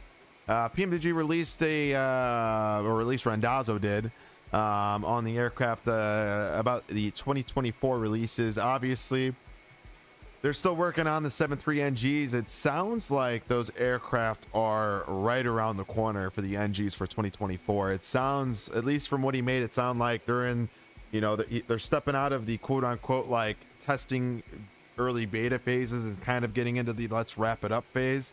So that's really good on the PMDG side. So we should be getting these NGs hopefully soon. The 800 is going to be the first one that comes out, which I'm excited for, but I'm like I really wanted the 700 to come out first, because like the 700, we already have an 800 Max, you know, like we have the iFly Max 8. Like we already have an 800, you know, 737 essentially. Yes, like I know it's a Max and not the 800 NG, but still, like I was like, oh, the NG like 700, I just really wanted so bad, like to be the first plane. But it's okay. I'll take the 800. I love it. I still love it. I love them all. But I'm excited either way. But I am stoked to see the NG model finally in. It should hopefully be, you know, I think it's going to be probably one of the best optimized in my opinion. I think it's going to be right up there. I am hoping to see some cool like modifications. I'm hoping that some new things get brought, you know. I think the 7.3 NGs, like, they are an amazing airplane in 2020. They've done they have no doubt been like some of the best planes in 2020, but I really do feel that, you know, I really do feel that the NGs could really benefit from just kind of a facelift, you know, like, and I know that, you know, texture wise and all that stuff, I think the NGs could use a little bit of a facelift there. I think they, you know, obviously in the cockpit they did a really good job, but I feel like around the airplane on wings and stuff like that, I think it up the notch just a little bit, you know, with 2024 and the ability to really optimize the planes in 24. I feel like they could really do that and make a statement in 2024 with their NGs. So I'm really hoping to see that. Maybe even a little bit of a change with some of the other stuff when it comes to the iPad and stuff. What up, dude? You doing, man? Flying, man. For sure. Where to?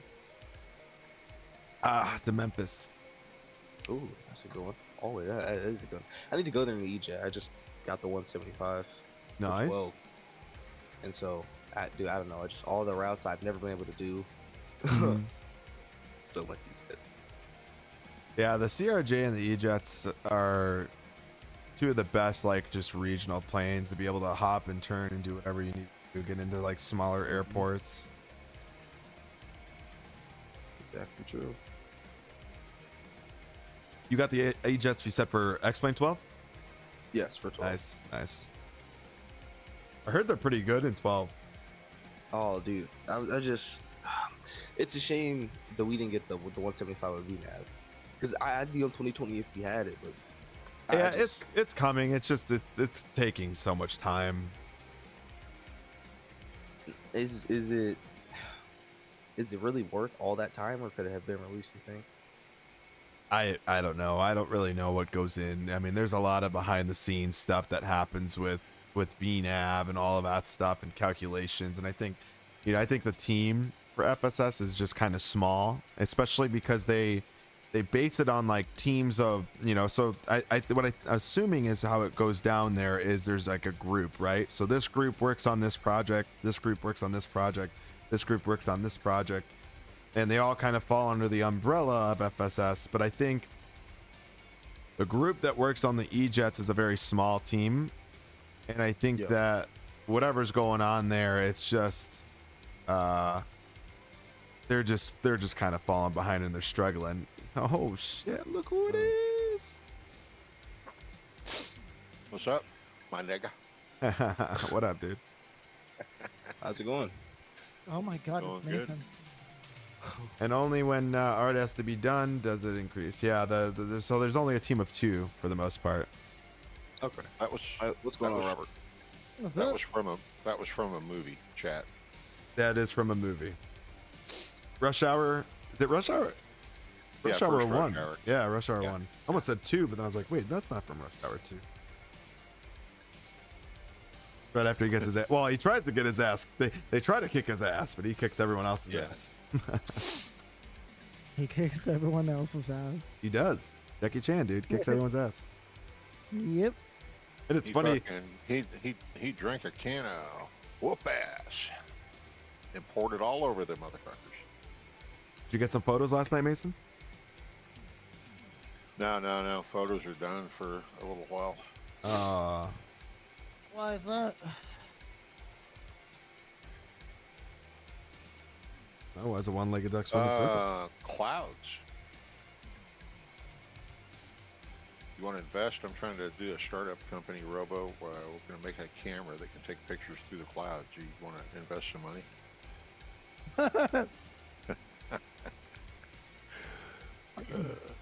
Honestly, how cool would that be, though? That'd be badass. AKA your investment's gonna actually just fund Mason getting a bunch of new cockpit stuff. But don't worry, we'll get to work on that. We'll get to work on that camera. Yeah, that's pretty funny.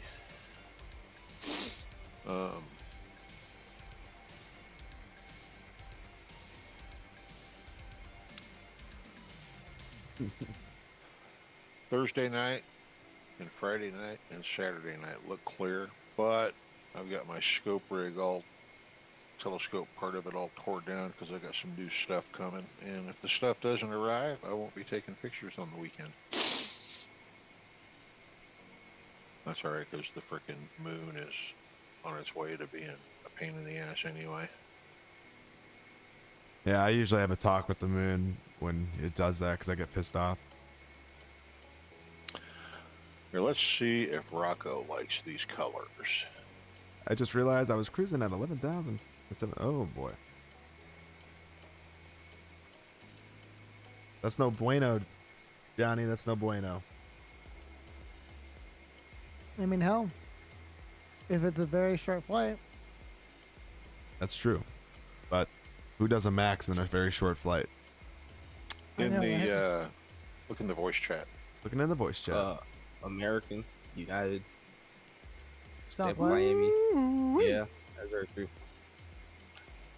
Cleveland O'Hare. Southwest is a very short flight from Dallas to Houston. That sounds horrible. Yeah, they don't use the Dude, max it's- though. Yeah, they do. Doing just about anything in their fleet. They use a for aircraft combination block. of the max. I was gonna say a majority of that flight, or a majority of that's usually done in the 700. That'll be 800 too. Like, and that's the 800 pretty much all the time. Oh, gee. You like those colors? Yeah, I do. Colors are nice. I was feeling a little purple. Oh and, no, and no, no, no, no, feeling, no, no, no, no, no. Hello, Ray. feeling a We are little, not doing this today. What are you doing? We are not doing this today. Use your words. Link twice. Fucking internet Uh-oh. Internet. again. I like how you say you're not doing this today, like if that's going to change anything.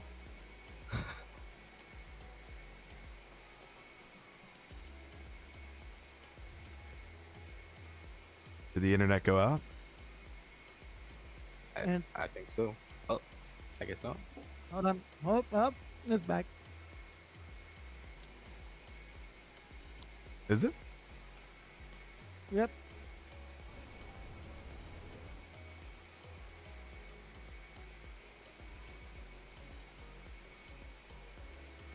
We're healthy again. So yes, a short flight to already to Duluth. How long is that again? How long is that flight? Let's see, flight radar. All right. Passing 10,000 feet.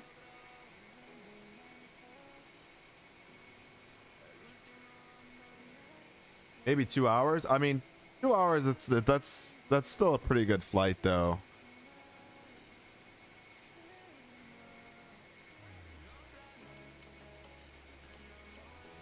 Yeah, so they do the max.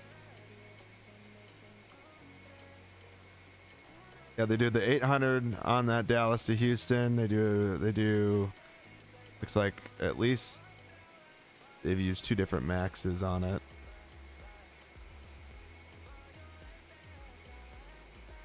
Okay, that doesn't really help, but they do 700s. Yeah, they pretty much just.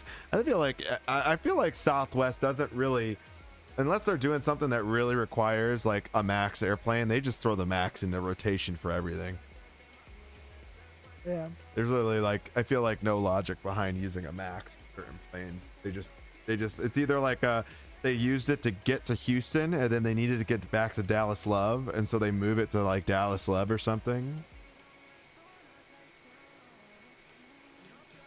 Yeah, there you go.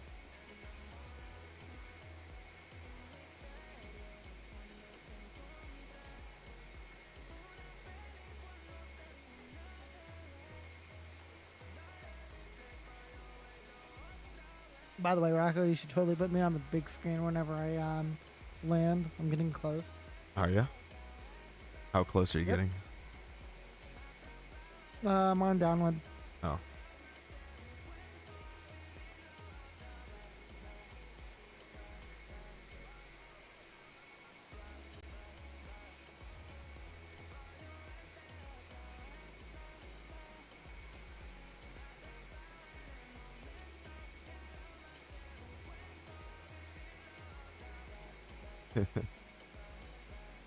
Goes add me to the big screen.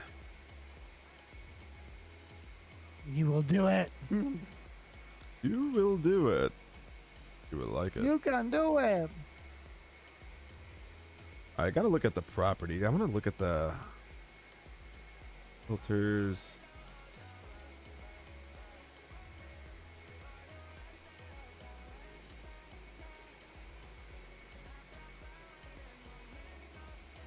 See.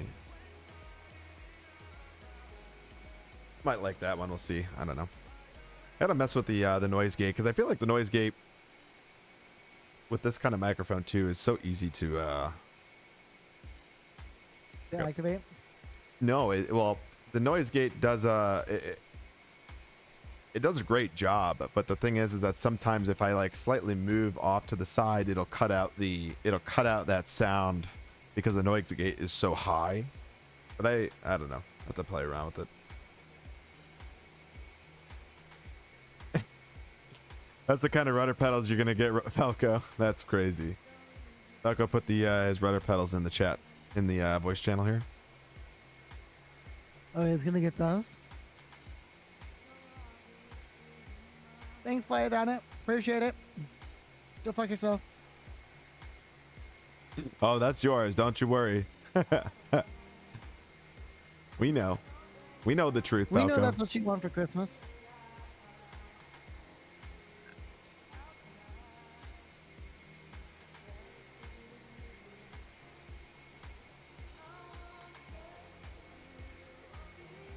Those are robos. That looks too nice to be Robos. Wow. Wow. So what, you saying I'm broke? Alright, Ellis mode.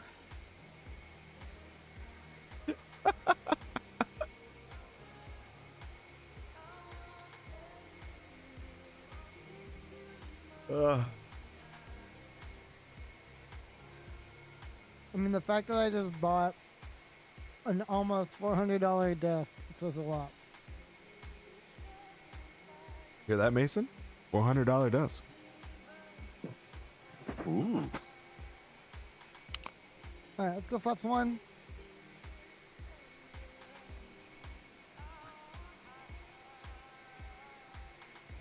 Sorry, I'm in and Yeah, we're out. It's going okay, through Falco. By the way, Mason, it's Falco's birthday today. So? Just want to let you know.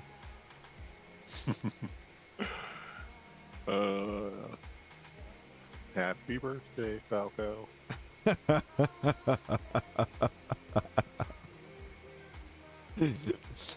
That's almost like better than any gift you can get, Falco, right there. I even started a little gay for him, so.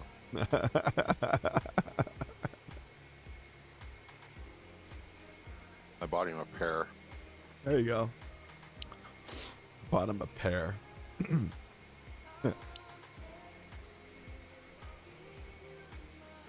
This is my 20th flight in an airliner, and I'm still shit at landing rates. Although somebody told me, don't worry about my landing rate, it will get better. I mean, landing rate's just a number at the end of the day, brother.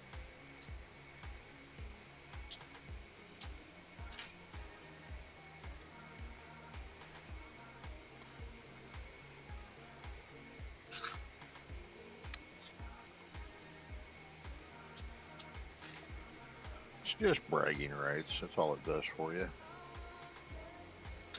Right? Yeah, I mean, there's really no, I mean, at the end of the day, man, like it's not the landing rate just doesn't, it means things, but it doesn't. Just about how smooth the landing is, right? I think a lot of people land unsafely because they care so much about that landing rate. It's almost like, Mason, you know what it's like equivalent to is like FPS. Just a number. Yeah, I know some people that freaking go crazy about that too, man. I don't understand.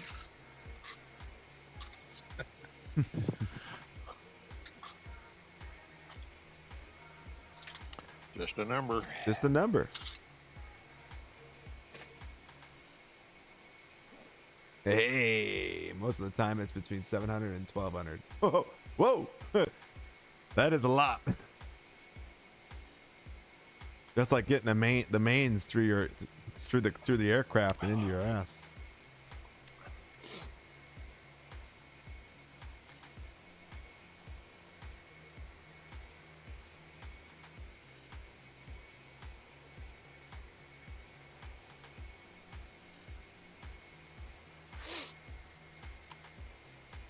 Oh, bark, bark. The bark, bark.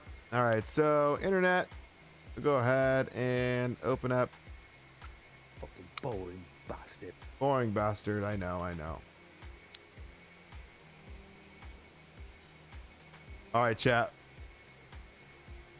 Robo's about to land. This might be entertaining, so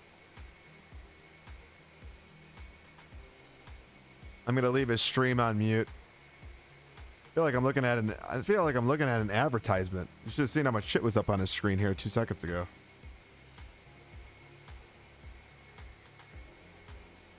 Might be good. He's on the big screen.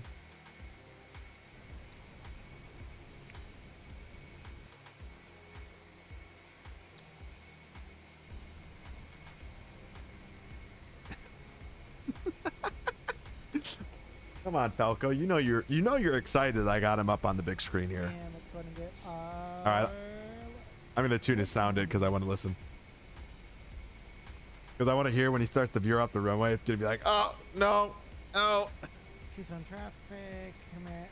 United 17. This is not happening. 5 mile final. This is Look at him checking his own stream out. guys. Here we go. No pressure, right?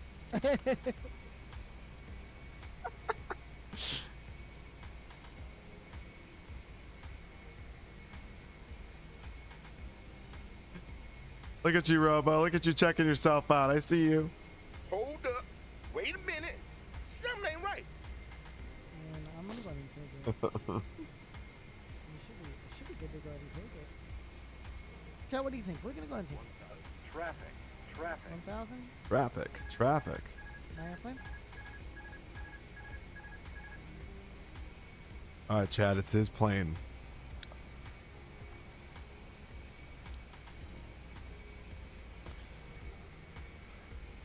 All right. Oh, stutter. Hi.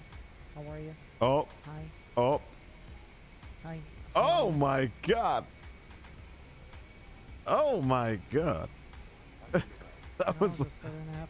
That's something that I gotta fix. That's something he's got to fix. Oh. Landing.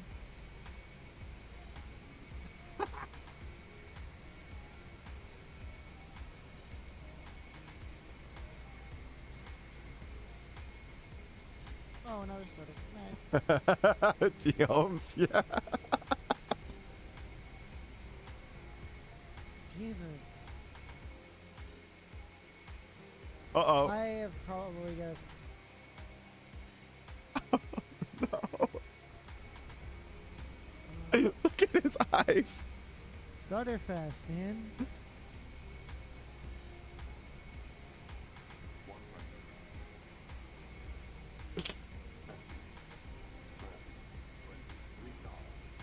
Oh, shit. Oh. We're up. Oh, we're down. I blame that on the stutters, guys.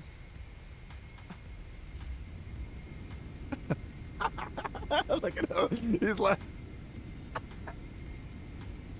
I don't know why my frames just said, hi, bye, I hate you. Stutter City, USA. Still landed. He did still land. His face when he looked down at our stream. Should help the frames now. Okay, yeah, it was Stutter City there. That was Stutter City. I don't know why, but that happened. Dude, is that due to the of just the way that outside the beta, Rocco? Is that fixed in the beta? Of what? The Stutterfest that I just had? I mean, your Stutterfest is probably more PC driven than it is the sim itself. Are those like 5 FPS homes?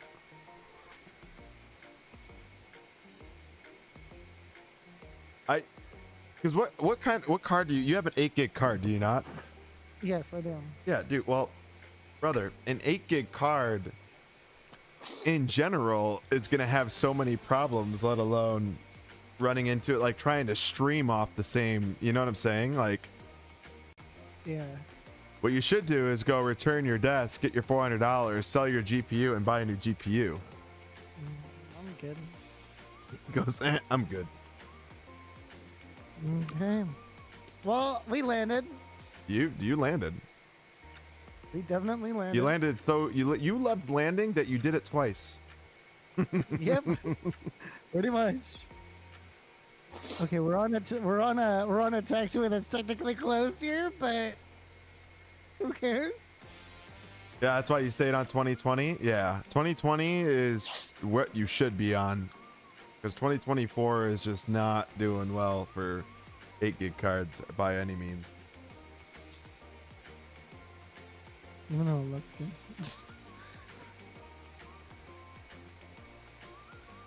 Let's go ahead and go. My PC is worse start than his. There's no way it's not. My PC is worse than his. There's no way it's not. Oh, there's no way it doesn't stutter. Yeah. Yeah, there's nothing you can. Well, I mean, the reason why, the other reason why too is could be because of internet, obviously. Well, there's internet. I'm gonna say this is. I never had started. Whenever I went over to do a test over at my friend's place, I never had I never had any like stutter issues. That's even like, even with like. What's your friend's PC? Or you were using your PC no, there? I'm using my PC there. Yeah. Cause they got fiber internet over there. Yeah, I mean, a lot of it is internet too, but I mean, ultimately you are extremely limited on an 8 gig card. That there's just no way to work around it. Like, you are. Did he see a VRAM error come Yes, up? Or? there was a GPU RAM error. Oh yeah, that's why it was a stutter fest. Yeah, that's what I was trying to tell him. It's not. Yeah. The internet, it's your ran out of PC. RAM. Yeah. Yeah, what I'll probably end up doing is this check. I'm just gonna like not get the Bravo for now and just go over and get the new card. Because you got to remember too, Robo, like you're streaming right now, right? So you're encoding, you're doing all of that stuff, and the encoder is using that on the GPU. Now the GPU has a completely separate little thing for that encoder. So even though it may not be utilizing a lot, it's still like you can't afford to essentially. I mean, you really can't afford to do any of that because this you need to be strictly running just the sim. But the good news for you is a lot of the new 50 series cards are like on sale at like Micro Centers and shit. So even like if I have a Nitro i5 laptop, LOL, yeah. I mean, even if you look at like let's see.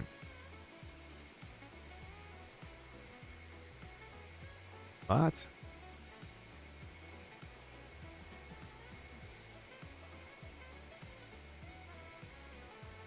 Yeah, like a 5,000. So like a 5080, dude. You can get a 5080 now for.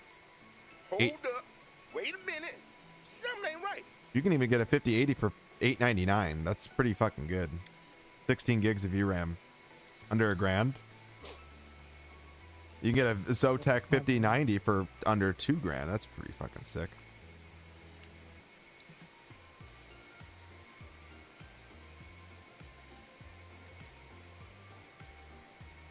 How old is his PC? There's a lot of there's a lot of that too, but I mean, I don't mind. It's a new what's it called? The thing is you got to do like one part at a time. We're gonna do the thing that's been out of protocol since 1962 real quick. Reverse thrust. Yep.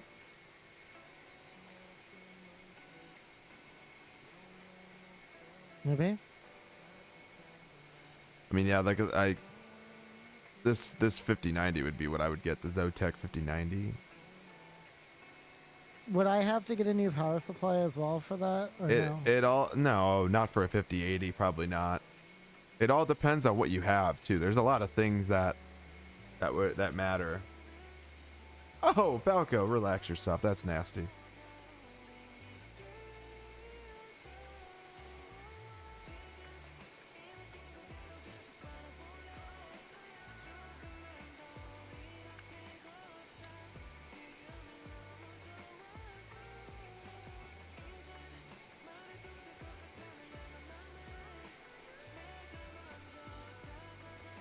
I'd love to see like what let's see.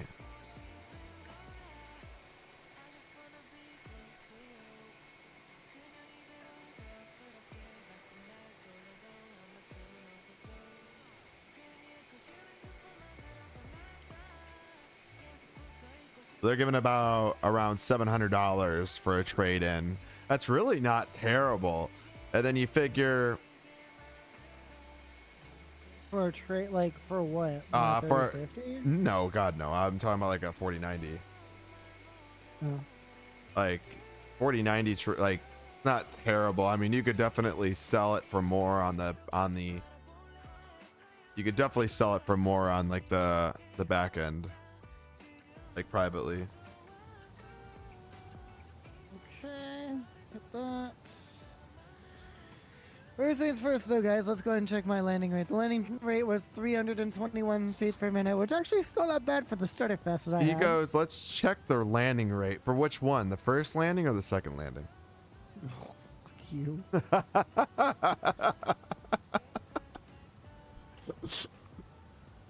Alright. Clarify for us. The third one. Yeah. The third landing. Jack, can we go back to the runway and see how many lights you took out as well? Oh my god. I hate you so much. All right, 240 is going to be what we're going to descend down to.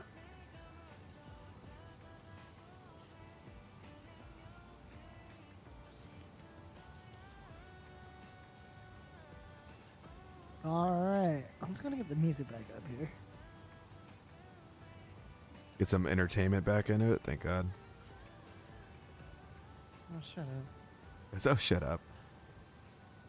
What's up, man? All right, looking good. I could probably kill the descent rate just a little bit. Just watching this white line right here.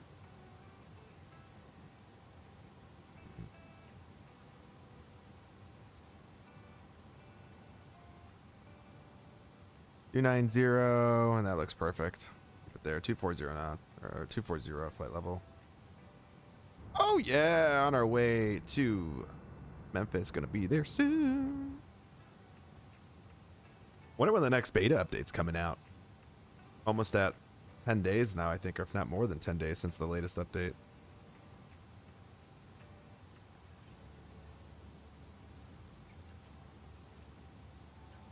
See, you know, that's the kind of landings we like from Robo, because those are entertaining ones. His eyes were so big. He's like, when he was touching down. Hey, Rocco. What? You want to join Joseph's VA? No. It's United. I mean, it's Alaska Virtual, actually. So that's a no? Okay. That's a no. I'm out. He said no, he's out.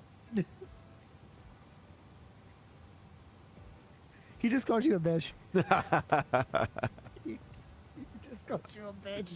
I'm on the phone with him right now. Wow.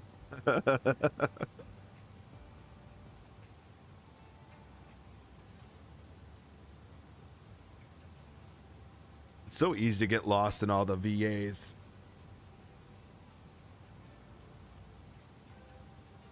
Mason said that's what he's working on next, is a new VA. A VA to help everybody.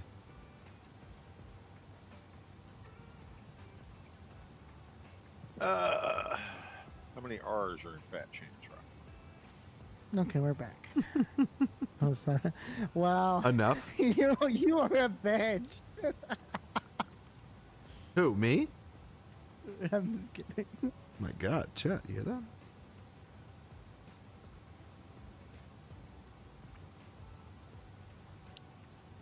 Oh, that's actually a perfect picture. Hear that, chat? Perfect. I just got to remember how to rotate the drone again.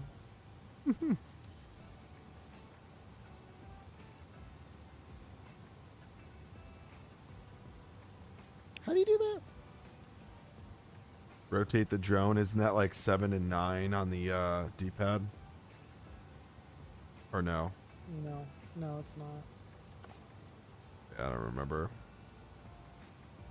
Alienware 5090 gaming laptop, $3,100. That's insane.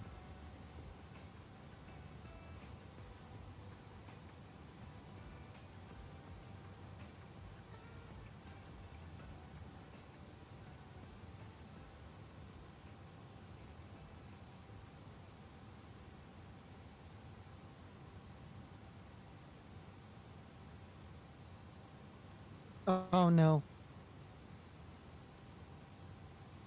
What now? And the sim. Oh, hey, did it? Did it? Did it just do a thing? Did it just do a thing? I like. It just did a thing. I love when he says that it did a thing and he doesn't tell anybody what the thing is. It's about to crash. Uh-oh. Sim's about to crash. Uh-oh. Sim's about to crash.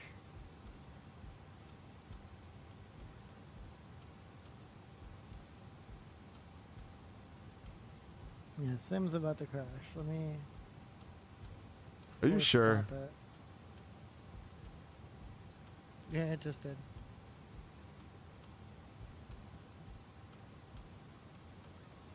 Did the stream We're gonna crash start it too? back up though. Nope. Stream's still up.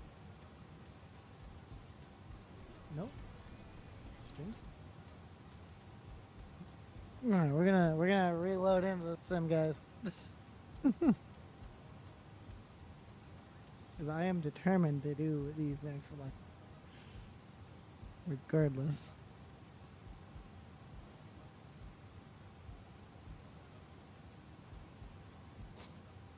He's determined, chat. Determined. Don't judge me though. I didn't judge At you. least I'm trying. At least I'm trying. I didn't judge. I said you're determined. I'm admiring your determination. At least I'm trying. You're trying. I'm At least in. I'm give me that. Give me that. Please. I'm giving you it all.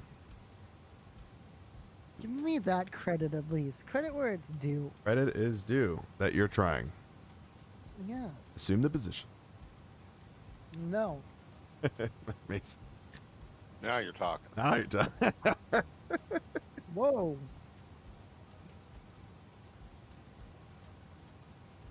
Oh God, that's funny.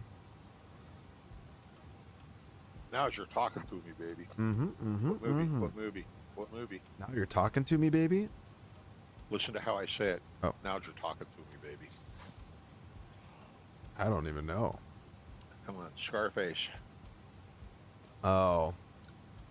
That was. It Probably didn't. been a long time since you've seen it. Yeah, God, that movie is so. You know, it's funny. I rewatched that maybe like a year ago, or maybe even this year. I don't even remember. It was like on an airplane, and it's so funny because when you saw that movie like a long time ago, you were like, damn, like this movie's so good. And then like you rewatch it now, and you just laugh. You're almost like laughing while you're watching it because it's just so.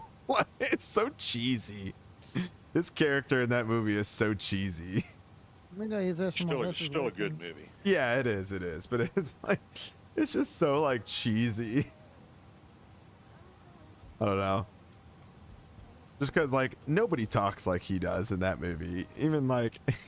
Yeah, that was a piss poor fucking Cuban guy. Yeah. Sound like a Cuban guy. It didn't even sound like a Cuban guy. It just it's like so exaggerated. Like it's just classic movie. I think that's what made the movie so classic because it was such a like I don't even know like a gore like not even horror movie, but it's just like I don't even know what category to put it in, but that movie had so much. I just felt like the acting in that movie was so bad compared to like what's out. You know, did that movie come out before movies like? Dude, that movie came out in 1983, Rocco. Yeah. I'm trying to think. Did that come out before? I don't know if it did, or maybe it was around the same time. What the hell movie I'm trying to think of?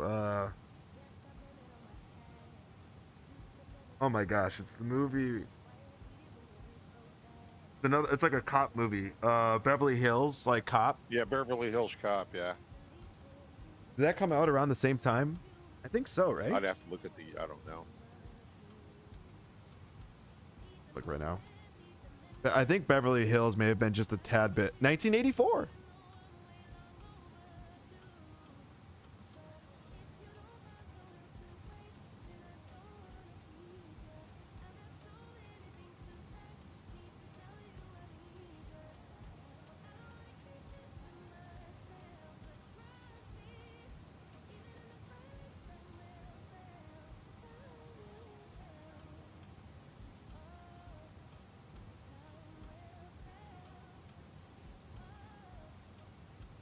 I always get nervous when I get a random shipping notification and I'm just like, oh boy, what's being shipped to me?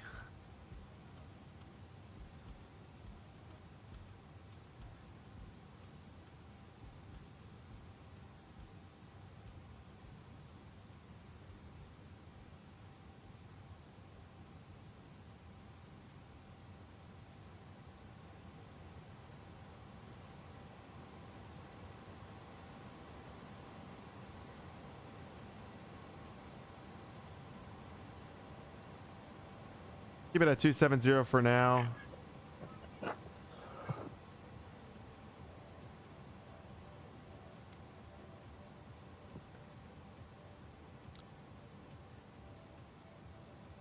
About 1,000 feet per minute.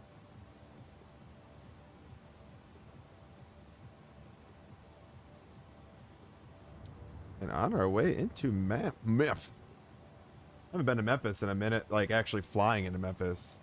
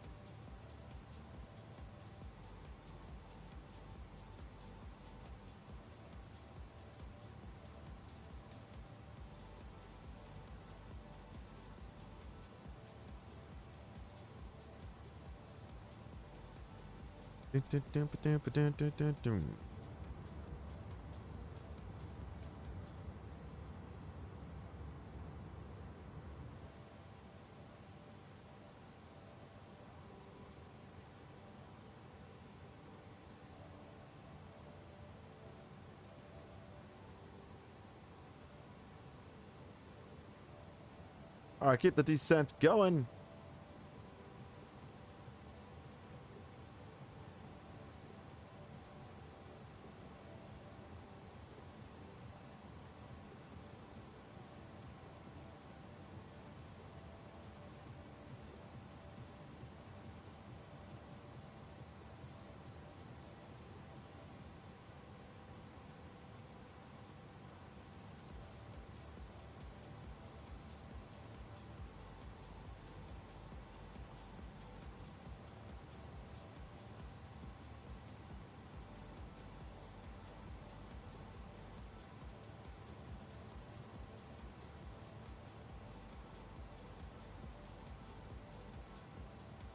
Alright, How'd it go? so we're gonna load in this on and do our next site. Nice.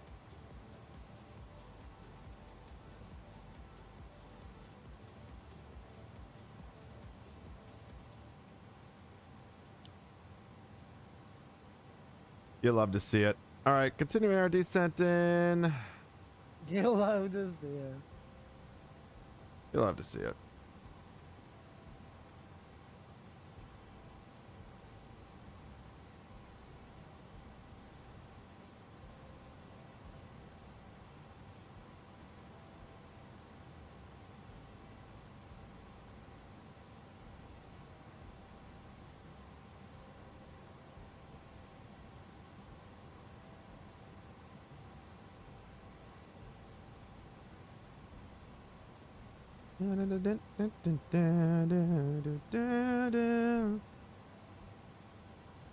Login.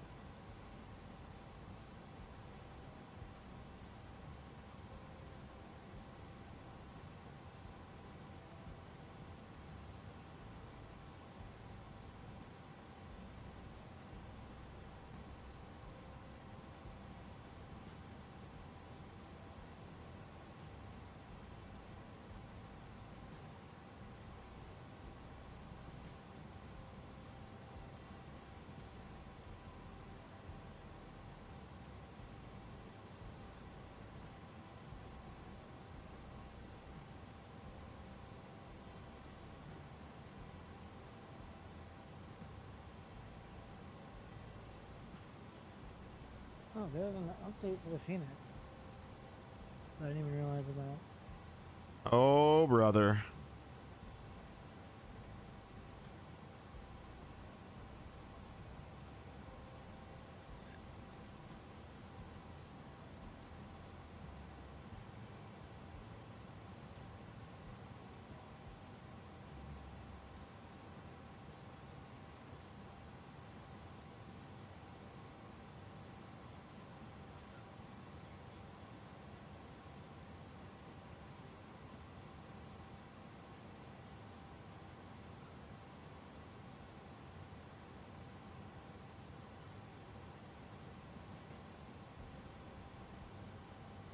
All right, so ILS, let's get this information put in.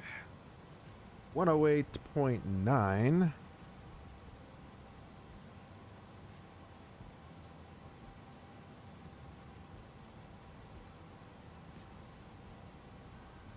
.9 and 360 with a course.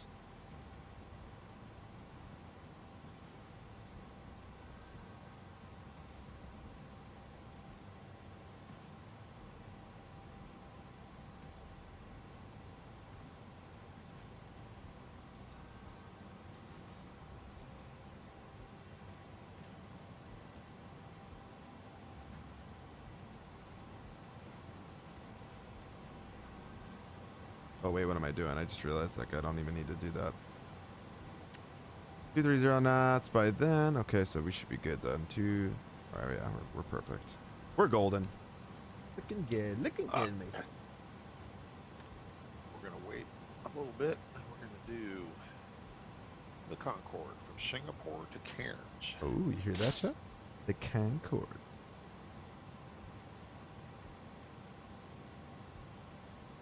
Ooh. That's right. Ooh. Now you're learning. Ah, we're learning. That is the ultimate ooh out there. Mm-hmm. Mm-hmm. Don't forget it. Don't forget it. I won't. Now, Want to learn the A300? hate that airplane. You hear that, Chad? He hates it. Come on. It's a fucking half-breed Boeing Airbus, stubby-looking, ugly piece of shit. Not nice to make fun of Robo like that. It's got wannabe Airbus controls with Boeing shit mixed up in it. It's got a yoke too, doesn't it? It does. Yeah, fuck that. I'm gonna turn the I think you- stream. I think My the Mad Dog- freaking what's I think- it called? It's not working. I think the Mad Dog is a strange airplane. Huh. What's not working?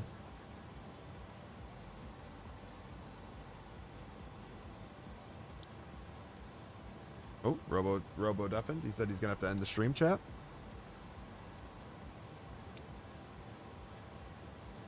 I am reinstalling the Mad Doggy. All right, 3008 is checked. We look good there. Everything else is good. Probably put that into the section there. We'll go ahead and turn on our lights. I'm just gonna throw the nose light on because I can. Seatbelt signs are back on. We are descending. Way somehow.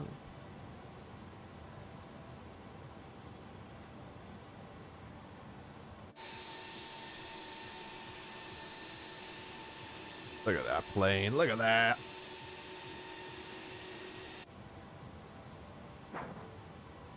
Yeah, through 10,000. We can put in our landing elevation. 341.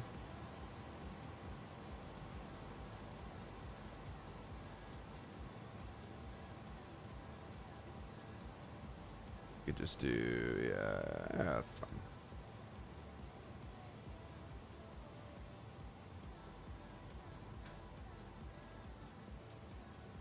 And then we'll drop the speed 230 knots. Sucks. What is? Like that.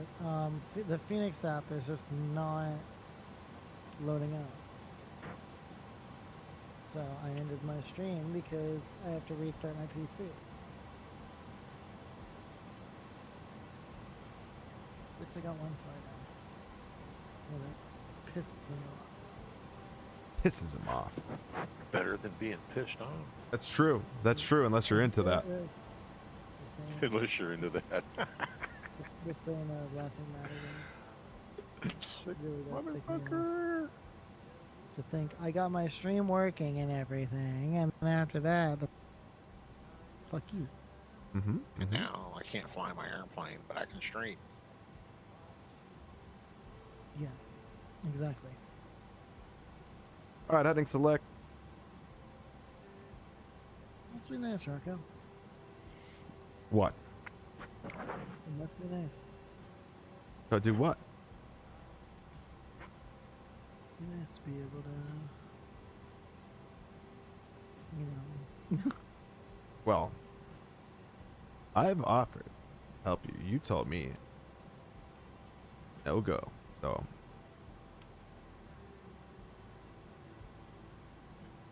What? I offered you suggestions, and you told me I've got 4 letters for you, Robo. RTFL. No, no, not this time. not this time. Not this time. 23H2. That's all I'm gonna say. Yeah, that's the thing though, is don't I have to do a complete reinstall of Windows at that point? Mm-hmm. And that's something that I don't want to do because then I have to download everything again. Then suffer. Why do you have to download everything? Don't you have add-on linker? No, I'm saying is that everything on my C drive. That, Like, there shouldn't be like everything on your C drive though. Like you shouldn't have to I'm saying download so is much. all of my overlays, all of my You can make a well, profile. you can back those up. Yeah, you can make a profile with OBS, and you can move all your overlays to another drive, and then you can make a profile for OBS, and then you just bring that over so that when you do move everything over, you're not running into that problem. Because I made that mistake. I didn't even know that that was a thing with OBS, that you can make like you can export your profile, and then you export it and you go back into, as long as you have all of those things that OBS was using on a different file or on a different drive, you could just take the saved config for OBS and then just load it in when you load into OBS again, and it'll be back to like where it was. Now, understand too that the 23H2 is going to be obviously a lot more stable for you, but at the same time, you're still going to run into, you know, GPU usage and stuff in 2024 because you have an 8 gig card, and the VRAM, the VRAM is not so much that much. It's optimized better in the beta, but you still are going to run into an issue with that. It's better in 2020. However, you're still going to run into a problem because 8 gig card is just not ideal for the sim. You gonna be numbed at the dentist? Oh boy. So what if I did a 4070 with a 12? It's a 12 gig card. You could. How much is that? 469 For a what? for a 4070. You could. I think you're still gonna. I mean, the 12 gigs is not. It's better for sure, but ideally you want What would 16. you highly recommend? 16 at least. 16 gigs, so either a 4070 Ti Super or jump up. What? 5080s or 60. How old is the computer? Like what PCIe version are you on? 3, 4? I mean, this is a actually this is a newer mother. I got it this year actually. Okay. So it's then get the DDR5, 5080. Then get the 5080. Because a 4070 Ti Super with 16 gigs is going to cost you just as much, probably more than a 5080. Or actually, they've got the Yeah. By the time you have to like pay Ti. for everything, by the time you have to do all the other little things, it may sound like it's more of a purchase up front with just one card, but by the time you buy everything else to get everything, it's just a pain in, like you're better off doing it that way. This is See, the 4070 Ti Supers are like bucking anywhere from 1,200 to 1,400 bucks now. Well, yeah. I found this 5060 Ti 16 stock. gig, and it's in stock. Don't But get the I've never- 5060 Ti, get the 5080, get the 5080. Well, that's $1,000 that I don't have right now, and I wouldn't even have that next check. That's So what are you looking at, a 5060 Well, why don't? TI. Well, why wouldn't you do this then, Rebel? Why wouldn't you try to sell, like on OfferUp or something, sell your current graphics card? Oh, the 5060 Ti is 16 gigabytes, 429. Fuck yeah. This one's 449. And what card do you have now? 3050. A 3050. Yeah, that 5060 is leaps and bounds above that. Mm-hmm. Well, and you get access to DLSS 4 and multi-frame gen with the 50 series card. Yeah, exactly. Exactly. So you get, now it's like basically running lossless, but all driver sided, so you don't have to worry about like shit like that.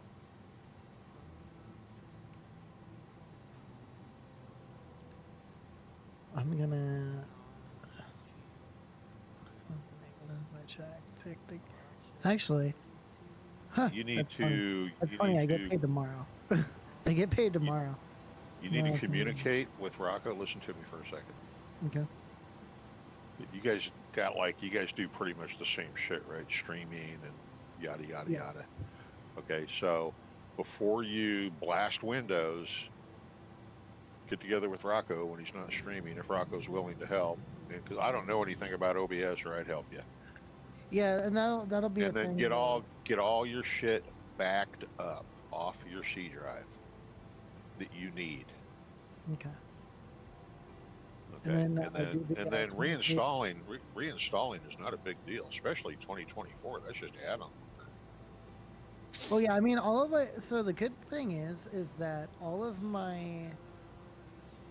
All right, so what we're gonna do, guys, we're gonna go ahead and end the music there, and we're gonna get the sounds up because we are about to land in Memphis.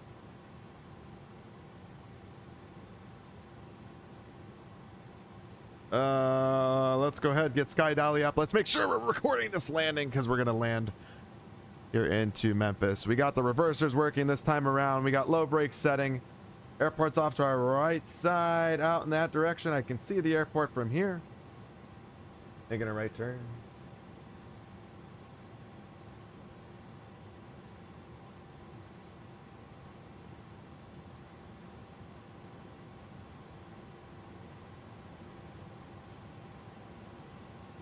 $190 knots, looking good.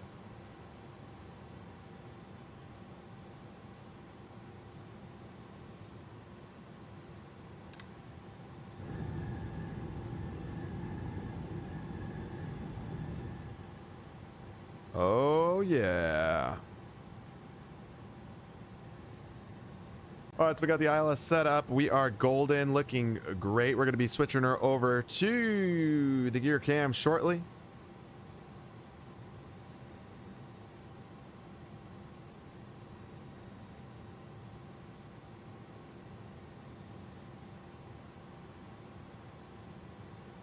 All right, land is set. We are in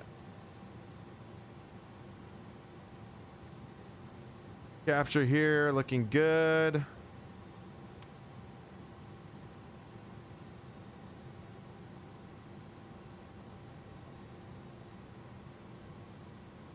All right. Confirming everything. We were in low brake. I just touched down. Let's go, Johnny. Let's go. Lights are extended. Seatbelt sensor on. Everything else looks good. We're at 5,000. It should capture here once we reach the glide slope. And we're going about 190 knots right now. Lights are all set. Everything looks good. We're in flaps config right now. 15.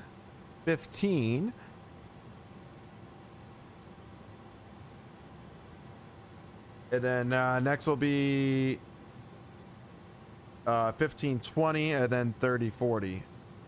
So looking good, and looks like we're capturing, which is great. This might be the first flight that we finally get everything locked in, and let's go. We got the replay going right now, so we'll be definitely recording this landing and then get a good replay here.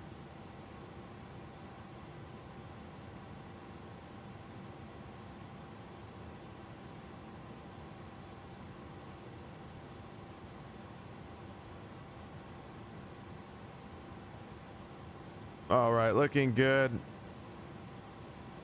Slowing her down here about 175.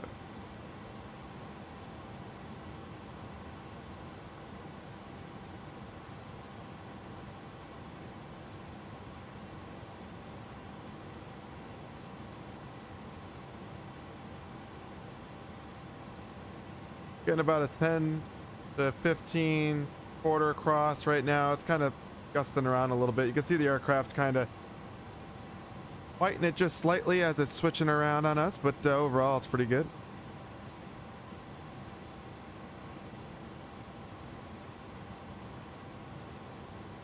Just going to keep an eye on that wind here as we continue to make our descent in.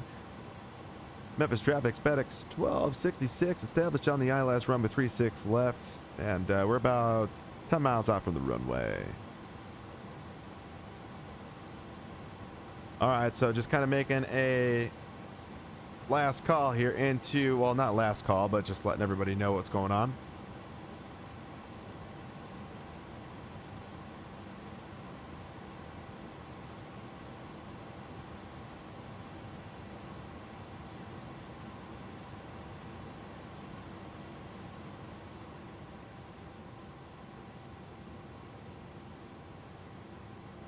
See, like, realistic to me, I just feel like, you know, we're getting a pretty steady wind, right? And granted, the aircraft will move slightly here and there, but I feel like the wind, and then I guess the wind is changing. We just went from 8 to 15, 8 to 10. I guess it is bouncing around a little bit, but I don't know.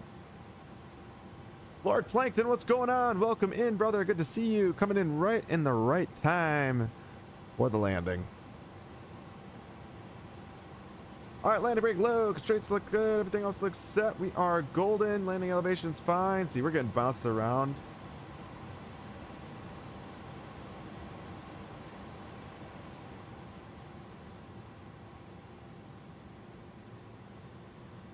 I don't know, I feel like realistic is so unrealistic at times, but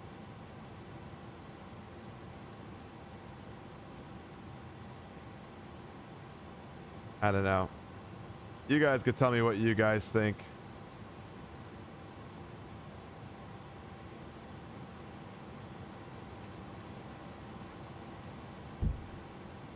All right, gears coming out. IniBuilds 300 is nice, but the hand flying is, yeah. I like the hand flying. I think the hand flying in this plane is nice, personally. I mean, this is just autopilot going right now.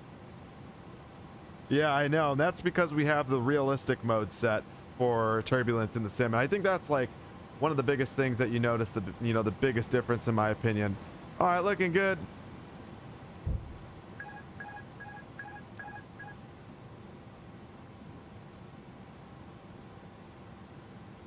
All right, we're going to take control here. Auto throttle off. Our throttles.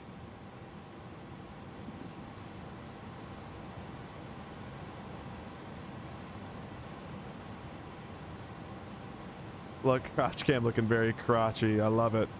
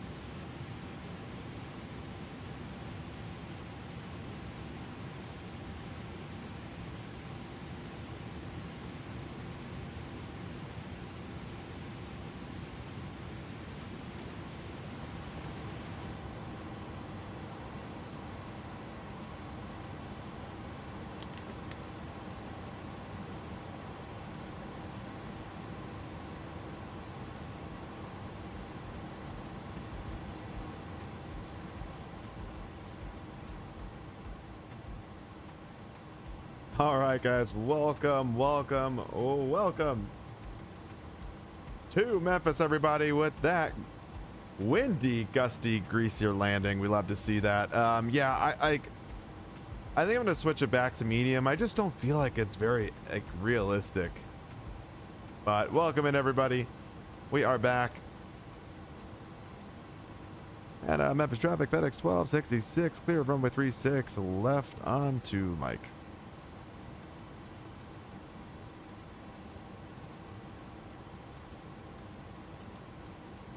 We'll go ahead and take Mike, meet up with November here. All right, up above, we got to go ahead and clean up some of the lights here. We'll get that APU going shortly. We can leave those on. Runway turnoffs are off. Strobes into the off position at this time. Over to taxi, looks good. APU starting up. And we'll go ahead and turn off our probes as well. And welcome in, everybody. Welcome in. Get a new one. Hi, how are you? Hi, how are you? I told Robo Mm-hmm.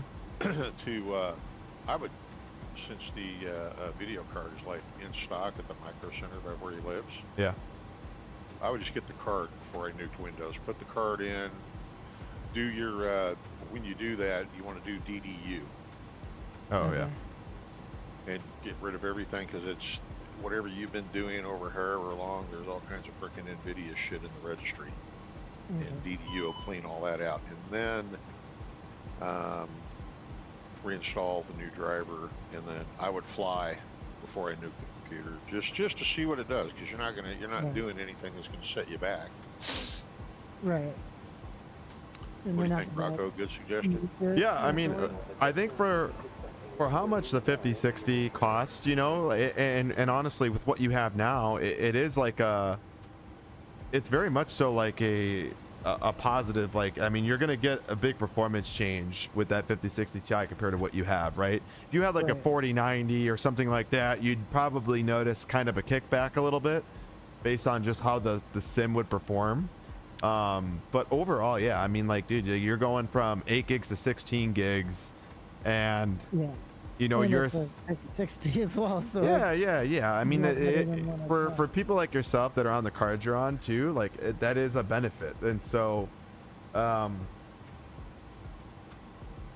right, I'm just looking at. So my question is, and this is probably for both of you. As far as power supply connection, as far like, cause I heard like I think the 50 series cards have a different power connector. Or am I wrong on that? They may. I don't know about the 5060. It's gonna come with its own. The video card will come with the connectors. Okay. You may need to rewire the GPU connector. Is all. Right. Which so it's easily accessible from. Yeah, that's the only thing with the 56. Like any of those cards, you may need to. Because I'll be honest with you guys, like when that 5080 Ti comes out with 24 gig, I'm probably gonna snag that. I'm gonna sell the 4090 and snag that, if I don't buy a 5090 before then. Oh, let me check. But let's be real, we're probably gonna get a 59. I'm just kidding. Yeah, we all know you're going to. If I could sell my 4090 for like $1,500, yes, I would buy a 5090, 100%.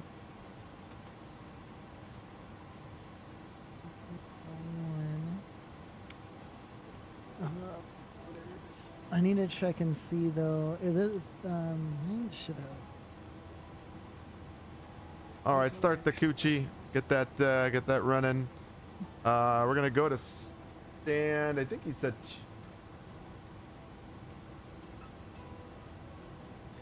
That 255, but I think we might have a plane over there. Toss in used Rocco underwear with the 4090, and you can get extra money. There you go. I wish I had enough money to just get a 5090 now, but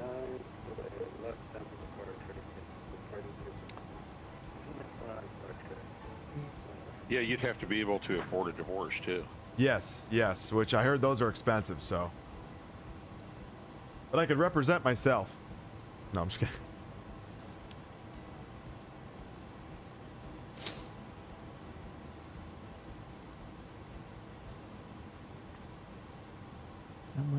issue. Could I still run it under the 4.0 slots? Yes.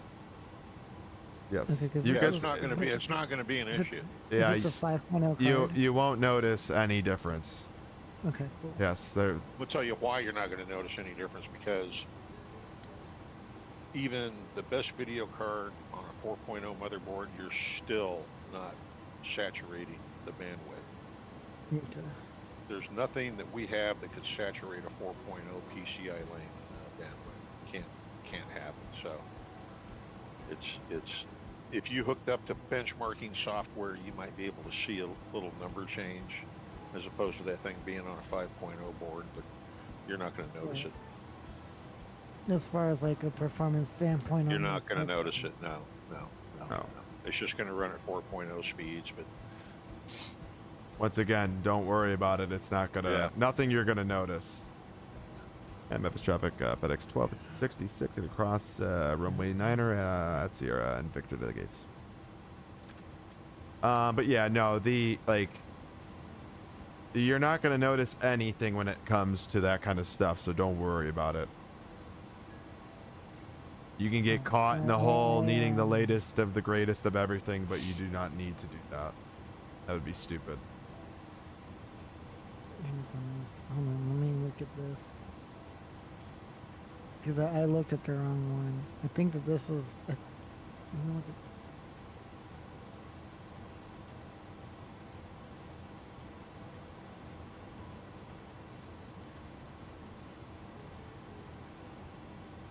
Oh, I do have. Oh, wait. I do have a 5.0 slot.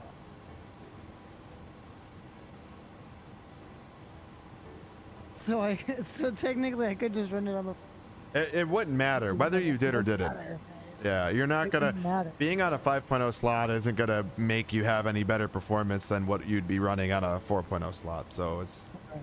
What's most important is if you have a 4.0 slot, you can still operate F50 series card on that 4.0 slot. Right.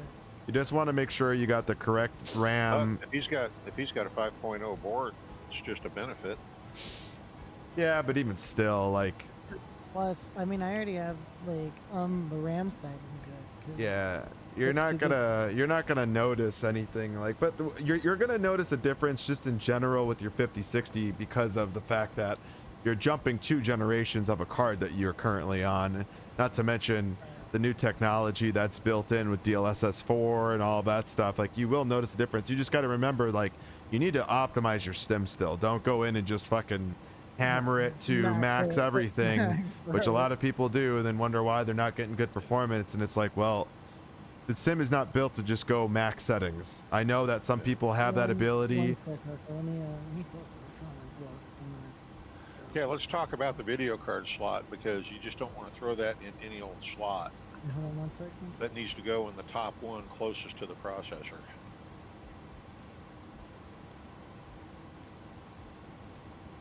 That's probably the 5.0 slot anyway. Yeah.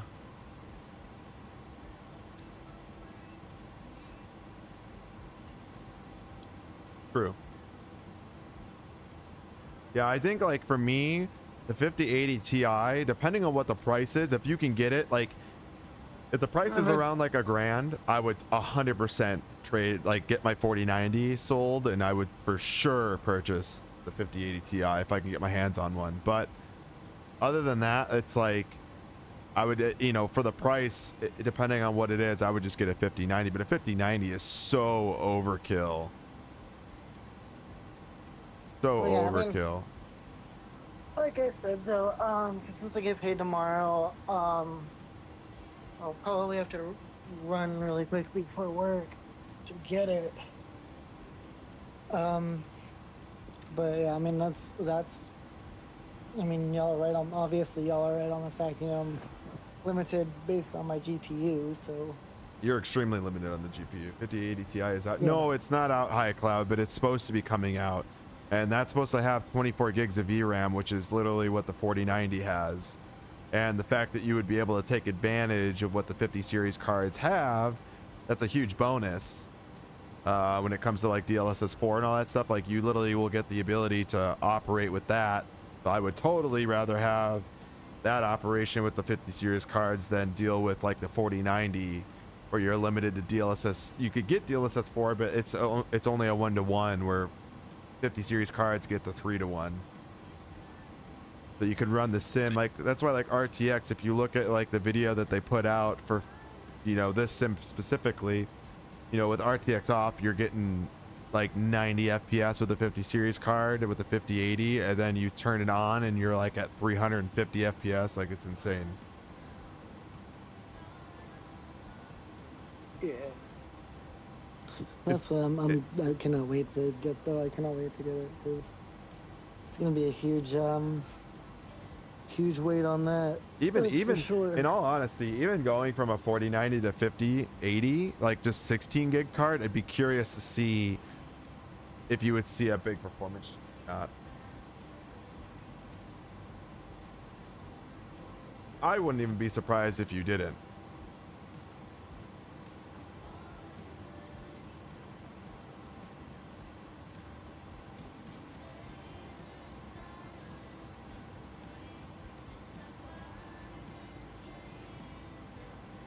All right, so we're gonna go 56 here. Nose wheel light is off. Everything else is good. We got the probes off, so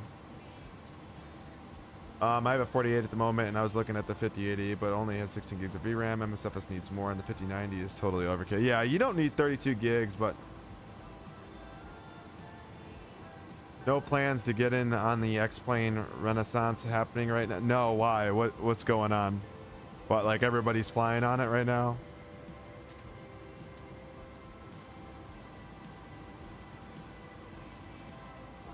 Yeah, I know. I've noticed that. It's because there's really not much new.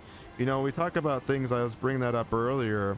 It's like there hasn't been a lot of new stuff in Microsoft lately, and I think the sim's in a weird place right now because Sim Update 3, depending on your system, some people are having a lot of problems with Sim Update 3, and then Sim Update 4, you're very limited to the planes that you can use. So a lot of people don't really want to use the beta.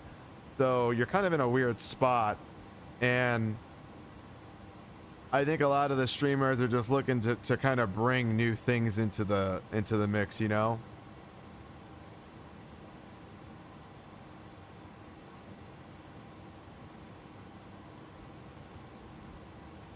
Parking brake set, and we'll go ahead and kill 2 and 1. Up above, beacon light is off at this time. I think that the best part about it being October, like, is the fact that I get 3 checks this month, which is nice.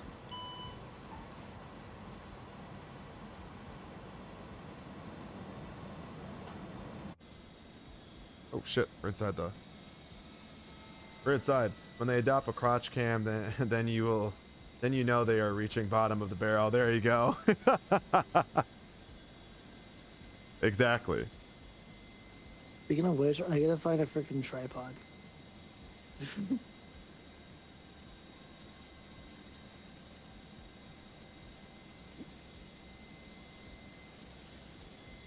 All right, so they're gonna go ahead and start the deboarding process here.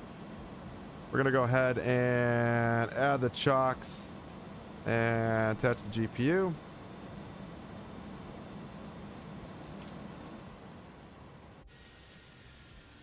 And kill that APU there. But yeah, I think right now, you know, the sim is in a really weird state right now because there's just like not a lot of new stuff in the Microsoft world. So I think we're kind of running into that weird, you know, situation where there's just not a lot of stuff to cover from a streaming standpoint. So I think right now you're getting a lot of, you know, X-Plane's got a lot of new stuff going on with their whole new beta and everything kind of getting implemented in with, you know, the all new weather system, stuff like that. So I think, you know, there's a lot of stuff to cover from a streaming standpoint if you're into X-Plane. I'm just over X-Plane at this point. I spent so much money in X-Plane back in the day. I'm just over it, honestly. I'm over. I don't want 2 simulators on my PC, really. I don't want to have to go through, and even though I have X-Plane 12 right now, I just don't want to have to go through and set everything up and just do all the crap. Like, I'm just over it. So, you know, I like I said, for now, I'm just going to enjoy MSFS. I mean, there's definitely a a plethora of planes to fly. I think a lot of the bigger streamers just get kind of caught in flying the same planes over and over and over again. And I mean, you can only fly those planes so many times before you just get bored, right? And that's why, like, they go to you when you see them go to X-Plane, they're flying, you know, specialty planes that we don't even have in this sim. So you see a lot of aircraft that, you know, none of us have in 2020 or 2024. So it makes sense why they're on X-Plane for that. Or you could have some imagination and just do something like challenging approaches, or You could, but once again, it's like a lot of the streamers don't do that kind of stuff. I'm not talking about those guys. I'm talking about you being different. Oh, me being different. Yeah. Oh. Why do I got to be different? Because it's better to be different. It's the mainstream. It's also too janky looking, even with some improvement. Yeah, I mean, it's good. Like the new X-Plane 12 like beta, it's getting better. I like the weather. In my personal opinion, I like the weather better than I do in 2024 right now. With the way the clouds, like, there's certain times where the clouds look weird in X-Plane, but then in 2024, there's also times where the clouds look weird. But I don't know. I think like when it comes to storms and stuff, their clouds just look really good. Sim Update 3 is fucked. Sim Update 4 is fucked. Why is Sim Update 4 fucked? Besides, and let's do this. Besides the fact that you don't have your PMDGs or iFlies. Yeah, but that's an issue with. Right. That's an issue with beta, not. Yeah. Right. Not just the flat out Sim Update 4. I mean, I'm gonna say this is like running in Update 4. I do notice it's a lot more fluid, but you know, whenever it comes to like menu standpoints, you know, even overall sim, even with my GPU. Now I know it's gonna obviously increase whenever I get this new GPU, but 2020, my dude. Sim Update 4 is limited to a number of planes. I mean, it runs every plane. The only two planes it doesn't run is the iFly and the PMDG 777s. Everything else runs. You're talking about the update, right? Sim Update 4. Yeah, the beta. Well, there's only beta, yeah. Yeah, the only two planes that aren't running right now are those two planes. I guess you could throw the CRJ in, unless I don't. There's probably a way to get the rudders to work. I don't know why my rudders just aren't working in that plane. But every other plane I have zero issues with. No issues whatsoever. Every other plane works just fine. So the only two planes you're limited on is just the iFly and the 777s. Now, if those are the only two planes you fly, then yeah, that sucks. But every other plane works just fine. Or don't fly the Sim Update beta and fly everything. Well, the iFly doesn't work because it's a WASM situation. The NGs never worked because they're not built for 2024, so you shouldn't be flying them in 24. The A350, you have an issue with your 350 then, because I have zero issues with that 350 in Sim Update Beta 4. That plane runs like an absolute butter machine in 2024. Sim Update Beta 4. The CRJ, yeah, I don't know what's going on. The only issue I have in that plane is the rudders don't work. Otherwise, that plane works just fine. But I have no idea what's going on with the rudders. And I don't have the C750, so. But every Airbus that I have in the sim works beautifully. Even the A300 here. It's another plane that I mean, yeah, Embraers work fine.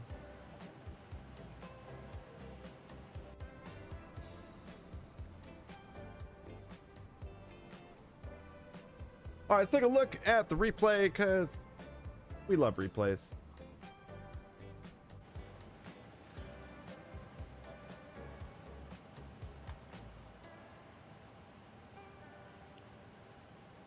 GSX question mark? Yeah, GSX works fine, doesn't change. The only thing that I don't like about Sim Beta 4 right now is the jetways. The jetways are broken. And they know about the jetways, so that should be being fixed, but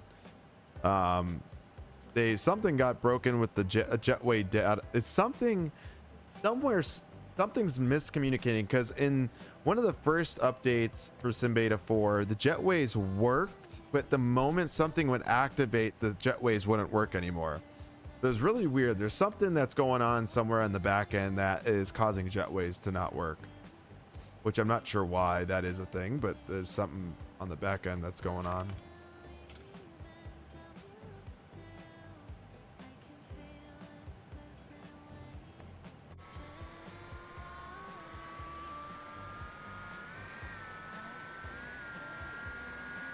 Well, GSX doesn't need to be updated for some Beta 4. It works just fine. Yeah, the jetway's got nothing to do with GSX.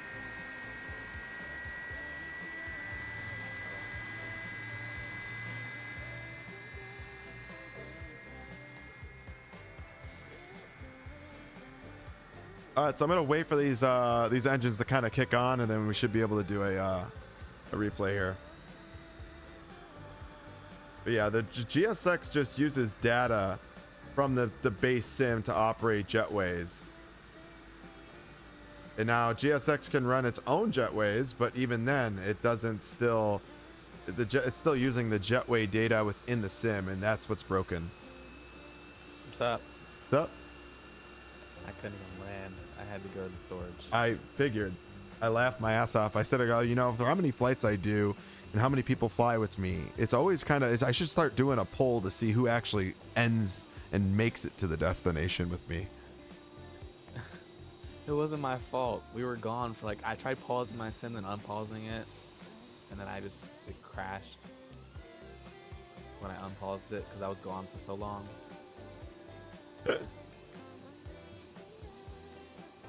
Ain't not my fault, man. I mean, it's kind of your fault. No. I mean, Mason, do you hear this? Is somebody talking? But what I don't understand, High Cloud. What do you want them to change though if they did an update? Like, what are you trying to have them fix? Like, I understand that you're saying that they fix things, but what are you trying to say that they need to fix right now?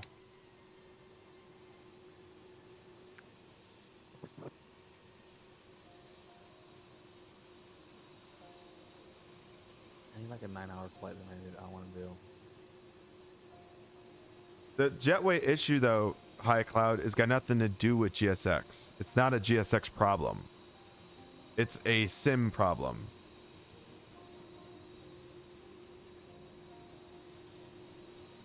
So the issue with the jetways has got nothing to do with GSX. Like, GSX just uses data. The way it operates the jetways are through the sim itself. So the sim has a problem with the jetway. So if you don't own GSX and you're not running GSX, the jetways still don't work because it's built into the sim. So it's got nothing to do with GSX. So even if GSX did an update, it's not going to change the fact that the jetways are still not going to work because of that. Hence probably why FS Dream Team or Umberto hasn't done anything to GSX, because it's not going to change anything on the jetway matter.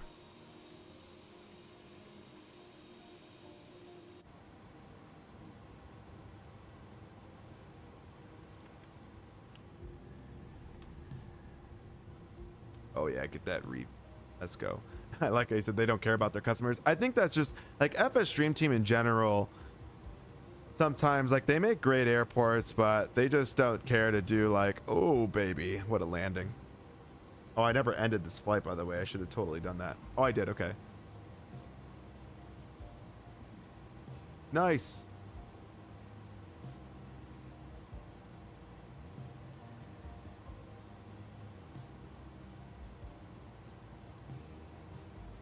What a landing.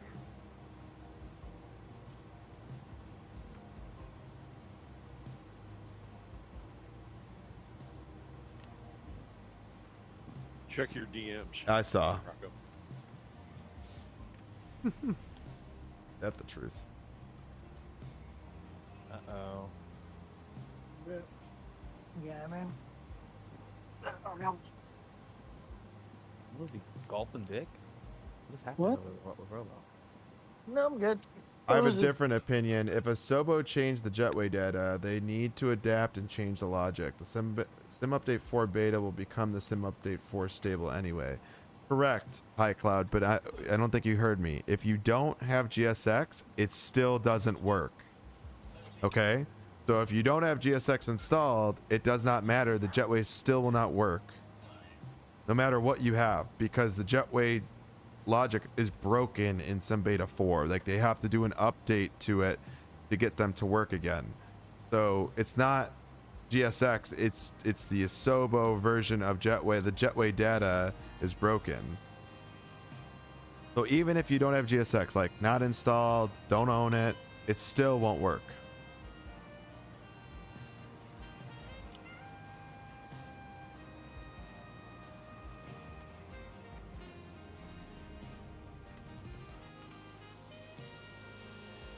Yeah, it's not like, that's what I'm saying. It's not a GSX problem. It's just an issue with Asobo and them not fixing it, and they're aware of it, and they said that they're going to fix it hopefully in the next update. I thought they were going to update it honestly in this last one, but and this is where you're really going to see how unstable this is. All right. So that being said, we will be live tomorrow with another stream. We'll be doing another stream tomorrow. I haven't decided what we're going to do yet, because I found out that I had today off, I found out today that I'm going to be able to be home by myself and tomorrow by myself. So I'll have some time to do some streams. Obviously, I got to do a stream with you guys today. We'll do a stream tomorrow. Like I said, I haven't decided yet what we're going to do yet on the streaming side of things. What we're going to fly or where we're going to fly. Keep an eye out on the YouTube side. You'll probably see a thumbnail and a stream posted at a later point, either today or early tomorrow morning. But that being said, I hope you guys enjoyed the stream. It was a lot of fun. Obviously, the A300, guys, if you haven't picked this up, it is $50 US, just shy of $50 US on the IniBuilds store. Definitely worth the purchase, guys. It is a badass plane. It is so good. We've gone through a lot of points today that have really, I think, ironed out how good this plane is. So definitely recommend it. Thanks again so much for watching. I hope to see you guys on tomorrow's stream. Take care. Have a great rest of your Tuesday, and we'll see you on Hump Wednesday. Take care. See you guys. Have a good one. Bye-bye for now.